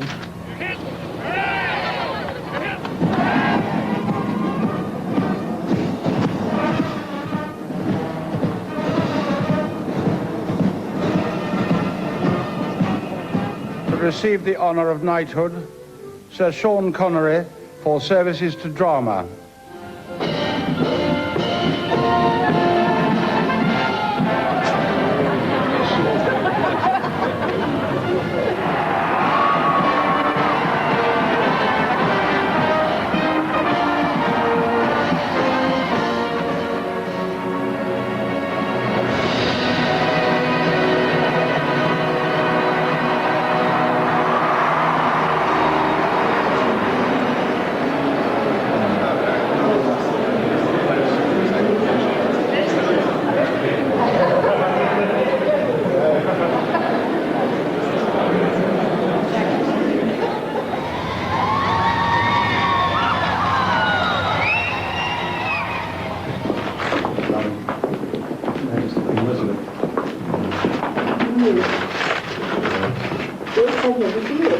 Collection of Canaletto drawings from the Royal Library. They're all... we've managed to untangle them. You had a wonderful visit to Rome, didn't Well, you? it was very interesting, yes. And so it was nice to reminisce again. Isn't that a sign of the way in which all the churches have grown together Yes. in recent years? And I think your presence there would have been a huge encouragement for all the churches. And he talked about his time when he came here. That was epoch-making, wasn't it? Yes. In 1982, to go to Canterbury, and that would be the time you saw him in this country. That's So right. He came to Buckingham He came to Palace. Buckingham Palace, and then he went to Scotland.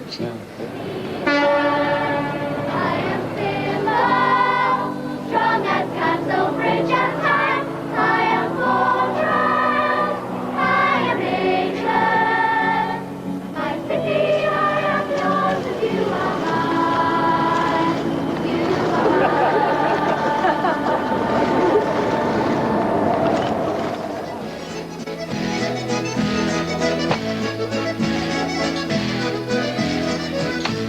And where were you before? I was staying with a friend, but unfortunately a month was all I could stay. I'm originally from this area, but when I was when you went 5, yeah, my parents moved to Milton Keynes, and now I've come back to the area. So you've come back to... Because London's not a very easy place to live in, is it? No, and it's very expensive. But it's really nice here, everyone's friendly. It's a place that you can actually settle. That's nice, isn't it? To go on to live for independent living. My bedroom's upstairs, and this is Can where... I get a look? Yeah, feel free. I've been here for about 6 months now. That's rather nice. I think it's quite amusing to think it was a school. Yeah, I know. You could transform a school into making... Well, apparently, my mum, when she was younger, she actually came to this school, and she remembers playing on the playground, so it's quite So you really amusing. have come back to your roots, Yeah, I haven't you? have, yeah.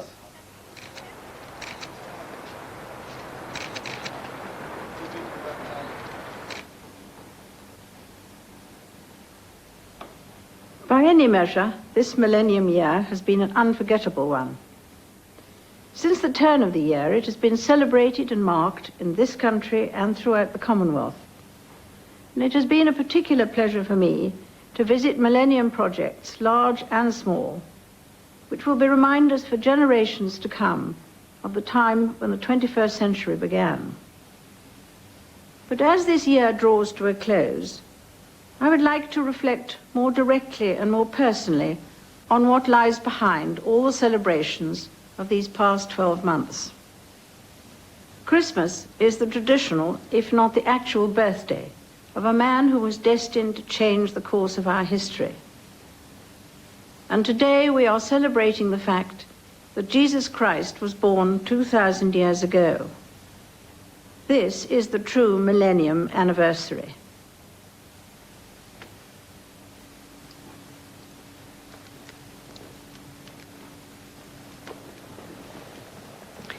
The simple facts of Jesus' life give us little clue as to the influence he was to have on the world. As a boy, he learnt his father's trade as a carpenter. He then became a preacher, recruiting 12 supporters to help him. But his ministry only lasted a few years, and he himself never wrote anything down. In his early 30s, he was arrested, tortured, and crucified with 2 criminals. His death might have been the end of the story, but then came the resurrection, and with it the foundation of the Christian faith. Even in our very material age, the impact of Christ's life is all around us. The image of the Madonna and Child is particularly familiar to us during this Christmas season. If you want to see an expression of Christian faith, you only have to look at our awe-inspiring cathedrals and abbeys, listen to their music, or look at their stained glass windows, their books, and their pictures. But the true measure of Christ's influence is not only in the lives of the saints, but also in the good works quietly done by millions of men and women day in and day out through the centuries. Many will have been inspired by Jesus' simple but powerful teaching, love God and love thy neighbor as thyself. In other words, treat others as you would like them to treat you. His great emphasis was to give spirituality a practical purpose.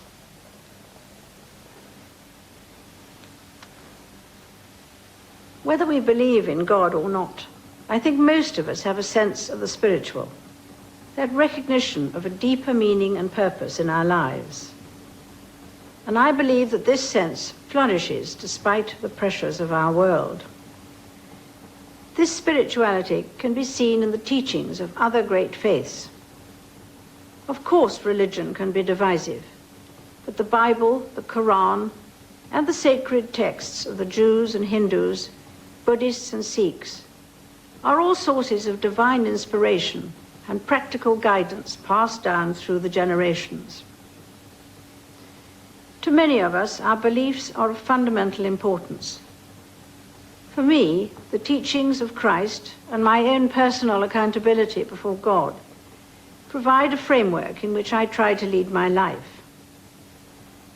I, like so many of you, have drawn great comfort in difficult times from Christ's words and example. I believe that the Christian message, in the words of a familiar blessing, remain profoundly important to us all. Go forth into the world in peace. Be of good courage. Hold fast that which is good. Render to no man evil for evil. Strengthen the faint-hearted. Support the weak. Help the afflicted. Honor all men. It is a simple message of compassion, and yet as powerful as ever today, 2,000 years after Christ's birth. I hope this day will be as special for you as it is for me. May I wish you all a very happy Christmas.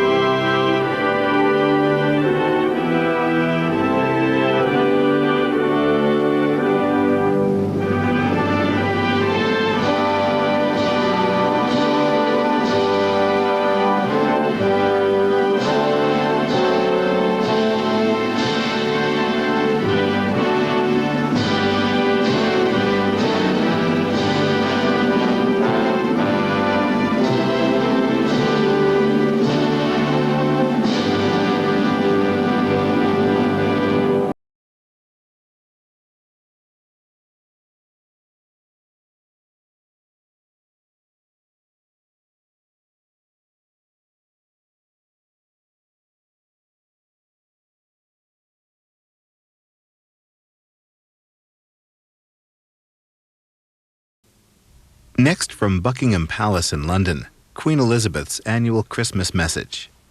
In this message, she discusses the impact of the September 11th terrorist attacks on the U.S. and Britain's domestic issues from this past year. It's just over 5 minutes.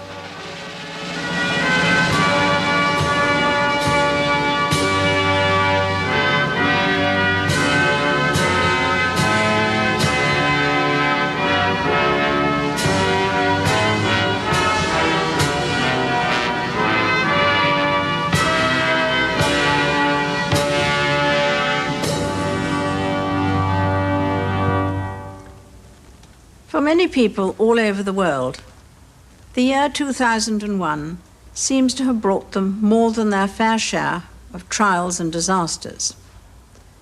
There have been storms and droughts, as well as epidemics and famine. And this country has not been spared, with the floods this time last year, and foot and mouth, which has had such devastating consequences for our farmers and rural communities. They and others whose livelihoods have been affected continue to suffer hardship and anxiety long after the newspaper headlines have moved on. But whilst many of these events were of natural origin, it was the human conflicts and the wanton acts of crime and terror against fellow human beings which have so appalled us all. The terrorist outrages in the United States last September brought home to us the pain and grief of ordinary people the world over, who find themselves innocently caught up in such evil. During the following days, we struggled to find ways of expressing our horror at what had happened.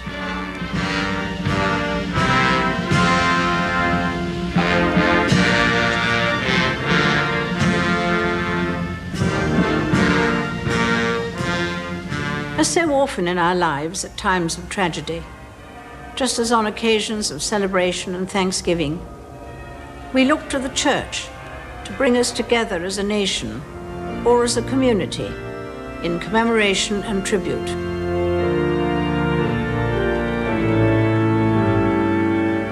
It is to the Church that we turn to give meaning to these moments of intense human experience through prayer, symbol and ceremony.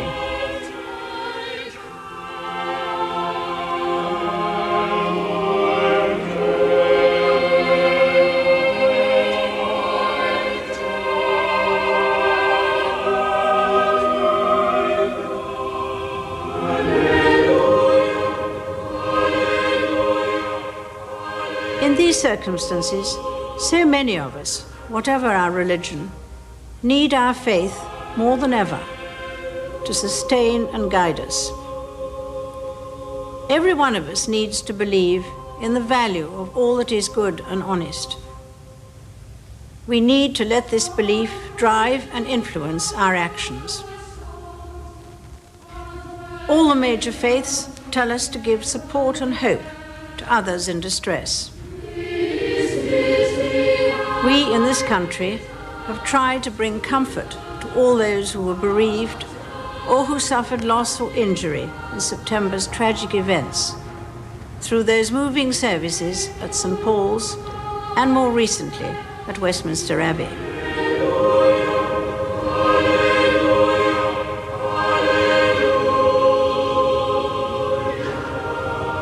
On these occasions, and during the countless other acts of worship during this past year, we came together as a community of relations, friends, and neighbors to draw strength in troubled times from those around us. I believe that strong and open communities matter, both in good times as well as bad. Certainly, they provide a way of helping one another. I would like to pay tribute to so many of you who work selflessly for others in your neighborhood needing care and support. Communities also give us an important sense of belonging, which is a compelling need in all of us. We all enjoy moments of great happiness and suffer times of profound sadness. The happiness is heightened, the sadness softened when it is shared. But there is more than that.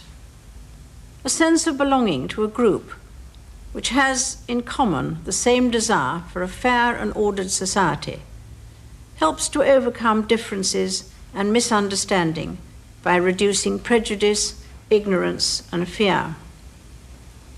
We all have something to learn from one another, whatever our faith, be it Christian or Jewish, Muslim, Buddhist, Hindu or Sikh, whatever our background, whether we be young or old, from town or countryside.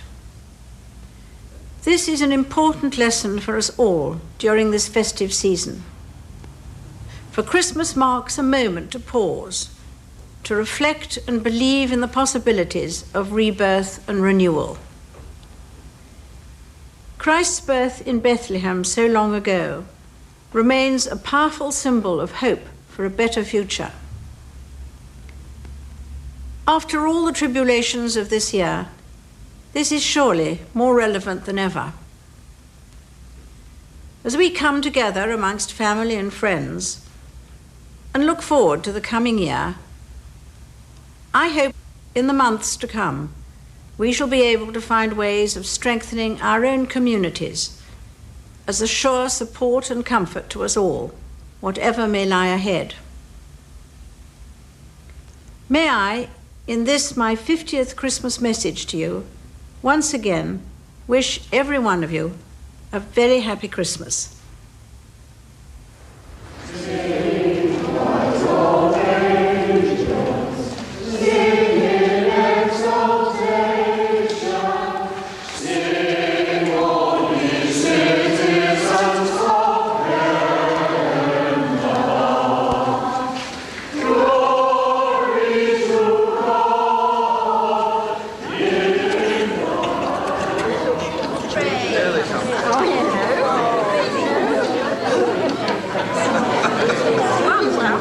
Your Majesty, may I, on behalf of everybody here, wish you and the family a really happy Christmas and a very lovely 2002, your Jubilee year. Thank you very much.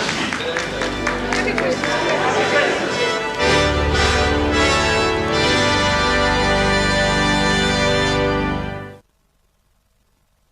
This is BBC One. We're interrupting our programme for an important announcement. This is BBC Television News. Buckingham Palace has just announced the death of the Queen Mother. In a statement, the palace said the Queen Mother has died. BBC Television is broadcasting this special programme reporting the Queen Mother's death.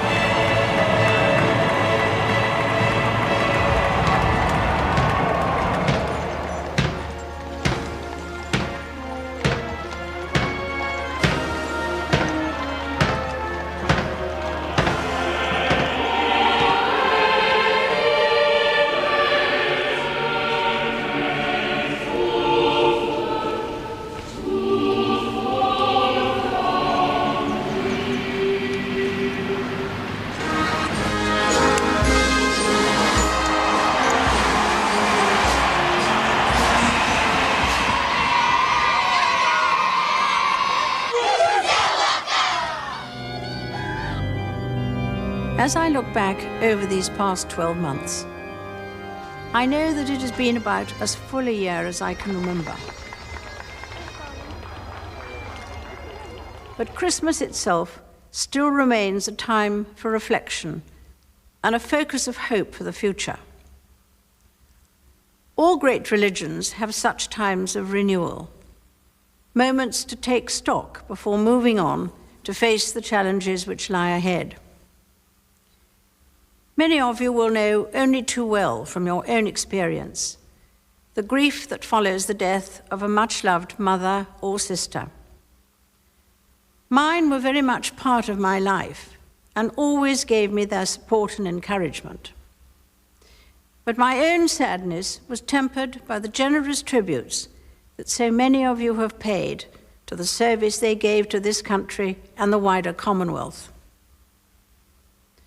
At such a difficult time, this gave me great comfort and inspiration as I faced up both to my own personal loss and to the busy Jubilee summer ahead. Anniversaries are important events in all our lives. Christmas is the anniversary of the birth of Christ over 2,000 years ago. But it is much more than that. It is the celebration of the birth of an idea and an ideal. In a different way, I felt that the Golden Jubilee was more than just an anniversary. The celebrations were joyous occasions, but they also seemed to evoke something more lasting and profound, a sense of belonging and pride in country, town, or community, a sense of sharing a common heritage, enriched by the cultural, ethnic, and religious diversity of our 21st century society. I hope it also provided an occasion to acknowledge the progress of the past 50 years and the contributions of those who have done so much to make this country what it is today. Their leadership and example, their achievements in science, the arts, and many other fields. These celebrations also gave opportunities to recognize the valuable work undertaken by so many people in service of their communities. It was a time to remind ourselves, as the Christmas story does every year, that we must never forget the plight of the disadvantaged and excluded, that we must respond to the needs of those who may be in distress or despair.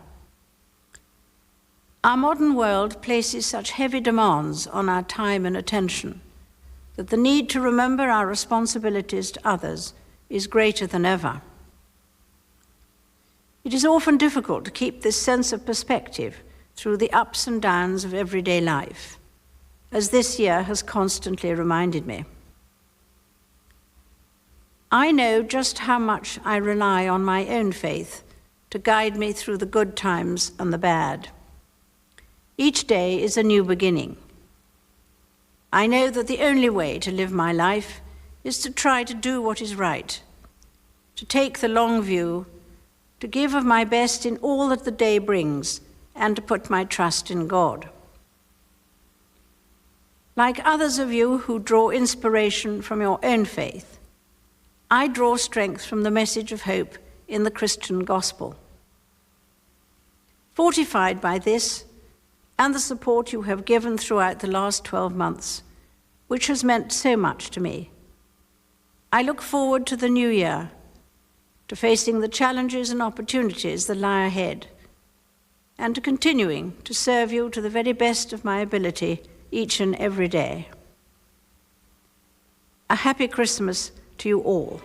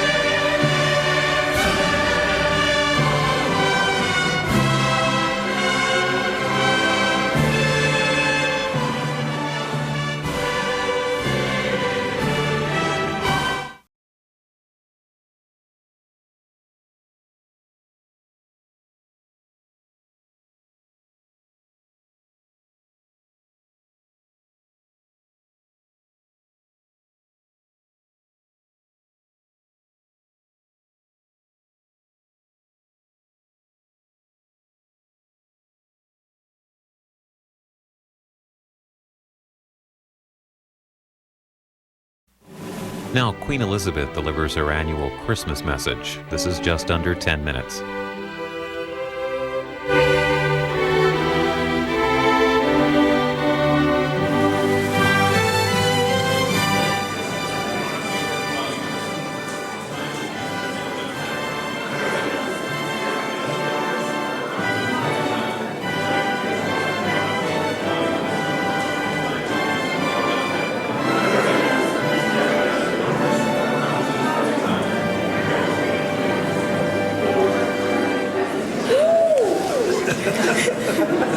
Everything's Thank you, Granny. Hey, what? Thank you. There we are.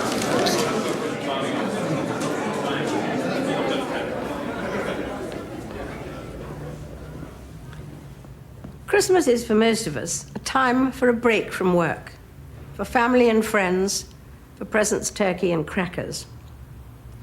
But we should not lose sight of the fact that these are traditional celebrations around a great religious festival, one of the most important in the Christian year. Religion and culture are much in the news these days, usually as sources of difference and conflict, rather than for bringing people together. But the irony is that every religion has something to say about tolerance and respecting others. For me, as a Christian, one of the most important of these teachings is contained in the parable of the Good Samaritan, when Jesus answers the question, "Who is my neighbor?"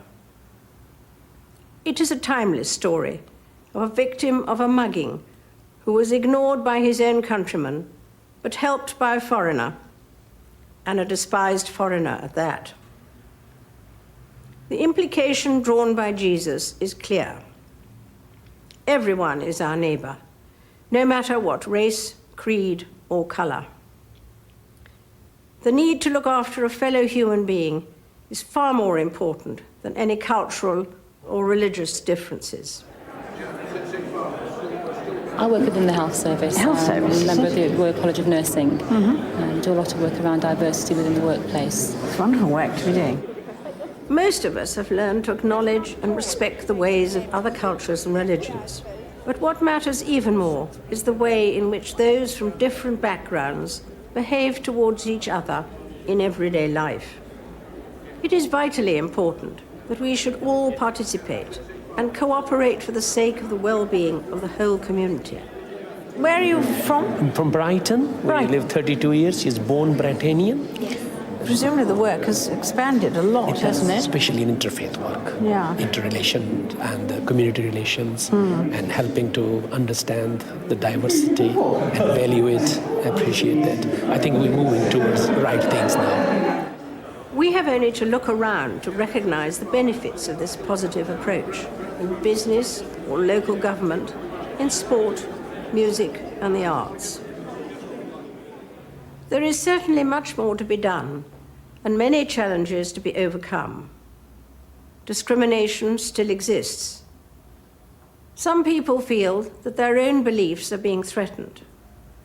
Some are unhappy about unfamiliar cultures. They all need to be reassured that there is so much to be gained by reaching out to others, that diversity is indeed a strength and not a threat. We need also to realize that peaceful and steady progress in our society of differing cultures and heritage can be threatened at any moment by the actions of extremists at home or by events abroad. We can certainly never be complacent, but there is every reason to be hopeful about the future. As I make visits around the country, I see at first hand the effort being made to bring communities together. What do you think of our Gurdwara? It's very interesting, very nice to see it. Comparable to Amritsar? It's easier to see here. And then, of course, you're expanding it too. That's right. I mean, it's a lot, as ladies have said and the gentlemen will say, so much work with the community and the youngsters goes on. Wonderful work. The Duke of Edinburgh has been involved with interfaith activities for many years. it doesn't really matter which religious community they belong to, because if they're all, in a sense, inspired by the Ark and by the conservation, then they're all doing something together without compromising their beliefs in any way, and yet still being able to work together. The idea that the churches and the aid agencies might perhaps talk to each other a bit more, get together a bit more, is a very good idea. And the Prince of Wales is well known for his work with many different communities. On behalf of the London East Academy, I feel privileged to welcome His Royal Highness Prince Charles to our humble school. The Muslim community in East London has always needed an Islamic secondary school to inform the young generation of Muslims the importance of education, and also how important it is to understand the basic contents of Islam. Because I've always found fascinating, so much of Islam is based on interpretation, isn't it, by one scholar or another, of what was actually said or not said. So do you have to take it away back home and try and memorize all these? Yeah. Have you got tapes to listen to as well? Yeah, yes. Do they work? Now, by the grace of Allah, London Muslim Centre will play host to a new breed of Muslims who will show Londoners the true qualities of Muslims: intelligent, kind, moderate, and caring towards every other British citizen, whatever colour, religion or creed. The positive approach of our children should inspire us all. I certainly recognise that much has been achieved in my lifetime. I believe tolerance and fair play remain strong British values, and we have so much to build on for the future. It was for this reason that I particularly enjoyed a story I heard the other day about an overseas visitor to Britain who said the best part of his visit had been travelling from Heathrow into central London on the tube. His British friends were, as you can imagine, somewhat surprised, particularly as the visitor had been to some of the great attractions of the country. "What do you mean?" they asked. "Because," he replied, "I boarded the train just as the schools were coming out. At each stop, children were getting on and off. They were of every ethnic and religious background, some with scarves or turbans, some talking quietly, others playing and occasionally misbehaving together, completely at ease and trusting one another. How lucky you are," said the visitor, "to live in a country where your children can grow up in this way." I hope they will be allowed to enjoy this happy companionship for the rest of their lives. A happy Christmas to you all.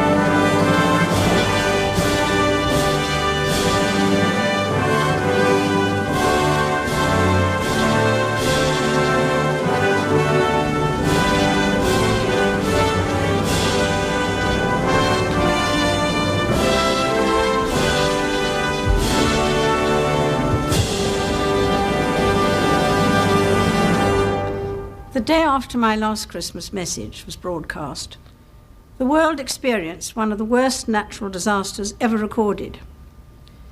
the devastating tsunami struck countries around the Indian Ocean, causing death and destruction on an unprecedented scale. This was followed by a number of vicious hurricanes across the Caribbean and the inundation of the city of New Orleans. Then, in the autumn, came the massive earthquake in Pakistan and India. This series of dreadful events has brought loss and suffering to so many people and their families and friends, not only in the countries directly affected, but here in Britain and throughout the Commonwealth. As if these disasters were not bad enough, I have sometimes thought that humanity seemed to have turned on itself, with wars, civil disturbances, and acts of brutal terrorism.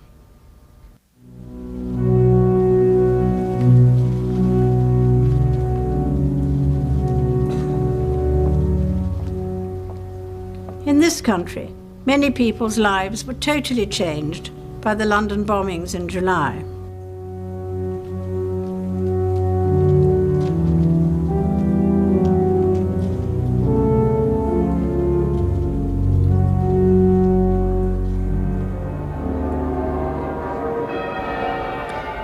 This Christmas, my thoughts are especially with those everywhere who are grieving the loss of loved ones during what for so many has been such a terrible year.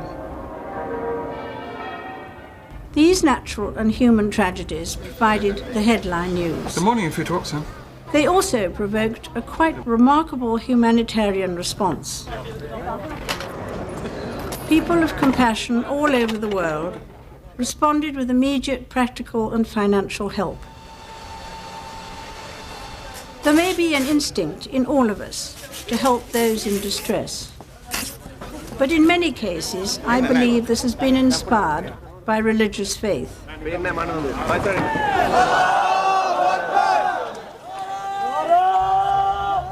Christianity is not the only religion to teach its followers to help others and to treat your neighbor as you would want to be treated yourself.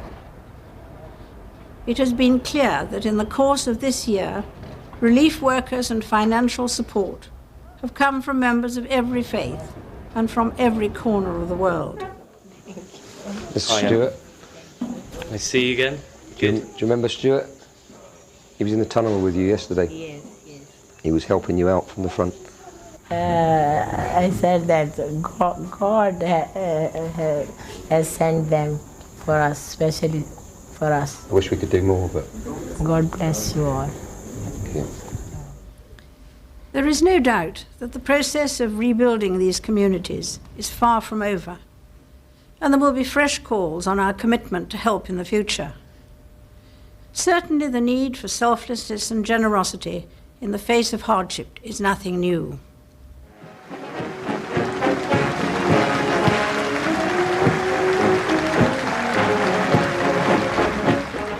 The veterans of the Second World War, whom we honoured last summer, can tell us how so often in moments of greatest trial, those around them seemed able to draw on some inner strength to find courage and compassion. We see this today in the way that young men and women are calmly serving our country around the world, often in great danger. It's really nice to be here with them as well. This last year has reminded us that this world is not always an easy or a safe place to live in, but it is the only place we have. I believe also that it has shown us all how our faith, whatever our religion, can inspire us to work together in friendship and peace for the sake of our own and future generations. For Christians, this festival of Christmas is the time to remember the birth of the one we call the Prince of Peace, and our source of light and life in both good times and bad. It is not always easy to accept his teaching, but I have no doubt that the new year will be all the better if we do but try.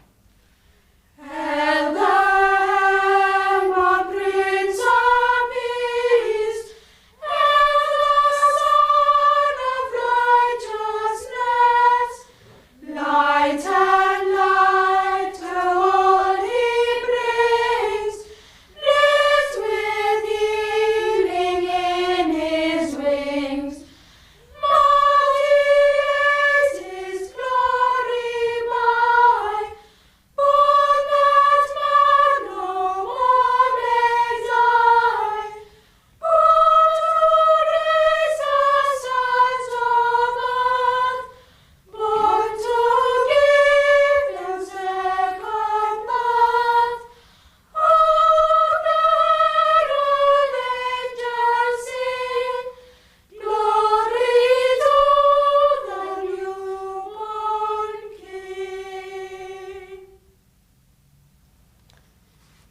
you will all have a very happy Christmas this year, and that you go into the new year with renewed hope and confidence.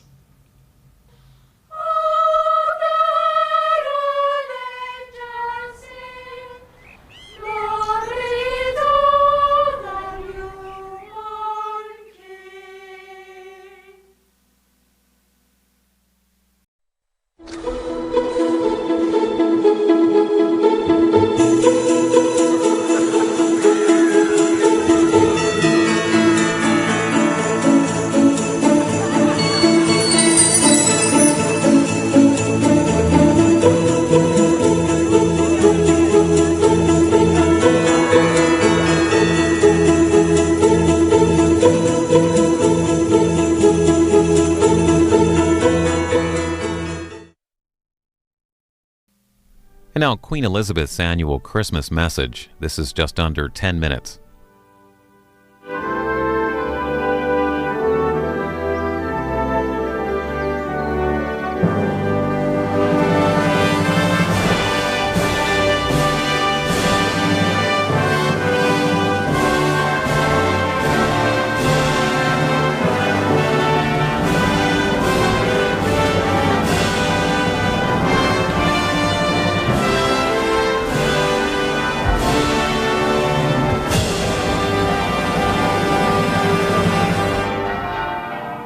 I have lived long enough to know that things never remain quite the same for very long. One of the things that has not changed all that much for me is the celebration of Christmas.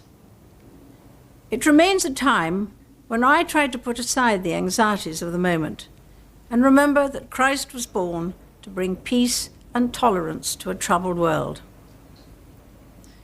The birth of Jesus naturally turns our thoughts to all newborn children and what the future holds for them. The birth of a baby brings great happiness, but then the business of growing up begins.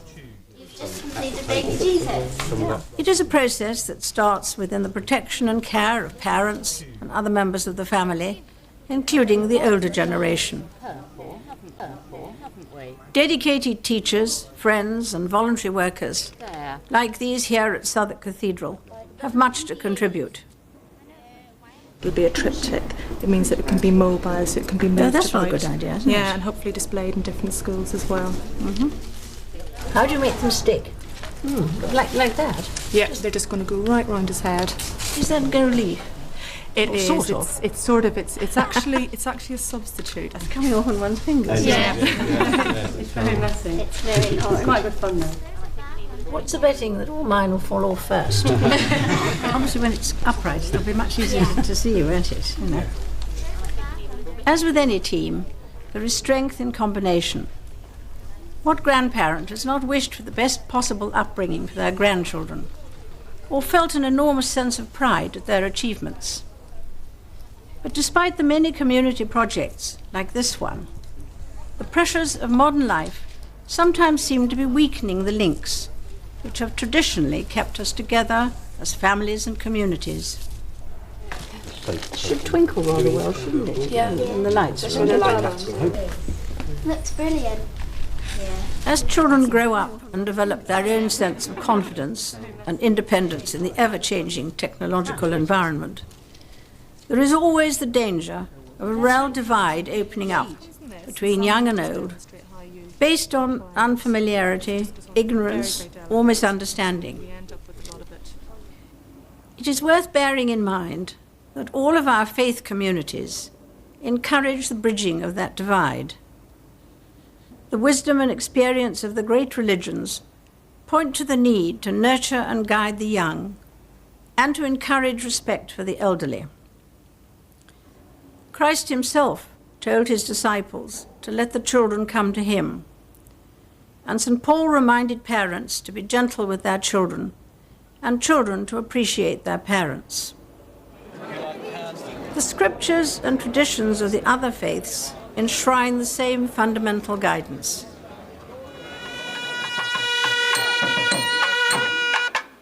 It is very easy to concentrate on the differences between the religious faiths and to forget what they have in common. Allahu Akbar. People of different faiths are bound together by the need to help the younger generation to become considerate and active citizens. Allahu Akbar. And there is another cause for hope, that we can do better in the future at bridging the generation gap. If you want to vote, and you sign in, and then you have to put your name on, and then your date of birth. No, you give your age away then, you see. Older people remain more active for longer. The opportunities to look for new ways to bring young and old together are multiplying. That's your answer. As I look back on these past 12 months, marked in particular for me by the very generous response to my 80th birthday, I especially value the opportunities I've had to meet young people.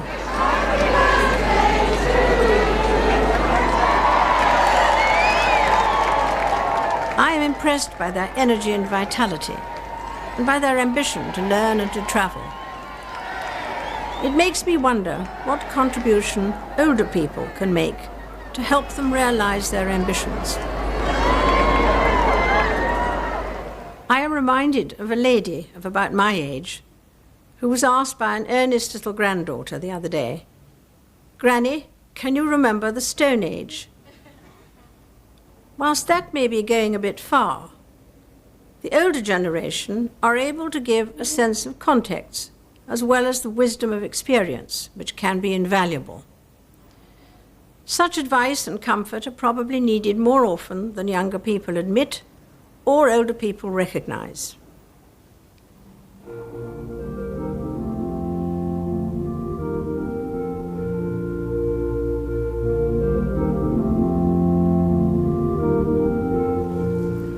I hope that this is something that all of us, young or old, can reflect on at this special time of year. For Christians, Christmas marks the birth of our Saviour. But it is also a wonderful occasion to bring the generations together in a shared festival of peace, tolerance, and goodwill. I wish you all a very happy Christmas together. Ding dong merrily on high, in heaven the bells are ringing. Ding dong merrily the sky is ring with angels singing.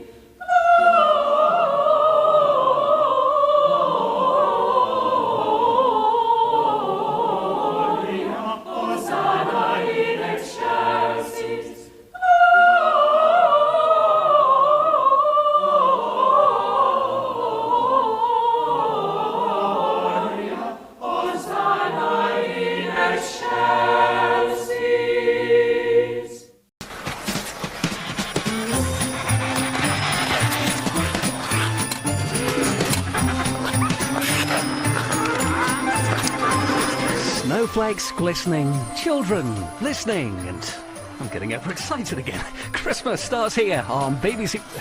How did we get penguins to do that? Christmas starts here on BBC One. We're slightly later than planned. We're back with a couple skating on very thin ice.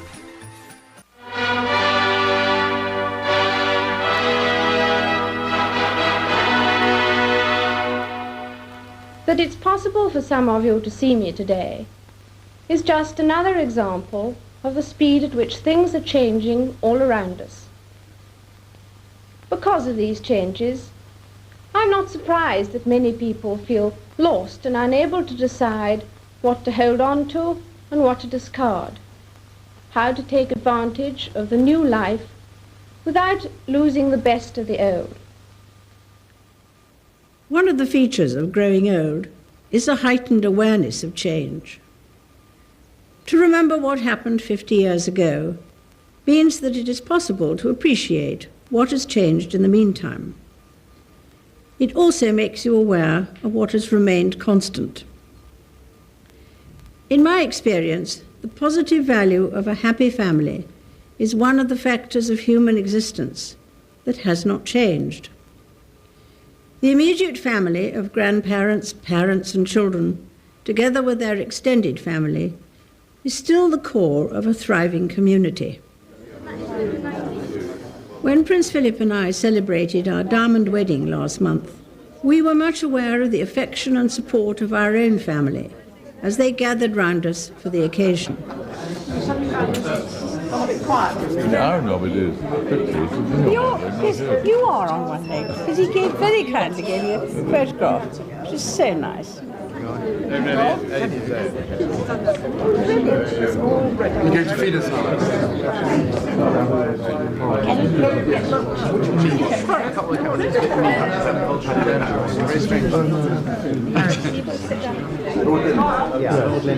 Watch the birdie. That's great. Now today, of course, marks the birth of Jesus Christ. Among other things, it is a reminder that it is the story of a family, but of a family in very distressed circumstances. Mary and Joseph found no room at the inn. They had to make do in a stable, and the newborn Jesus had to be laid in a manger. This was a family which had been shut out. Perhaps it was because of this early experience that throughout his ministry, Jesus of Nazareth reached out and made friends with people whom others ignored or despised. It was in this way that he proclaimed his belief that in the end we are all brothers and sisters in one human family. The Christmas story also draws attention to all those people who are on the edge of society, people who feel cut off and disadvantaged, people who, for one reason or another, are not able to enjoy the full benefits of living in a civilized and law-abiding community. For these people, the modern world can seem a distant and hostile place. It is all too easy to turn a blind eye, to pass by on the other side, and leave it to experts and professionals. All the great religious teachings of the world press home the message that everyone has a responsibility to care for the vulnerable. Fortunately, there are many groups and individuals, often unsung and unrewarded, who are dedicated to ensuring that the outsiders are given a chance to be recognized and respected. However, each one of us can also help by offering a little time, a talent, or a possession, and taking a share in the responsibility for the well-being of those who feel excluded. And also today, I want to draw attention to another group of people who deserve our thoughts this Christmas.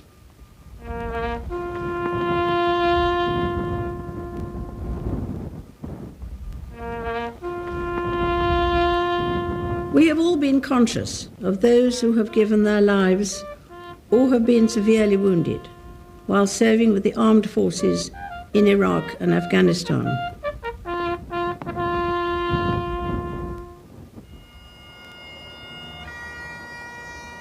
The dedication of the National Armed Forces Memorial was also an occasion to remember those who have suffered while serving in these and every other place of unrest since the end of the Second World War.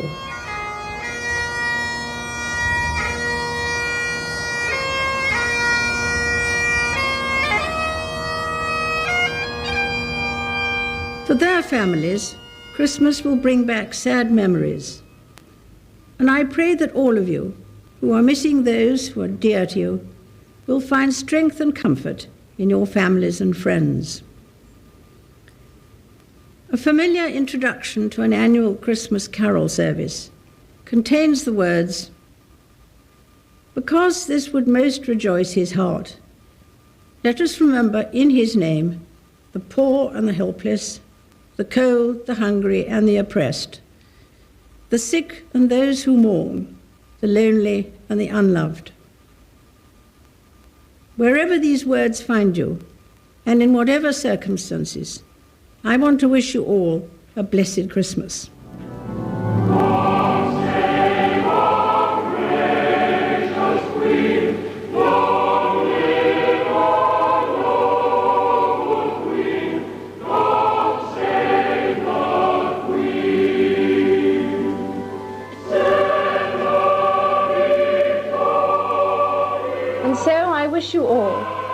young and old, wherever you may be, all the fun and enjoyment and the peace of a very happy Christmas.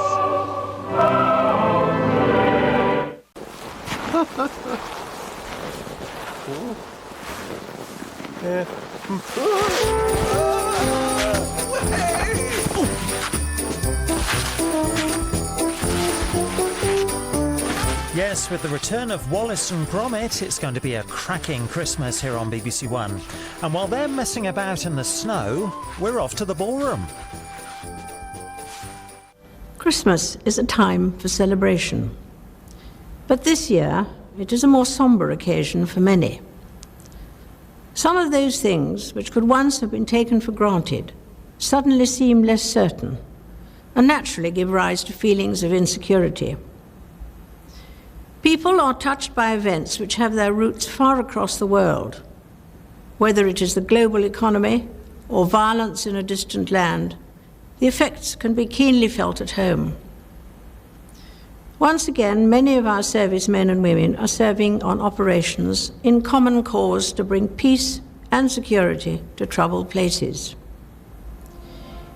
In this 90th year since the end of the First World War, the last survivors recently commemorated the service and enormous sacrifice of their own generation.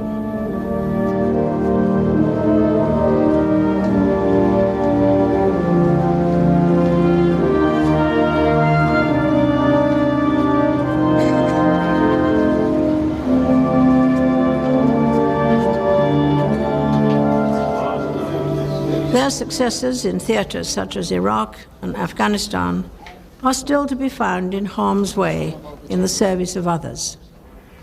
For their loved ones, the worry will never cease until they are safely home. In such times as these, we can all learn some lessons from the past.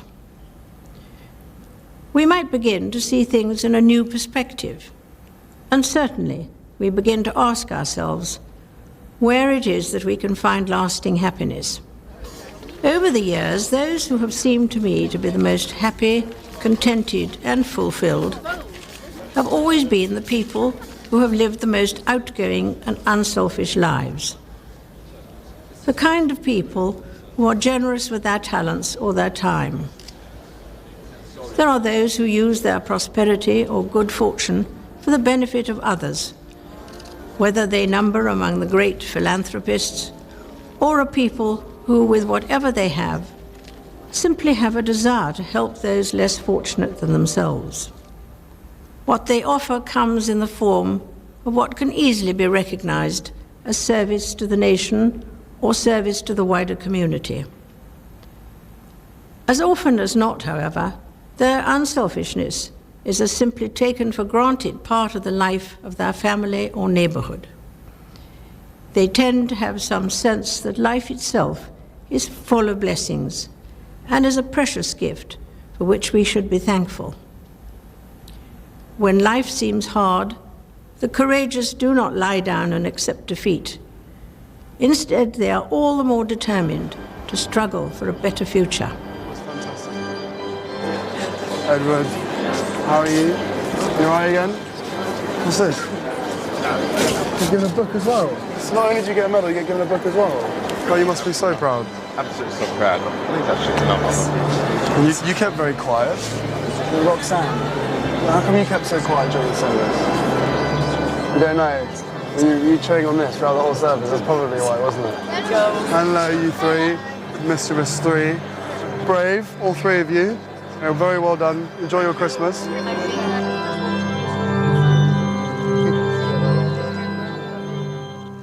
I think we have a huge amount to learn from individuals such as these. And what I believe many of us share with them is a source of strength and peace of mind in our families and friends.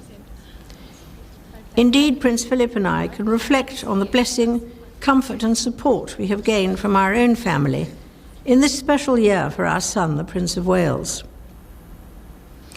60 years ago, he was baptized here in the music room at Buckingham Palace. As parents and grandparents, We feel great pride in seeing our family make their own unique contributions to society. It's a day away from school. Hooray. Through his charities, the Prince of Wales has worked to support young people and other causes for the benefit of the wider community. Flying Officer William Wales, graduating with number 2. And now his sons are following in his footsteps. Aren't you lucky it's not a pin? Anyway, well done. I'm so pleased. Many congratulations. All that effort. Well done. At Christmas, we feel very fortunate to have our family around us. But for many of you, this Christmas will mean separation from loved ones and perhaps reflection on the memories of those no longer with us. I hope that, like me, you will be comforted by the example of Jesus of Nazareth, who often in circumstances of great adversity managed to live an outgoing, unselfish and sacrificial life. Countless millions of people round the world continue to celebrate his birthday at Christmas, inspired by his teaching. He makes it clear that genuine human happiness and satisfaction lie more in giving than receiving, more in serving than in being served. We can surely be grateful that 2,000 years after the birth of Jesus, so many of us are able to draw inspiration from his life and message, and to find in him a source of strength and courage. I hope that the Christmas message will encourage and sustain you too, now and in the coming year. I wish you all a very happy Christmas.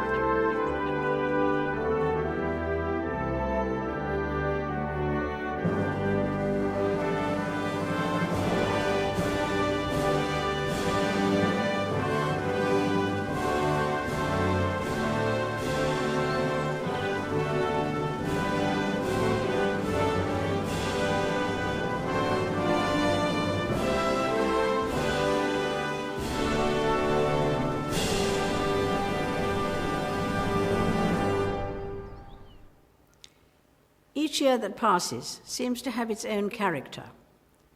Some leave us with a feeling of satisfaction, others are best forgotten. 2009 was a difficult year for many, in particular those facing the continuing effects of the economic downturn. I am sure that we have all been affected by events in Afghanistan and saddened by the casualties suffered by our forces serving there.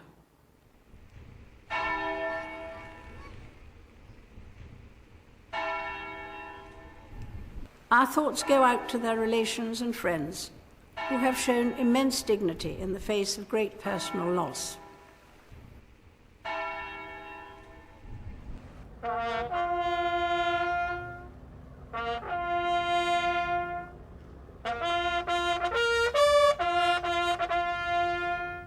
But we can be proud of the positive contribution that our servicemen and women are making in conjunction with our allies.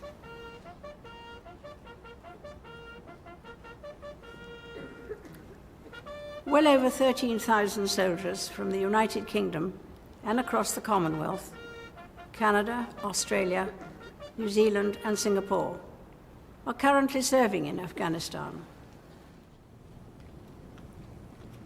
The debt of gratitude owed to these young men and women and to their predecessors is indeed profound.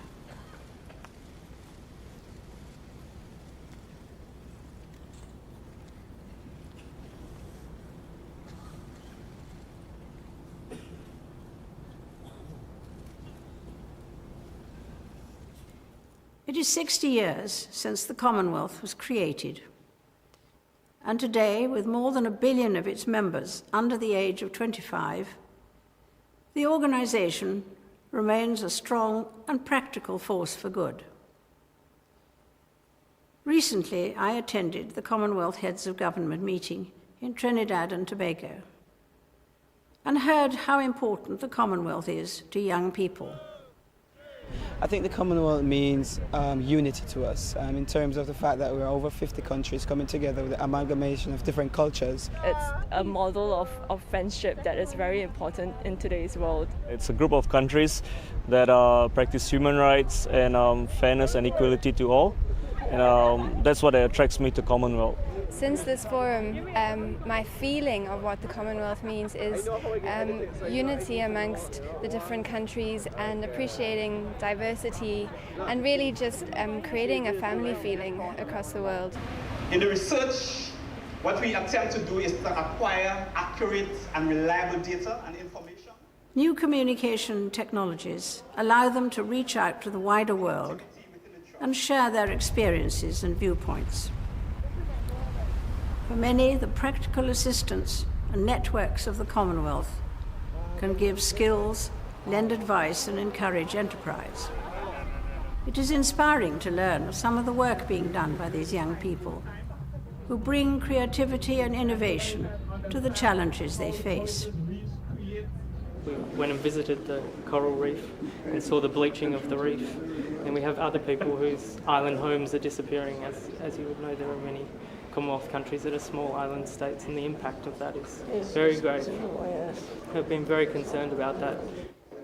It is important to keep discussing issues that concern us all. There can be no more valuable role for our family of nations. I have been closely associated with the Commonwealth through most of its existence. The personal and living bond I have enjoyed with leaders and with people the world over has always been more important in promoting our unity than symbolism alone. The Commonwealth is not an organisation with a mission. It is rather an opportunity for its people to work together to achieve practical solutions to problems. In many aspects of our lives, whether in sport, the environment, business or culture, the Commonwealth connection remains vivid and enriching.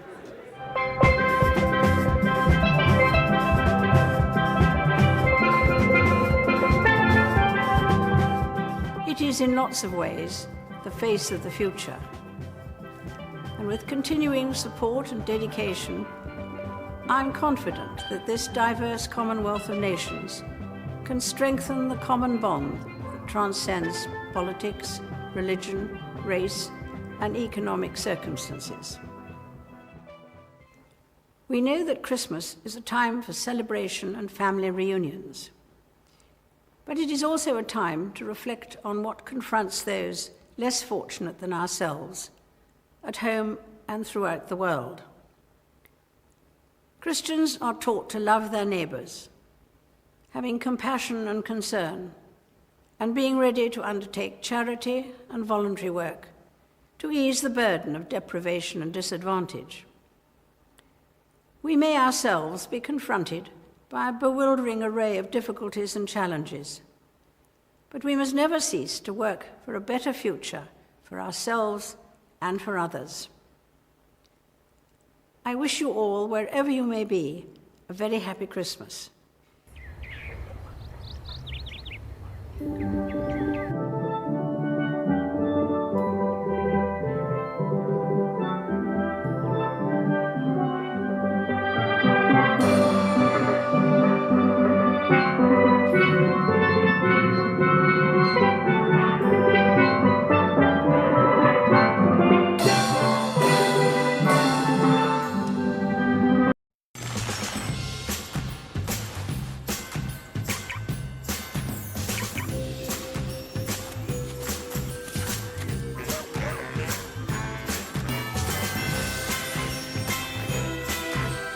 It's a sparkling Saturday night on BBC One with some especially sharp dance moves in high definition on BBC One HD.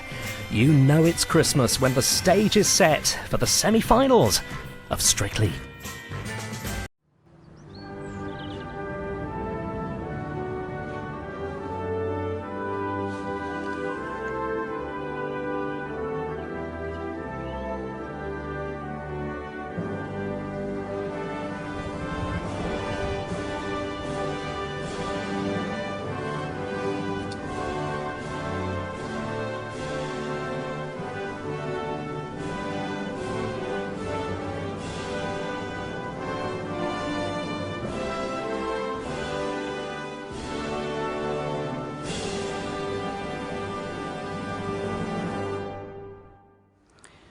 Over 400 years ago, King James VI of Scotland inherited the throne of England at a time when the Christian Church was deeply divided. Here at Hampton Court in 1604, he convened a conference of churchmen of all shades of opinion to discuss the future of Christianity in this country. The king agreed to commission a new translation of the Bible that was acceptable to all parties. This was to become the King James, or Authorized Bible, which next year will be exactly 4 centuries old. Acknowledged as a masterpiece of English prose and the most vivid translation of the Scriptures, the glorious language of this Bible has survived the turbulence of history and given many of us the most widely recognized and beautiful descriptions of the birth of Jesus Christ, which we celebrate today. And so it was that, while they were there, the days were accomplished that she should be delivered. And she brought forth her firstborn son, and wrapped him in swaddling clothes, and laid him in a manger, because there was no room for them in the inn. And there were in the same country shepherds, abiding in the field, keeping watch over their flock by night. And lo, the angel of the Lord came upon them, and the glory of the Lord shone round about them, and they were sore afraid. And suddenly there was with the angel a multitude of heavenly hosts praising God and saying, Glory to God in the highest, and on earth peace, goodwill toward men. While shepherds watch their flocks by night, or seated on the ground, the angel of the Lord came down, and glory shone around. The King James Bible was a major cooperative endeavor that required the efforts of dozens of the day's leading scholars. The whole enterprise was guided by an interest in reaching agreement for the wider benefit of the Christian Church and to bring harmony to the kingdoms of England and Scotland. 400 years later, it is as important as ever to build communities and create harmony. And one of the most powerful ways of doing this is through sport and games. I'll play. Go, go, go, go, go. During this past year of abundant sporting events, I've seen for myself just how important sport is in bringing people together from all backgrounds, from all walks of life, and from all age groups. In the parks of towns and cities and on village greens up and down the country, countless thousands of people every week give up their time to participate in sport and exercise of all sorts, or simply encourage others to do so. These kinds of activity are common throughout the world and play a part in providing a different perspective on life. Team. Go guys, go. Apart from developing physical fitness, sport and games can also teach vital social skills. None can be enjoyed without abiding by the rules. And no team can hope to succeed without cooperation between the players. This sort of positive team spirit can benefit communities, companies, and enterprises of all kinds. As the success of recent Paralympics bear witness, a love of sport also has the power to help rehabilitate. One only has to think of the injured men and women of the armed forces to see how an interest in games and sport can speed recovery and renew a sense of purpose, enjoyment and comradeship. Right around the world, people gather to compete under standard rules, and in most cases in a spirit of friendly rivalry. Competitors know that to succeed they must respect their opponents. Very often they like each other too.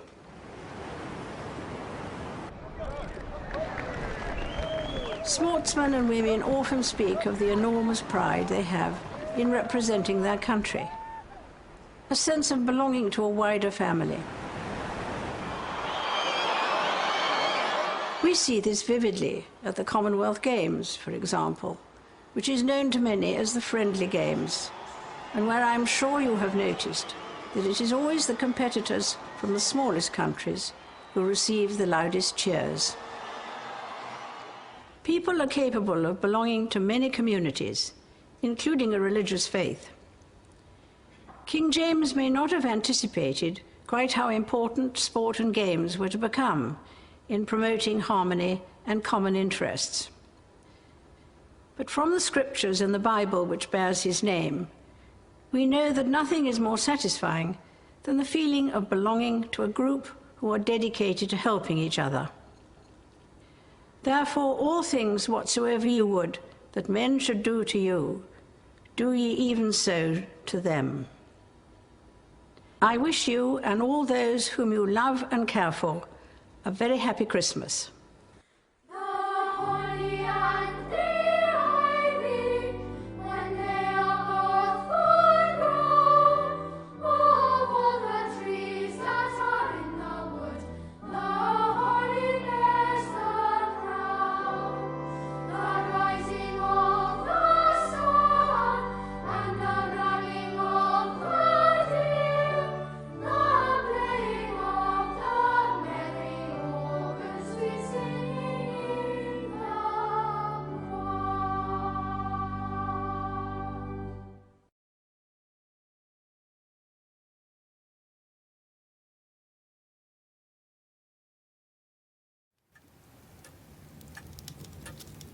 Consider yourself at home.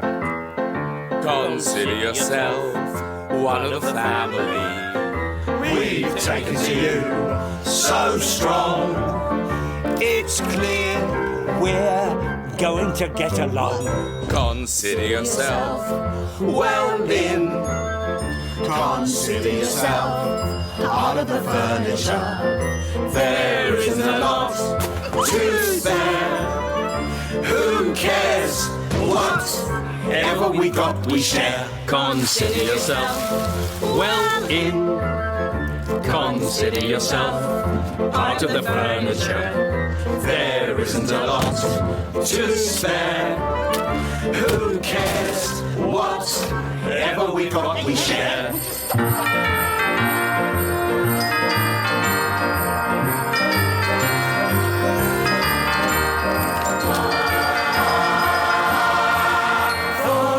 Some consideration we can stay. Consider yourself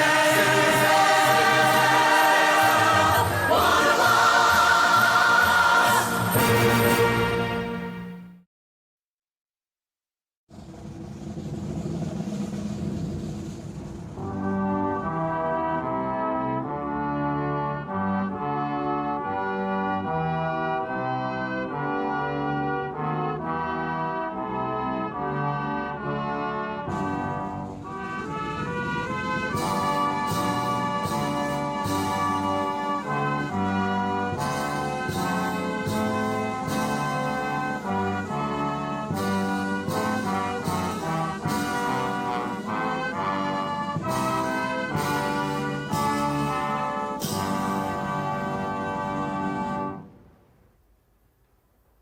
In this past year, my family and I have been inspired by the courage and hope we have seen in so many ways in Britain, in the Commonwealth, and around the world. We've seen that it's in hardship that we often find strength from our families. It is in adversity that new friendships are sometimes formed. And it's in a crisis that communities break down barriers and bind together to help one another. Families, friends, and communities often find a source of courage rising up from within. Indeed, sadly, it seems that it is tragedy that often draws out the most and the best from the human spirit. When Prince Philip and I visited Australia this year, we saw for ourselves the effects of natural disaster in some of the areas devastated by floods, where in January so many people lost their lives and their livelihoods. We were moved by the way families and local communities held together to support each other. Prince William travelled to New Zealand and Australia in the aftermath of earthquakes, cyclones and floods, and saw how communities rose up to rescue the injured, comfort the bereaved, and rebuild the cities and towns devastated by nature. The Prince of Wales also saw firsthand the remarkable resilience of the human spirit after tragedy struck in a Welsh mining community, and how communities can work together to support their neighbours. This past year has also seen some memorable and historic visits to Ireland and from America. The spirit of friendship, so evident in both these nations, can fill us all with hope.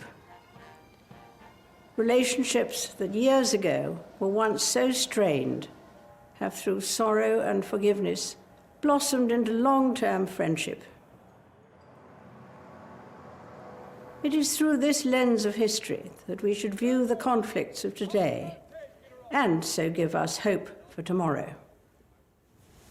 Of course, family does not necessarily mean blood relatives, but often a description of a community, organisation, or nation. The Commonwealth is a family of 53 nations, all with a common bond, shared beliefs, mutual values and goals. It is this which makes the Commonwealth a family of people in the truest sense. At ease with each other, enjoying its shared history, and ready and willing to support its members in the direst of circumstances. They have always looked to the future with a sense of camaraderie, warmth, and mutual respect, while still maintaining their individualism. The importance of family has, of course, come home to Prince Philip and me personally this year, with the marriages of two of our grandchildren, each in their own way a celebration of the God-given love that binds a family together. For many, this Christmas will not be easy. With our armed forces deployed around the world, thousands of service families face Christmas without their loved ones at home. The bereaved and the lonely will find it especially hard. And as we all know, the world is going through difficult times. All this will affect our celebration of this great Christian festival.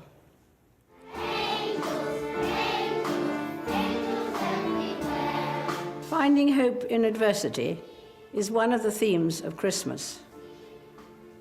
Jesus was born into a world full of fear. The angels came to frighten shepherds with hope in their voices.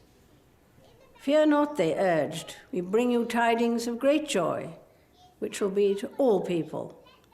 For unto you is born this day in the city of David a Saviour who is Christ the Lord. Although we are capable of great acts of kindness, history teaches us that we sometimes need saving from ourselves, from our recklessness or our greed. God sent into the world a unique person, neither a philosopher nor a general, important though they are, but a Saviour with the power to forgive. Forgiveness lies at the heart of the Christian faith. it can heal broken families, it can restore friendships, and it can reconcile divided communities. It is in forgiveness that we feel the power of God's love.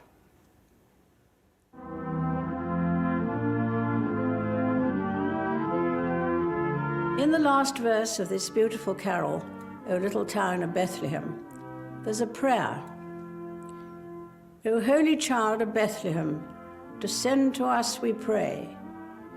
Cast out our sin and enter in, be born in us today. It is my prayer that on this Christmas day, we might all find room in our lives for the message of the angels and for the love of God through Christ our Lord. I wish you all a very happy Christmas.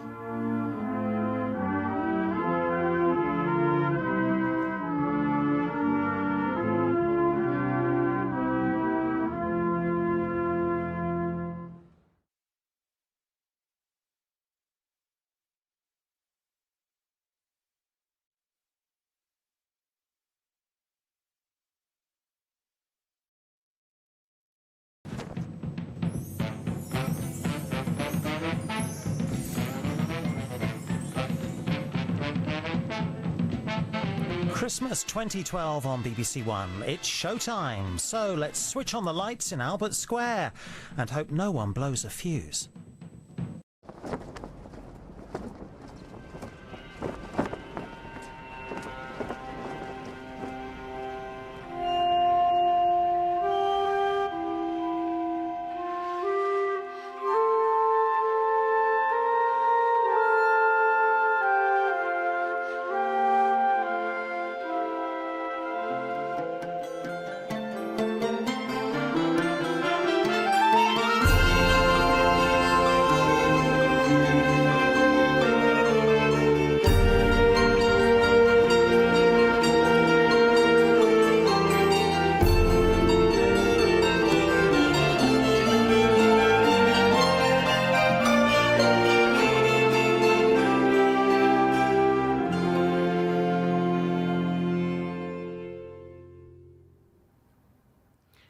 This past year has been one of great celebration for many. The enthusiasm which greeted the Diamond Jubilee was, of course, especially memorable for me and my family. It was humbling that so many chose to mark the anniversary of a duty which passed to me 60 years ago. People of all ages took the trouble to take part in various ways and in many nations. But perhaps most striking of all was to witness the strength of fellowship and friendship among those who had gathered together on these occasions. Prince Philip and I were joined by our family on the River Thames as we paid tribute to those who shaped the United Kingdom's past and future as a maritime nation, and welcomed a wonderful array of craft, large and small, from across the Commonwealth.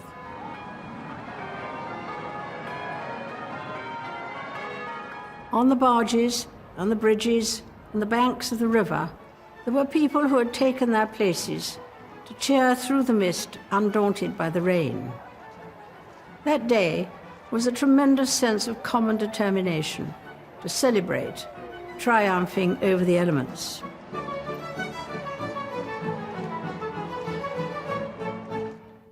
That same spirit was also in evidence from the moment the Olympic flame arrived on these shores.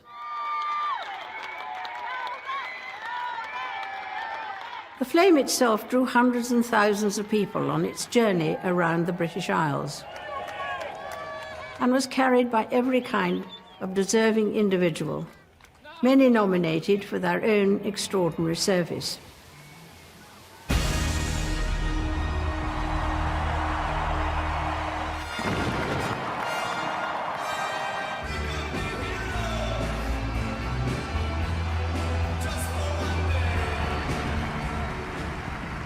As London hosted a splendid summer of sport, all those who saw the achievement and courage at the Olympic and Paralympic Games were further inspired by the skill, dedication, training and teamwork of our athletes. In pursuing their own sporting goals, they gave the rest of us the opportunity to share something of the excitement and drama. We were reminded, too, that the success of these great festivals depended to an enormous degree upon the dedication and effort of an army of volunteers. Those public-spirited people came forward in the great tradition of all those who devote themselves to keeping others safe, supported and comforted. For many, Christmas is also a time for coming together. But for others, service will come first. Those serving in our armed forces, in our emergency services, and in our hospitals, whose sense of duty takes them away from family and friends, will be missing those they love. And those who have lost loved ones may find this day especially full of memories. That's why it's important at this time of year to reach out beyond our familiar relationships, to think of those who are on their own. At Christmas, I'm always struck by how the spirit of togetherness lies also at the heart of the Christmas story. A young mother and a dutiful father with their baby were joined by poor shepherds and visitors from afar. They came with their gifts to worship the Christ child. From that day on, he has inspired people to commit themselves to the best interests of others. This is the time of year when we remember that God sent his only Son to serve, not to be served. He restored love and service to the center of our lives in the person of Jesus Christ. It is my prayer this Christmas Day that his example and teaching will continue to bring people together to give the best of themselves in the service of others.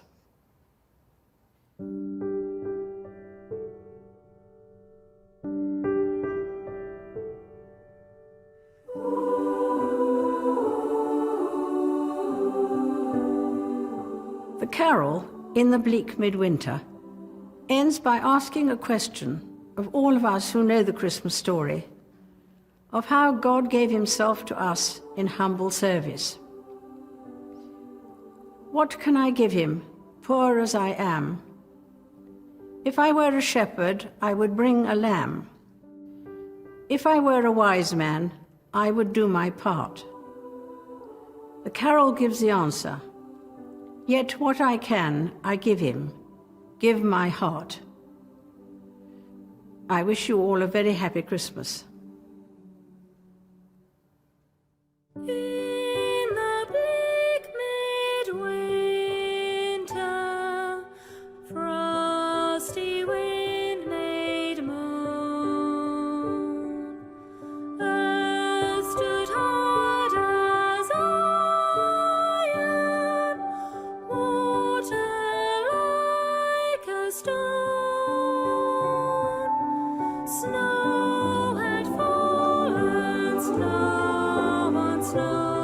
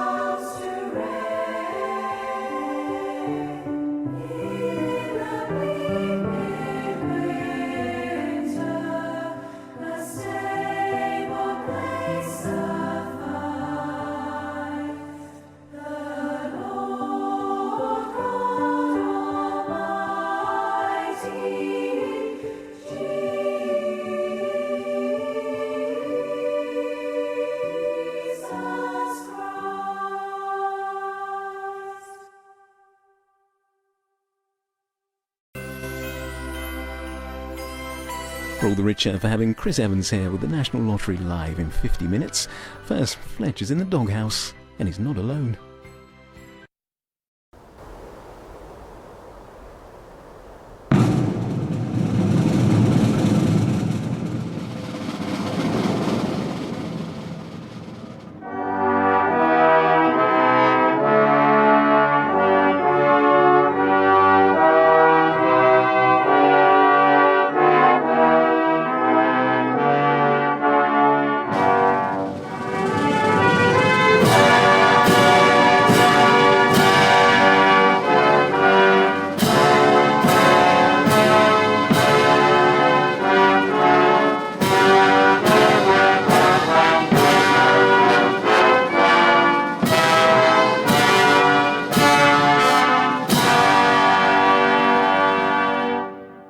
I once knew someone who spent a year in a plaster cast, recovering from an operation on his back.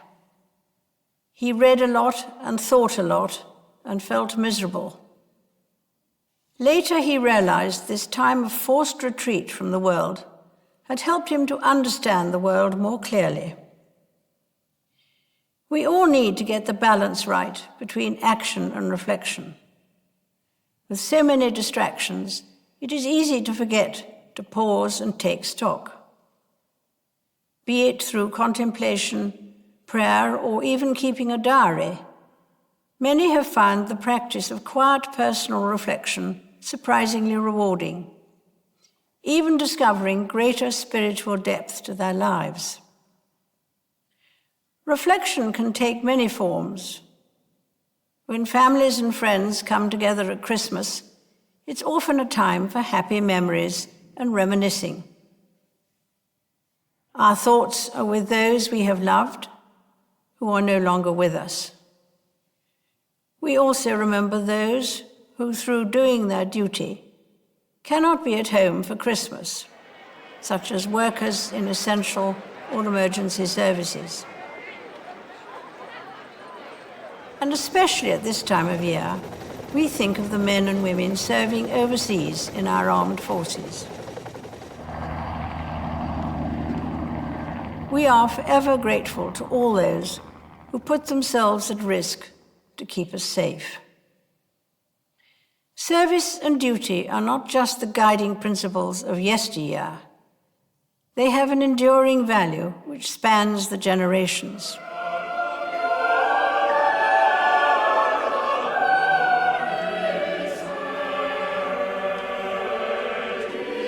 I myself had cause to reflect this year at Westminster Abbey on my own pledge of service made in that great church on Coronation Day 60 years earlier. All this I promise to do.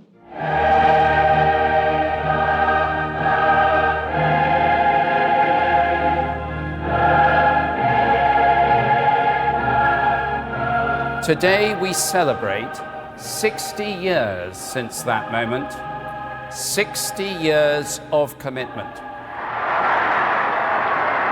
The anniversary reminded me of the remarkable changes that have occurred since the coronation, many of them for the better, and of the things that have remained constant, such as the importance of family, friendship, and good neighborliness. But reflection is not just about looking back. I and many others are looking forward to the Commonwealth Games in Glasgow next year. The baton relay left London in October and is now the other side of the world, on its way across 70 nations and territories, before arriving in Scotland next summer. Its journey is a reminder that the Commonwealth can offer us a fresh view of life. My son Charles summed this up at the recent meeting in Sri Lanka. He spoke of the Commonwealth's family ties that are a source of encouragement to many. Each one of us is here because of the hope and the trust we place in the Commonwealth to bring that touch of healing to our troubles and deliver the very best future for our people. Like any family, there can be differences of opinion, but however strongly they're expressed, they are held within the common bond of friendship and shared experiences. Here at home, my own family is a little larger this Christmas. As so many of you will know, the arrival of a baby gives everyone the chance to contemplate the future with renewed happiness and hope.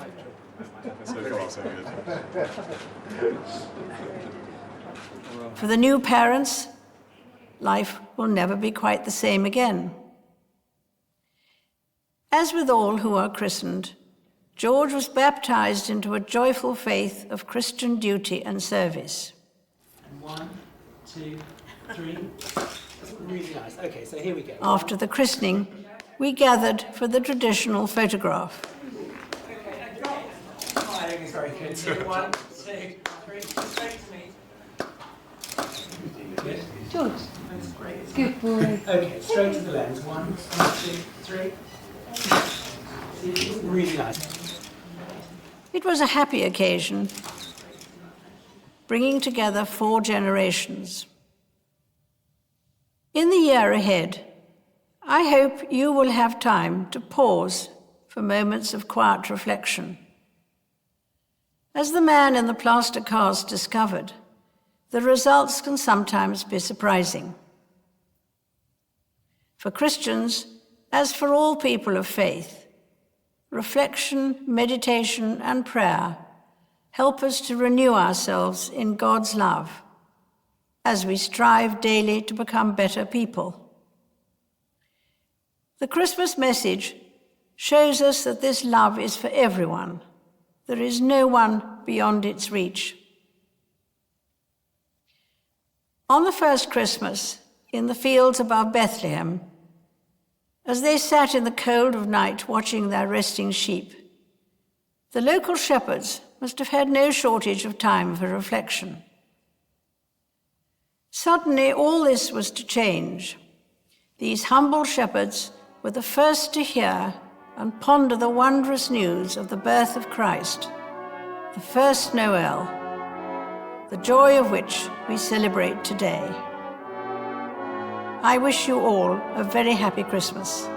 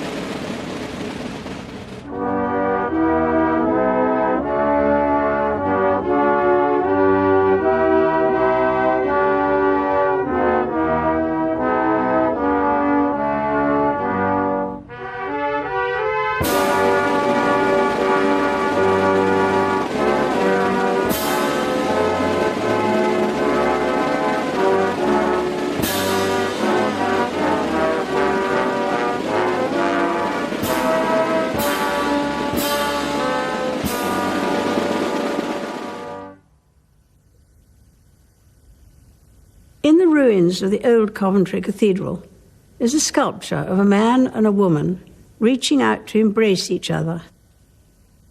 The sculpture was inspired by the story of a woman who crossed Europe on foot after the war to find her husband. Casts of the same sculpture can be found in Belfast and Berlin, and it is simply called Reconciliation. Reconciliation is the peaceful end to conflict, and we were reminded of this in August, when countries on both sides of the First World War came together to remember in peace. The ceramic poppies at the Tower of London drew millions, and the only possible reaction to seeing them and walking among them was silence. For every poppy, a life, and a reminder of the grief of loved ones left behind. No one who fought in that war is still alive, but we remember their sacrifice, and indeed the sacrifice of all those in the armed forces who serve and protect us today. In 1914, many people thought the war would be over by Christmas. But sadly, by then, the trenches were dug and the future shape of the war in Europe was set. But as we know, something remarkable did happen that Christmas, exactly 100 years ago today. Without any instruction or command, the shooting stopped and German and British soldiers met in no man's land. Photographs were taken and gifts exchanged. It was a Christmas truce. Truces are not a new idea. In the ancient world, a truce was declared for the duration of the Olympic Games, and wars and battles were put on hold.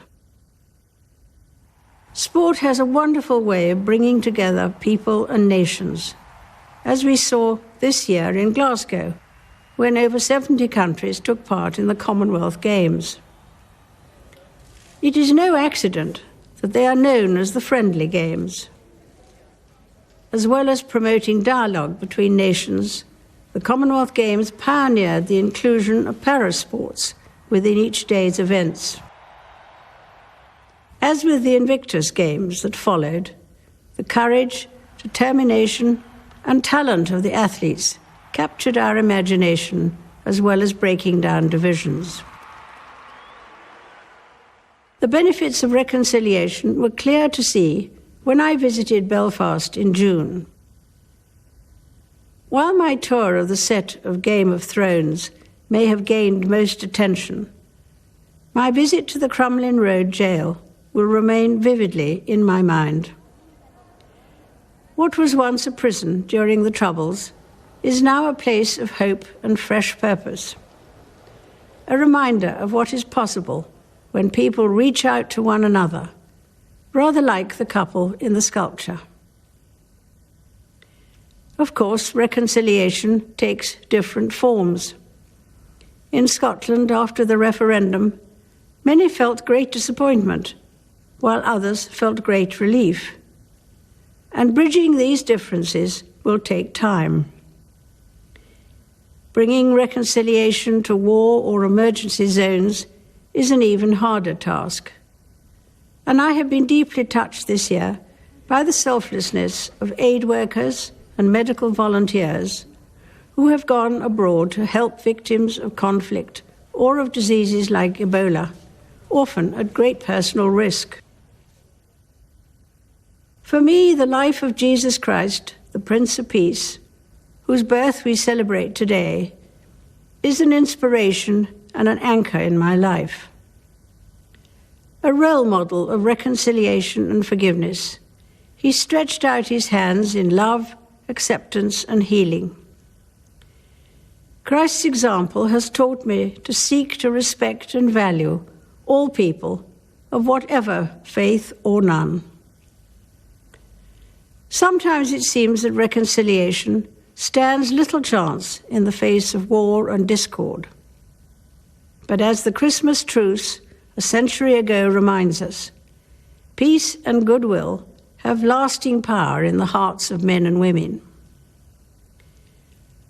On that chilly Christmas Eve in 1914, many of the German forces sang Silent Night, its haunting melody inching across the line.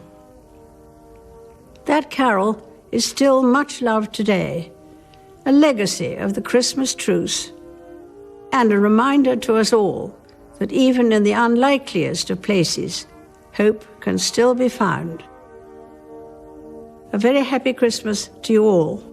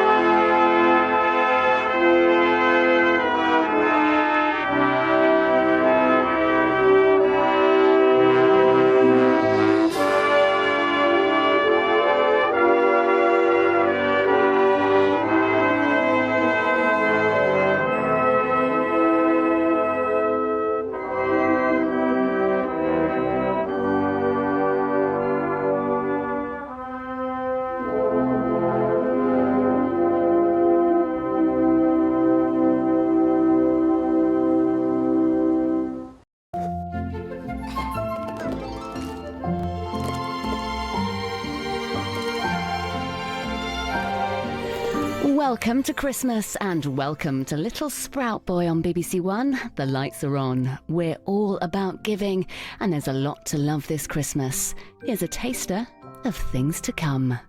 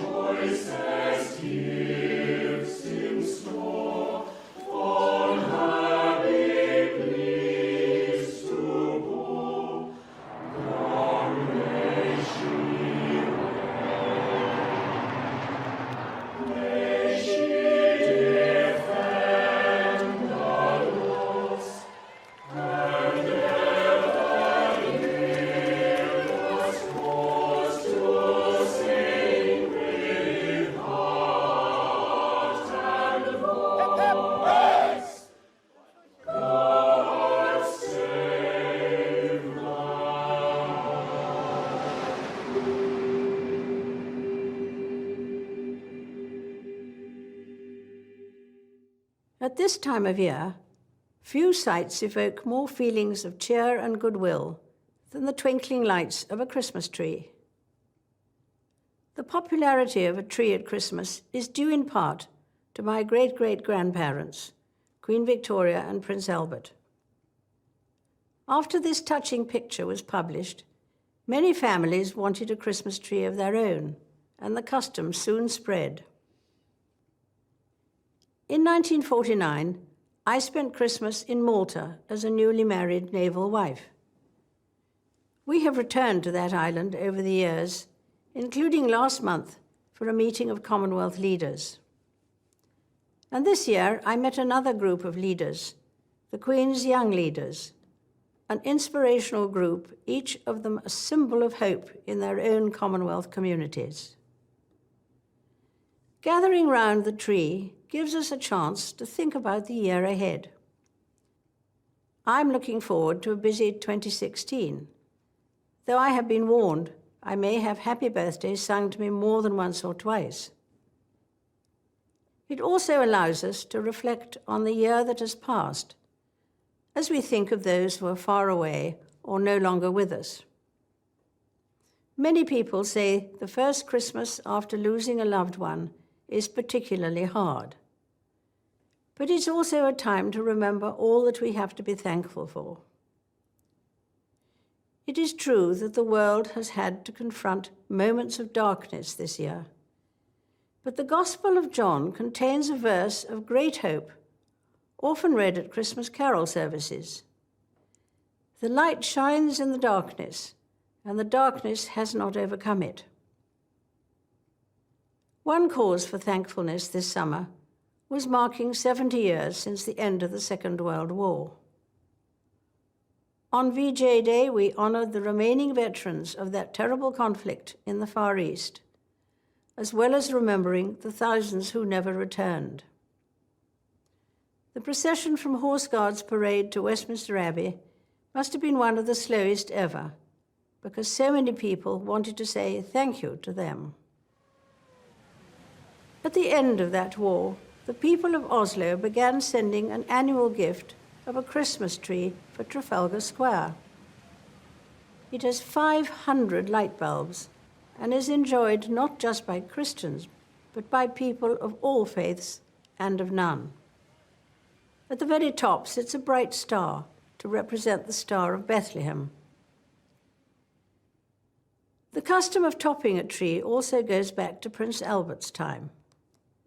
For his family's tree, he chose an angel, helping to remind us that the focus of the Christmas story is on one particular family.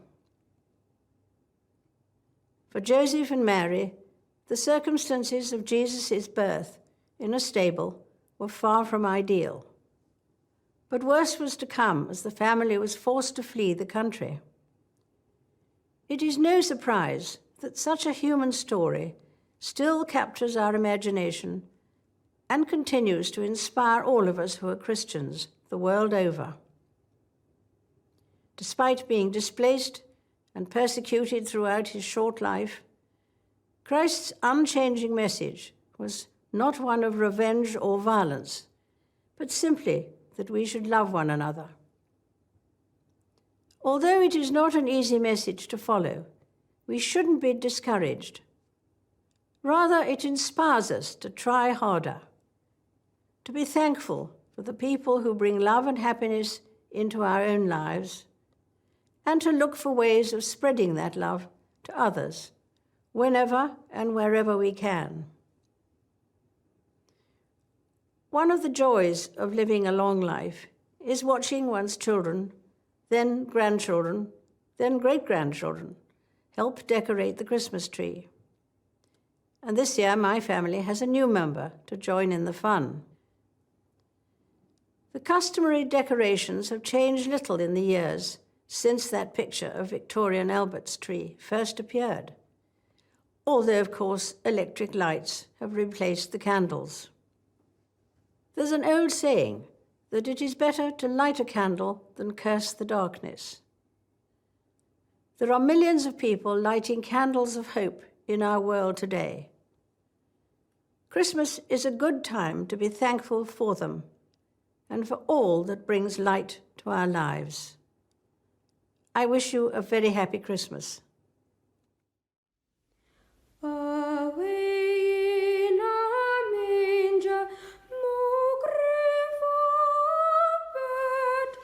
the little Lord Jesus laid down his sweet head.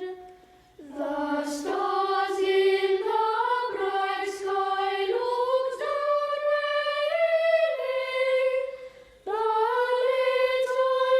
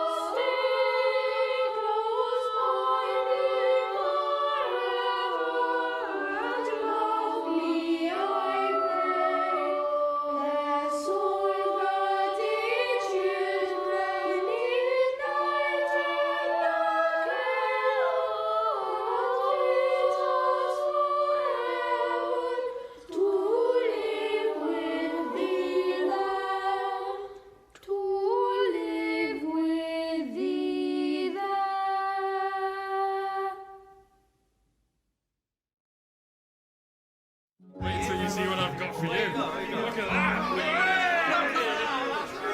That's not bad, is it? Ready? Wait for it, wait for it. Boom! Illuminations! Not bad, is it? That's our Lights On Christmas 2016 here on BBC One, sharing the magic and the moments that bring us together. Great telly to come, and it doesn't get much better than this.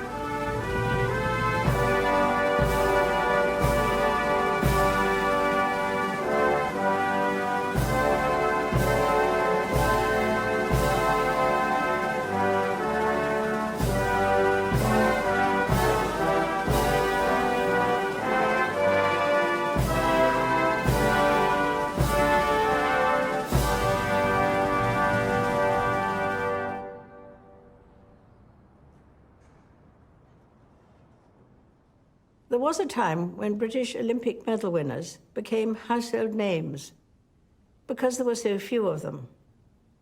But the 67 medals at this year's Games in Rio and 147 at the Paralympics meant that the GB medalist reception at Buckingham Palace was a crowded and happy event.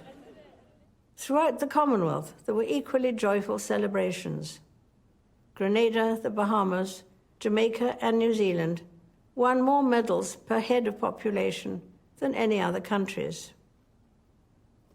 Many of this year's winners spoke of being inspired by athletes of previous generations. Inspiration fed their aspiration, and having discovered abilities they scarcely knew they had, these athletes are now inspiring others. A few months ago, I saw inspiration of a different kind when I opened the new Cambridge base of the East Anglian Air Ambulance, where Prince William works as a helicopter pilot. It was not hard to be moved by the dedication of the highly skilled doctors, paramedics, and crew who are called out on average 5 times a day. But to be inspirational, you don't have to save lives or win medals. I often draw strength from meeting ordinary people doing extraordinary things. Volunteers, carers, community organizers, and good neighbors. Unsung heroes whose quiet dedication makes them special. They are an inspiration to those who know them, and their lives frequently embody a truth expressed by Mother Teresa, from this year Saint Teresa of Calcutta. She once said, "Not all of us can do great things, but we can do small things with great love." This has been the experience of 2 remarkable organizations, the Duke of Edinburgh's Award and the Prince's Trust, which are 60 and 40 years old this year.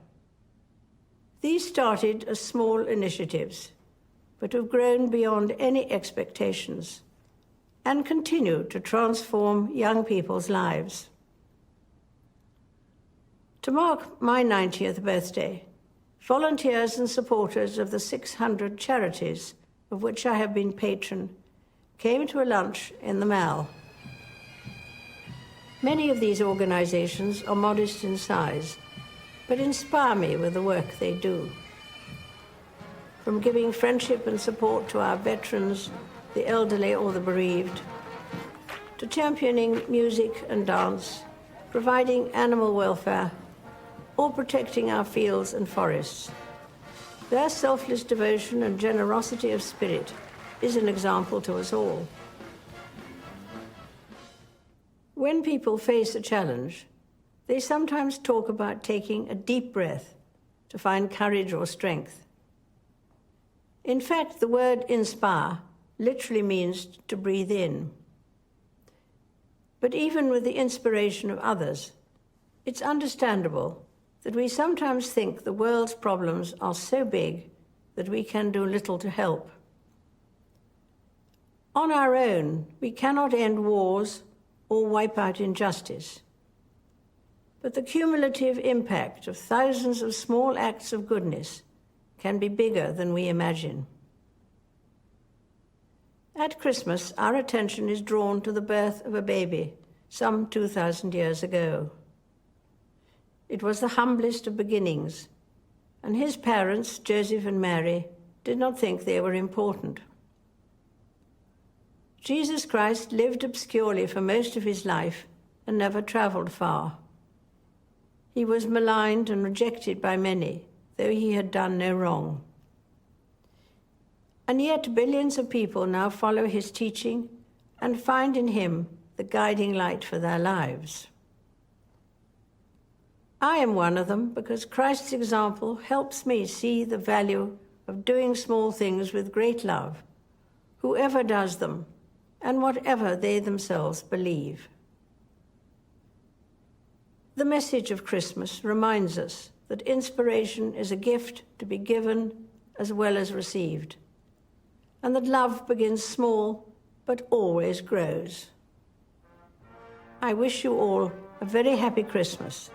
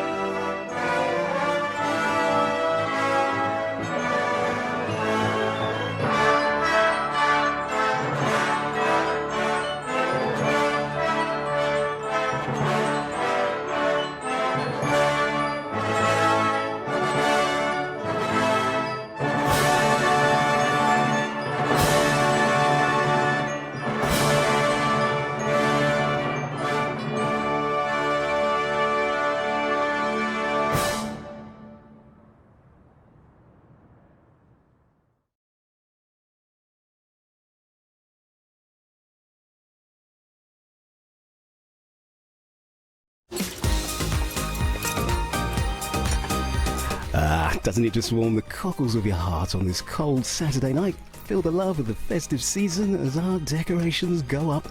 Christmas together with BBC One and an early present to enjoy now. Here's Michael.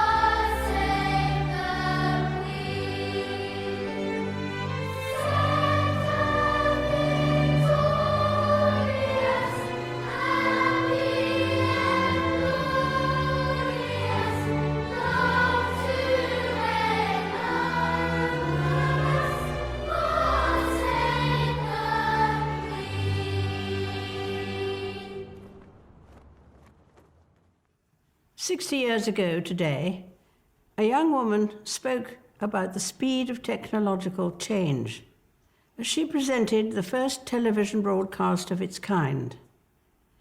She described the moment as a landmark. Television has made it possible for many of you to see me in your homes on Christmas Day.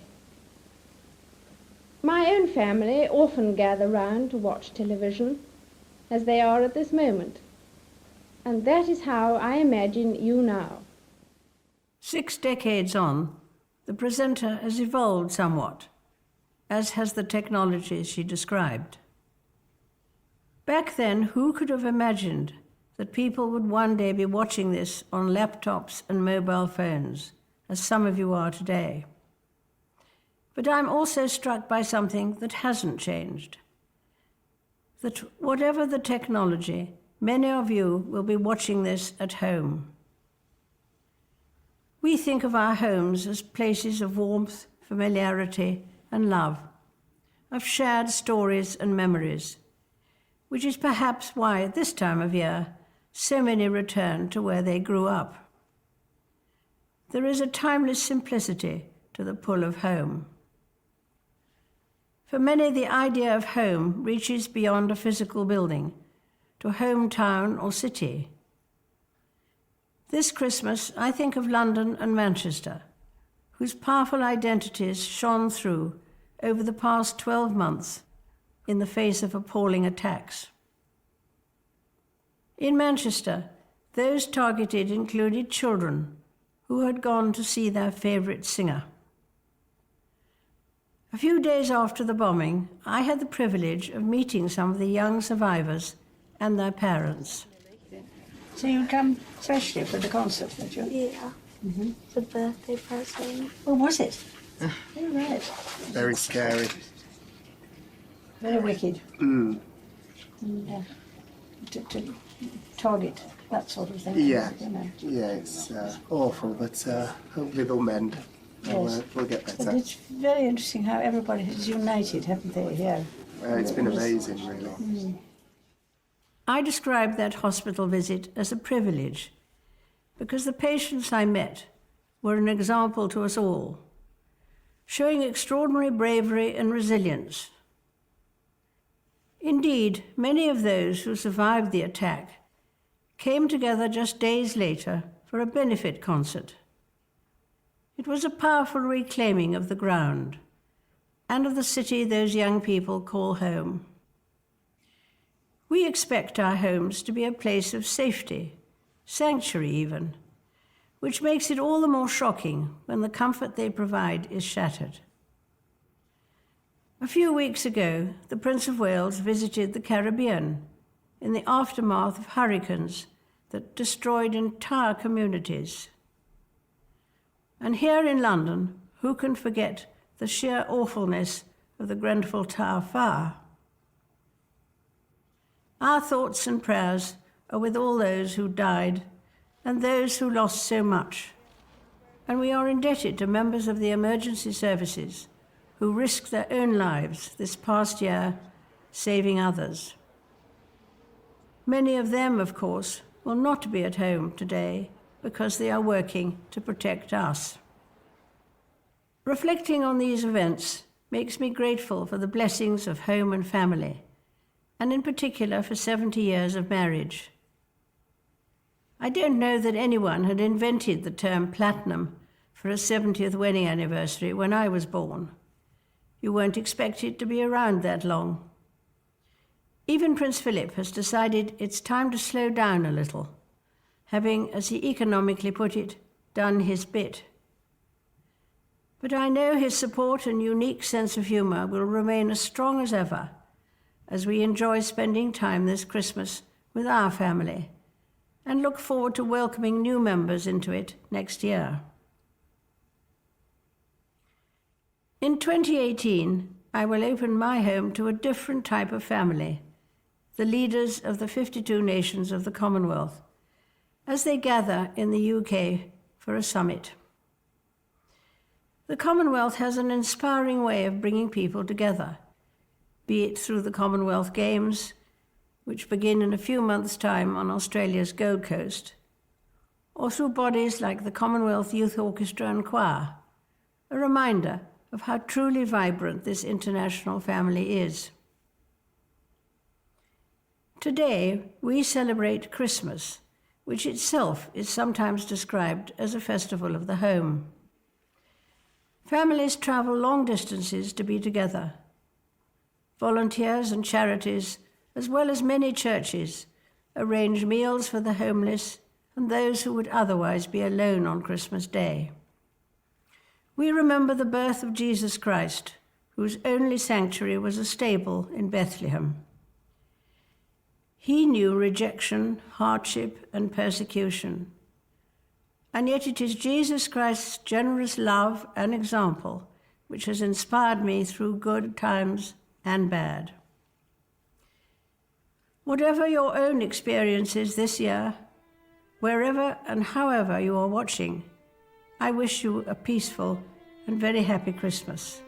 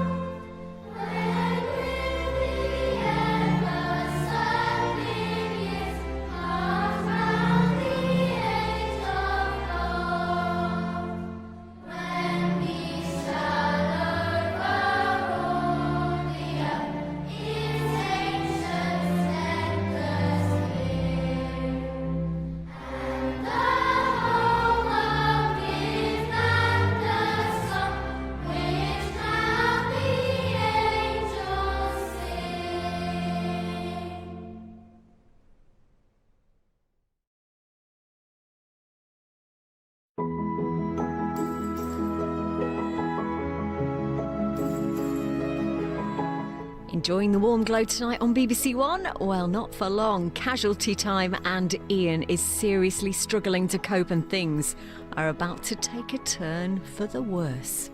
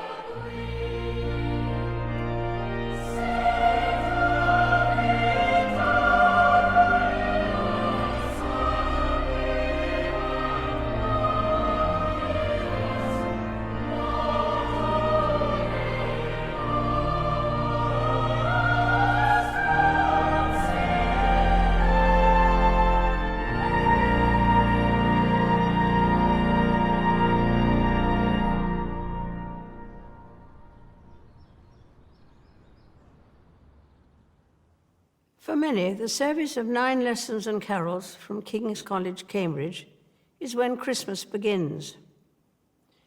Listened to by millions of people around the world, it starts with the chorister singing the first verse of Once in Royal David City.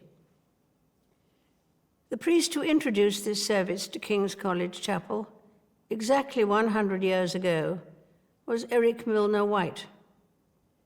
He had served as a military chaplain in the First World War. Just 6 weeks after the armistice, he wanted a new kind of service, which, with its message of peace and goodwill, spoke to the needs of the times. 2018 has been a year of centenaries. The Royal Air Force celebrated its 100th anniversary with a memorable flypast, demonstrating a thrilling unity of purpose and execution.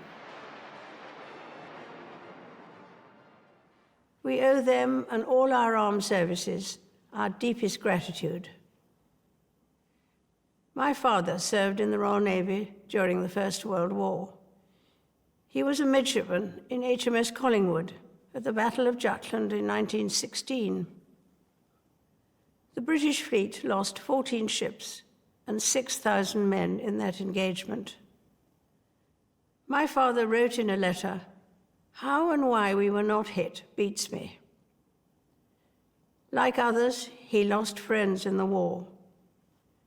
At Christmas, we become keenly aware of loved ones who have died, whatever the circumstances. But of course, we would not grieve if we did not love. Closer to home, it has been a busy year for my family.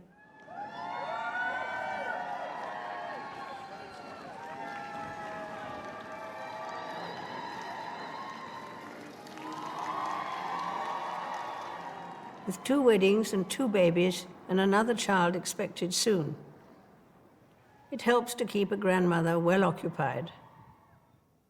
We have had other celebrations too, including the 70th birthday of the Prince of Wales. Some cultures believe a long life brings wisdom. I'd like to think so. Perhaps part of that wisdom is to recognize some of life's baffling paradoxes, such as the way human beings have a huge propensity for good, and yet a capacity for evil. Even the power of faith, which frequently inspires great generosity and self-sacrifice, can fall victim to tribalism. But through the many changes I have seen over the years, faith, family, and friendship have been not only a constant for me, but a source of personal comfort and reassurance. In April, the Commonwealth heads of government met in London. My father welcomed just 8 countries to the first such meetings in 1948. Now the Commonwealth includes 53 countries with 2.4 billion people, a third of the world's population. Its strength lies in the bonds of affection it promotes and a common desire to live in a better, more peaceful world. Even with the most deeply held differences, treating the other person with respect and as a fellow human being is always a good first step towards greater understanding. Indeed, the Commonwealth Games, held this year on Australia's Gold Coast, are known universally as the Friendly Games because of their emphasis on goodwill and mutual respect. The Christmas story retains its appeal since it doesn't provide theoretical explanations for the puzzles of life. Instead, it's about the birth of a child and the hope that birth 2,000 years ago brought to the world. Only a few people acknowledged Jesus when he was born. Now, billions follow him. I believe his message of peace on earth and goodwill to all is never out of date. It can be heeded by everyone. It's needed as much as ever. A very happy Christmas to you all.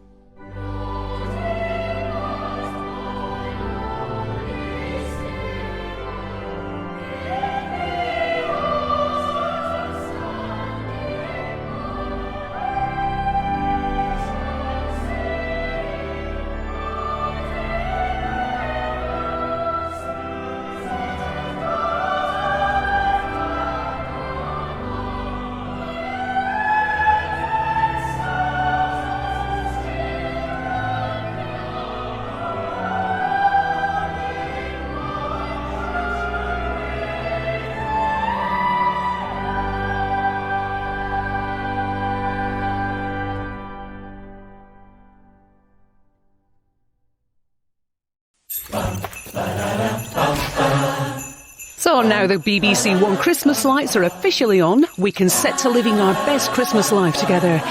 And just in time, I'm glad you're with me as Lyra and Yorick's quest takes a very dark and painful turn.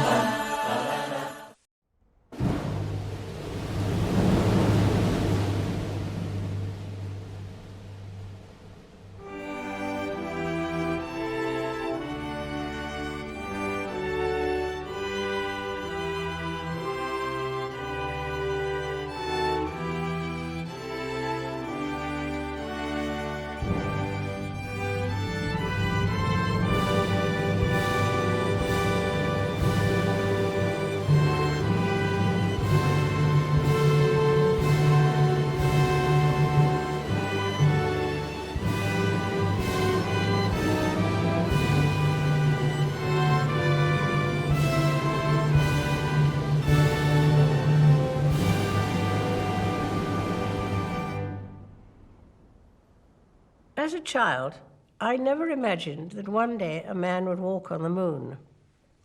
Yet this year we mark the 50th anniversary of the famous Apollo 11 mission. Still looking very good. Here go. The Eagle has landed. As those historic pictures were beamed back to Earth, millions of us sat transfixed to our television screens as we watched Neil Armstrong taking a small step for man and a giant leap for mankind, and indeed for womankind. It's a reminder for us all that giant leaps often start with small steps. This year we marked another important anniversary, D-Day. On the 6th of June 1944, some 156,000 British, Canadian and American forces landed in northern France. It was the largest ever seaborne invasion and was delayed due to bad weather. I well remember the look of concern on my father's face. He knew the secret D-Day plans, but could of course share that burden with no one. For the 75th anniversary of that decisive battle, in a true spirit of reconciliation, those who had formerly been sworn enemies came together in friendly commemorations either side of the Channel, putting past differences behind them. Such reconciliation seldom happens overnight. It takes patience and time to rebuild trust, and progress often comes through small steps. Since the end of the Second World War, many charities, groups, and organizations have worked to promote peace and unity around the world, bringing together those who have been on opposing sides. By being willing to put past differences behind us and move forward together, we honor the freedom and democracy once won for us at so great a cost. The challenges many people face today may be different to those once faced by my generation, but I have been struck by how new generations have brought a similar sense of purpose to issues such as protecting our environment and our climate. My family and I are also inspired by the men and women of our emergency services and armed forces. And at Christmas, we remember all those on duty at home and abroad who are helping those in need and keeping us and our families safe and secure. 200 years on from the birth of my great-great-grandmother, Queen Victoria, Prince Philip and I have been delighted to welcome our 8th great-grandchild into our family. Of course, at the heart of the Christmas story lies the birth of a child, a seemingly small and insignificant step overlooked by many in Bethlehem. But in time, through his teaching and by his example, Jesus Christ would show the world how small steps, taken in faith and in hope, can overcome long-held differences and deep-seated divisions to bring harmony and understanding. Many of us already try to follow in his footsteps. The path, of course, is not always smooth, and may at times this year have felt quite bumpy, but small steps can make a world of difference. As Christmas dawned, church congregations around the world joined in singing "It Came Upon the Midnight Clear." Like many timeless carols, it speaks not just of the coming of Jesus Christ into a divided world many years ago, but also of the relevance, even today, of the angel's message of peace and goodwill. It's a timely reminder of what positive things can be achieved when people set aside past differences and come together in the spirit of friendship and reconciliation. And as we all look forward to the start of a new decade, it's worth remembering that it is often the small steps, not the giant leaps, that bring about the most lasting change. And so I wish you all a very happy Christmas.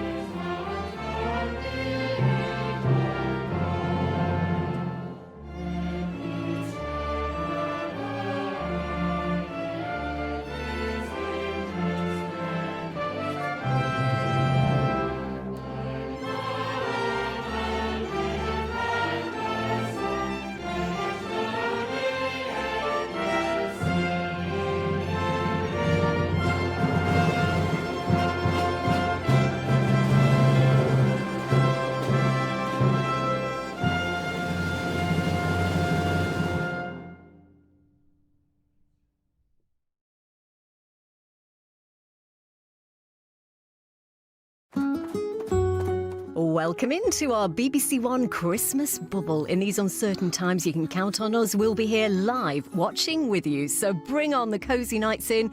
Comfort and joy guaranteed. Here's just some of what's to come.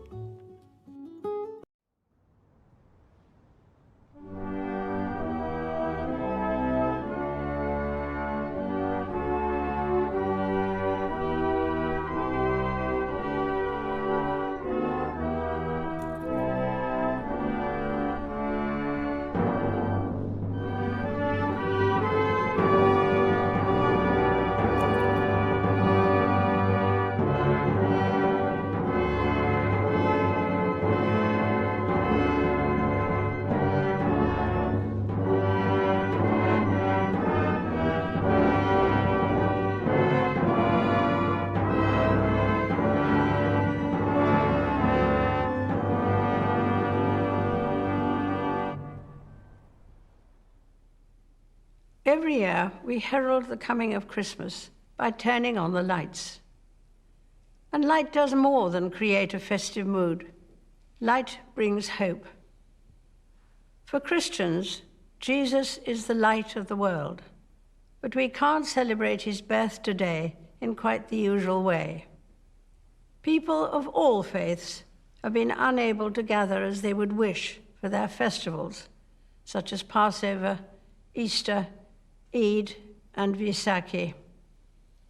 But we need life to go on. Last month, fireworks lit up the sky around Windsor as Hindus, Sikhs, and Jains celebrated Diwali, the Festival of Lights, providing joyous moments of hope and unity despite social distancing. Remarkably, a year that has necessarily kept people apart has in many ways brought us closer. Across the Commonwealth, my family and I have been inspired by stories of people volunteering in their communities, helping those in need. In the United Kingdom and around the world, people have risen magnificently to the challenges of the year, and I'm so proud and moved by this quiet, indomitable spirit. To our young people in particular, I say thank you for the part you have played. This year we celebrated International Nurses' Day on the 200th anniversary of the birth of Florence Nightingale. As with other nursing pioneers like Mary Seacole, Florence Nightingale shone a lamp of hope across the world.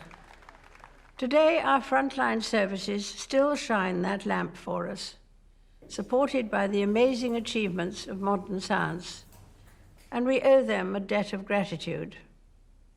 We continue to be inspired by the kindness of strangers and draw comfort that even on the darkest nights, there is hope in the new dawn. Jesus touched on this with the parable of the Good Samaritan. The man who is robbed and left at the roadside is saved by someone who did not share his religion or culture. This wonderful story of kindness is still as relevant today.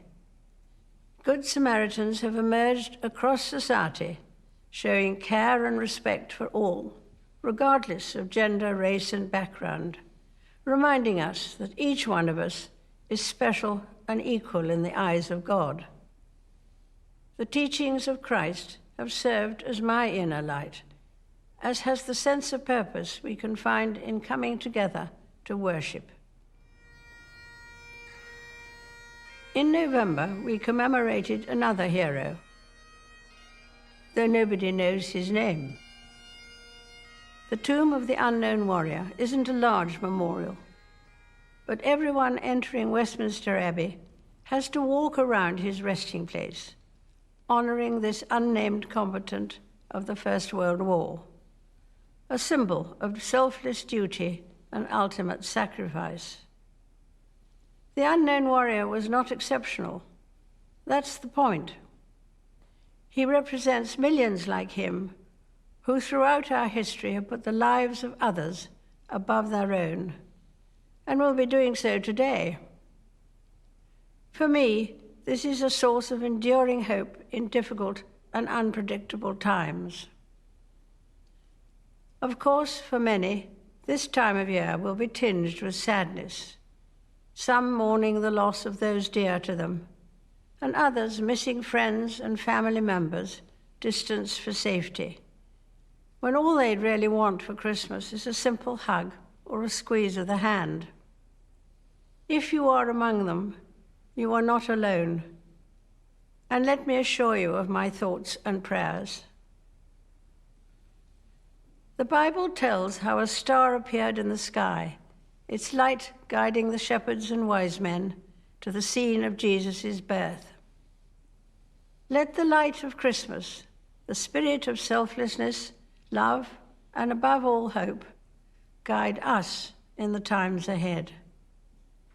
It is in that spirit that I wish you a very happy Christmas.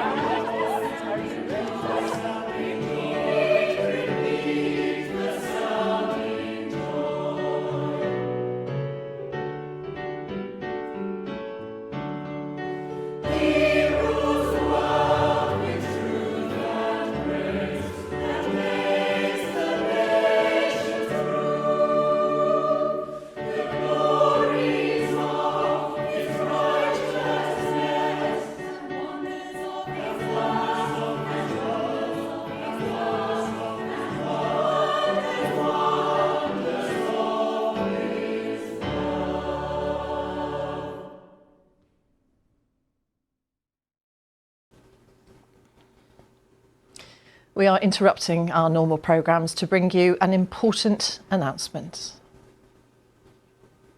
You're watching BBC News from London.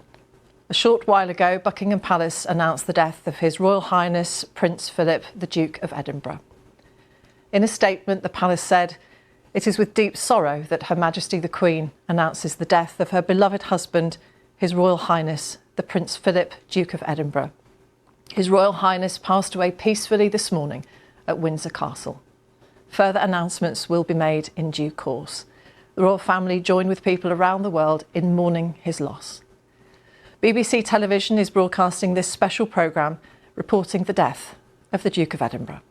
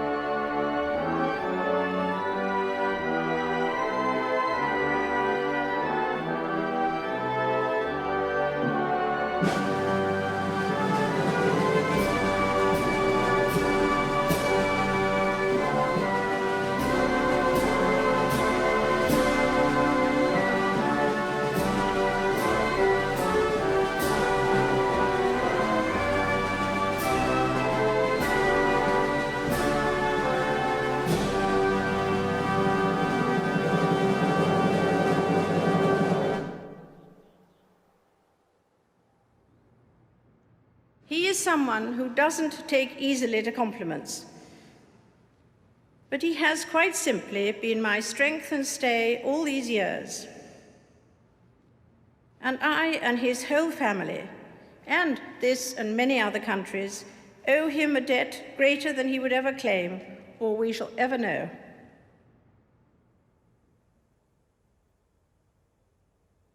Although it's a time of great happiness and good cheer for many, Christmas can be hard for those who have lost loved ones. This year especially, I understand why. But for me, in the months since the death of my beloved Philip, I have drawn great comfort from the warmth and affection of the many tributes to his life and work, from around the country, the Commonwealth, and the world. His sense of service, intellectual curiosity, and capacity to squeeze fun out of any situation were all irrepressible. That mischievous, inquiring twinkle was as bright at the end as when I first set eyes on him. But life, of course, consists of final partings as well as first meetings. And as much as I and my family miss him, I know he would want us to enjoy Christmas. We felt his presence as we, like millions around the world, readied ourselves for Christmas. While COVID again means we can't celebrate quite as we may have wished, we can still enjoy the many happy traditions.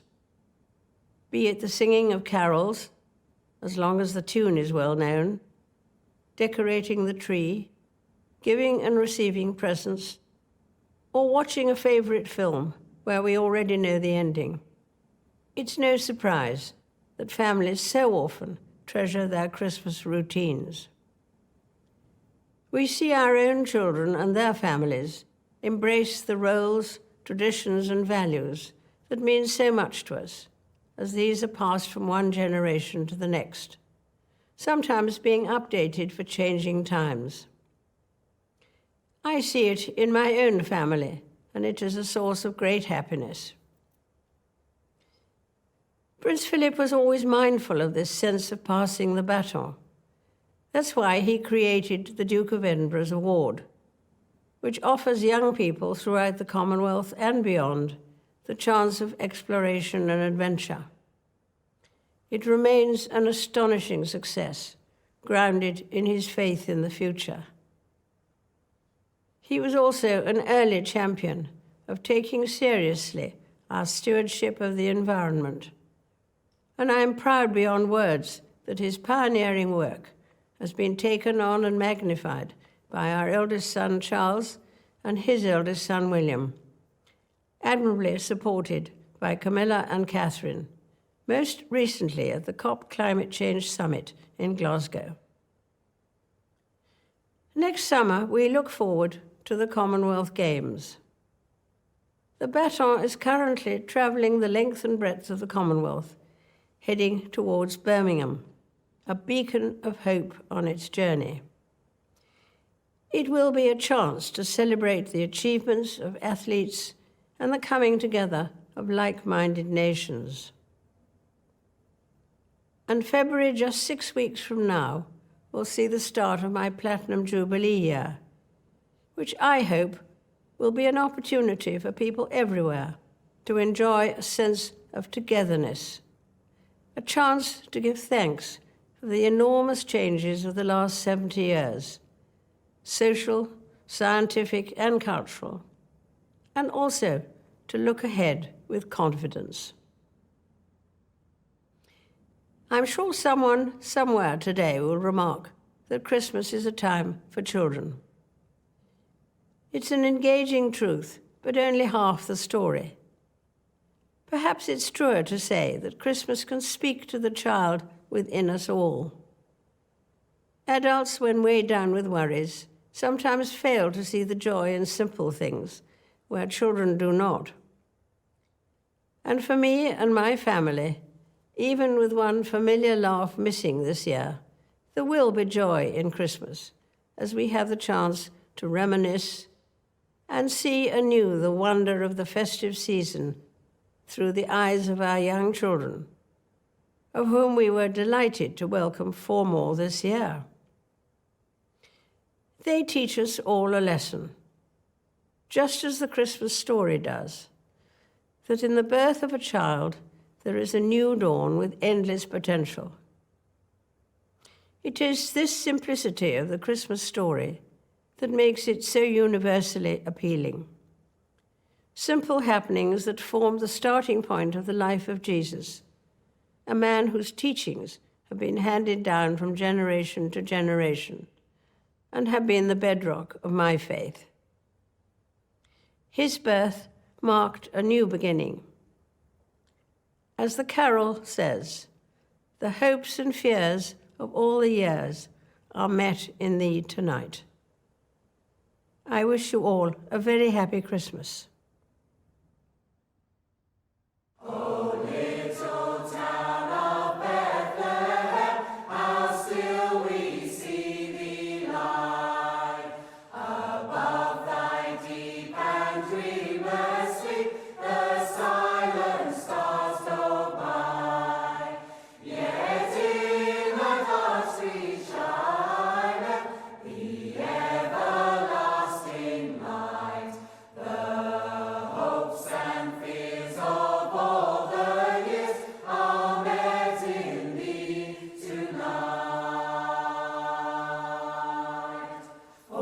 Christ is born.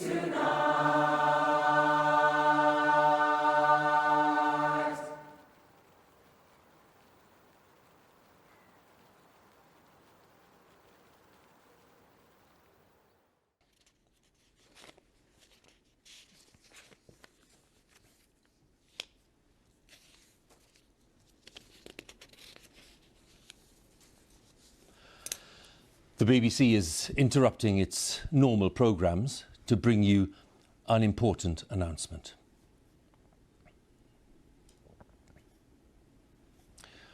This is BBC News from London.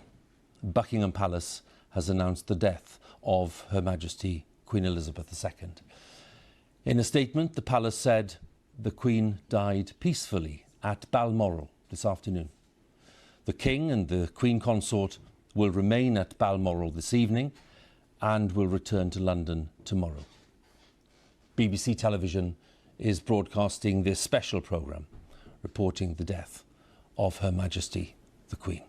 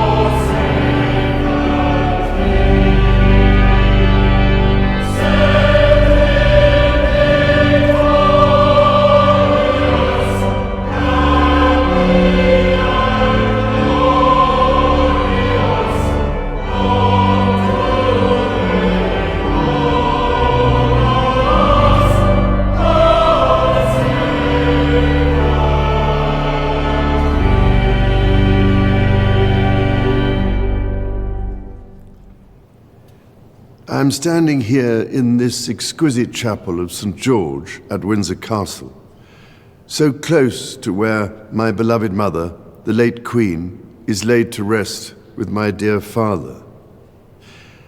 I am reminded of the deeply touching letters, cards, and messages which so many of you have sent my wife and myself, and I cannot thank you enough for the love and sympathy you have shown our whole family.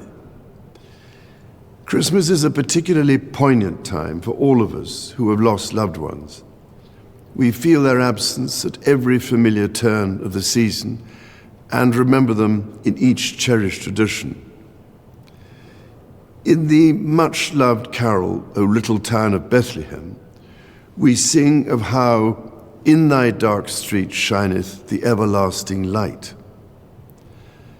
My mother's belief in the power of that light was an essential part of her faith in God, but also her faith in people, and it is one which I share with my whole heart.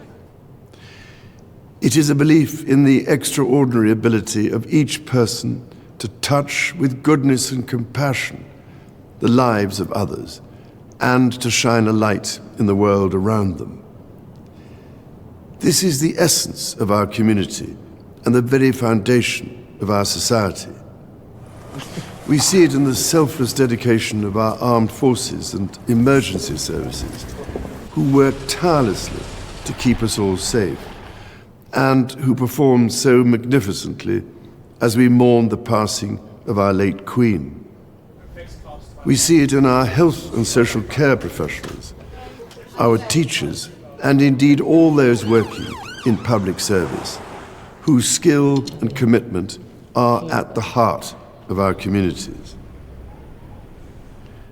And at this time of great anxiety and hardship, be it for those around the world facing conflict, famine, or natural disaster, or for those at home finding ways to pay their bills and keep their families fed and warm, we see it in the humanity of people throughout our nations and the Commonwealth, who so readily respond to the plight of others. I particularly want to pay tribute to all those wonderfully kind people who so generously give food or donations, or that most precious commodity of all, their time, to support those around them in greatest need, together with the many charitable organizations which do such extraordinary work in the most difficult circumstances. Our churches, synagogues, mosques, temples, and gurdwaras have once again united in feeding the hungry, providing love and support throughout the year. Such heartfelt solidarity is the most inspiring expression of loving our neighbour as ourselves. The Prince and Princess of Wales recently visited Wales, shining a light on practical examples of this community spirit. Some years ago, I was able to fulfill a lifelong wish to visit Bethlehem and the Church of the Nativity. There I went down into the chapel of the manger and stood in silent reverence by the silver star that is inlaid on the floor and marks the place of our Lord Jesus Christ's birth. It meant more to me than I can possibly express to stand on that spot where, as the Bible tells us, the light that has come into the world was born. While Christmas is, of course, a Christian celebration, the power of light overcoming darkness is celebrated across the boundaries of faith and belief. So whatever faith you have or whether you have none, it is in this life-giving light and with the true humility that lies in our service to others that I believe we can find hope for the future. Let us therefore celebrate it together and cherish it always. With all my heart, I wish each of you a Christmas of peace, happiness, and everlasting light.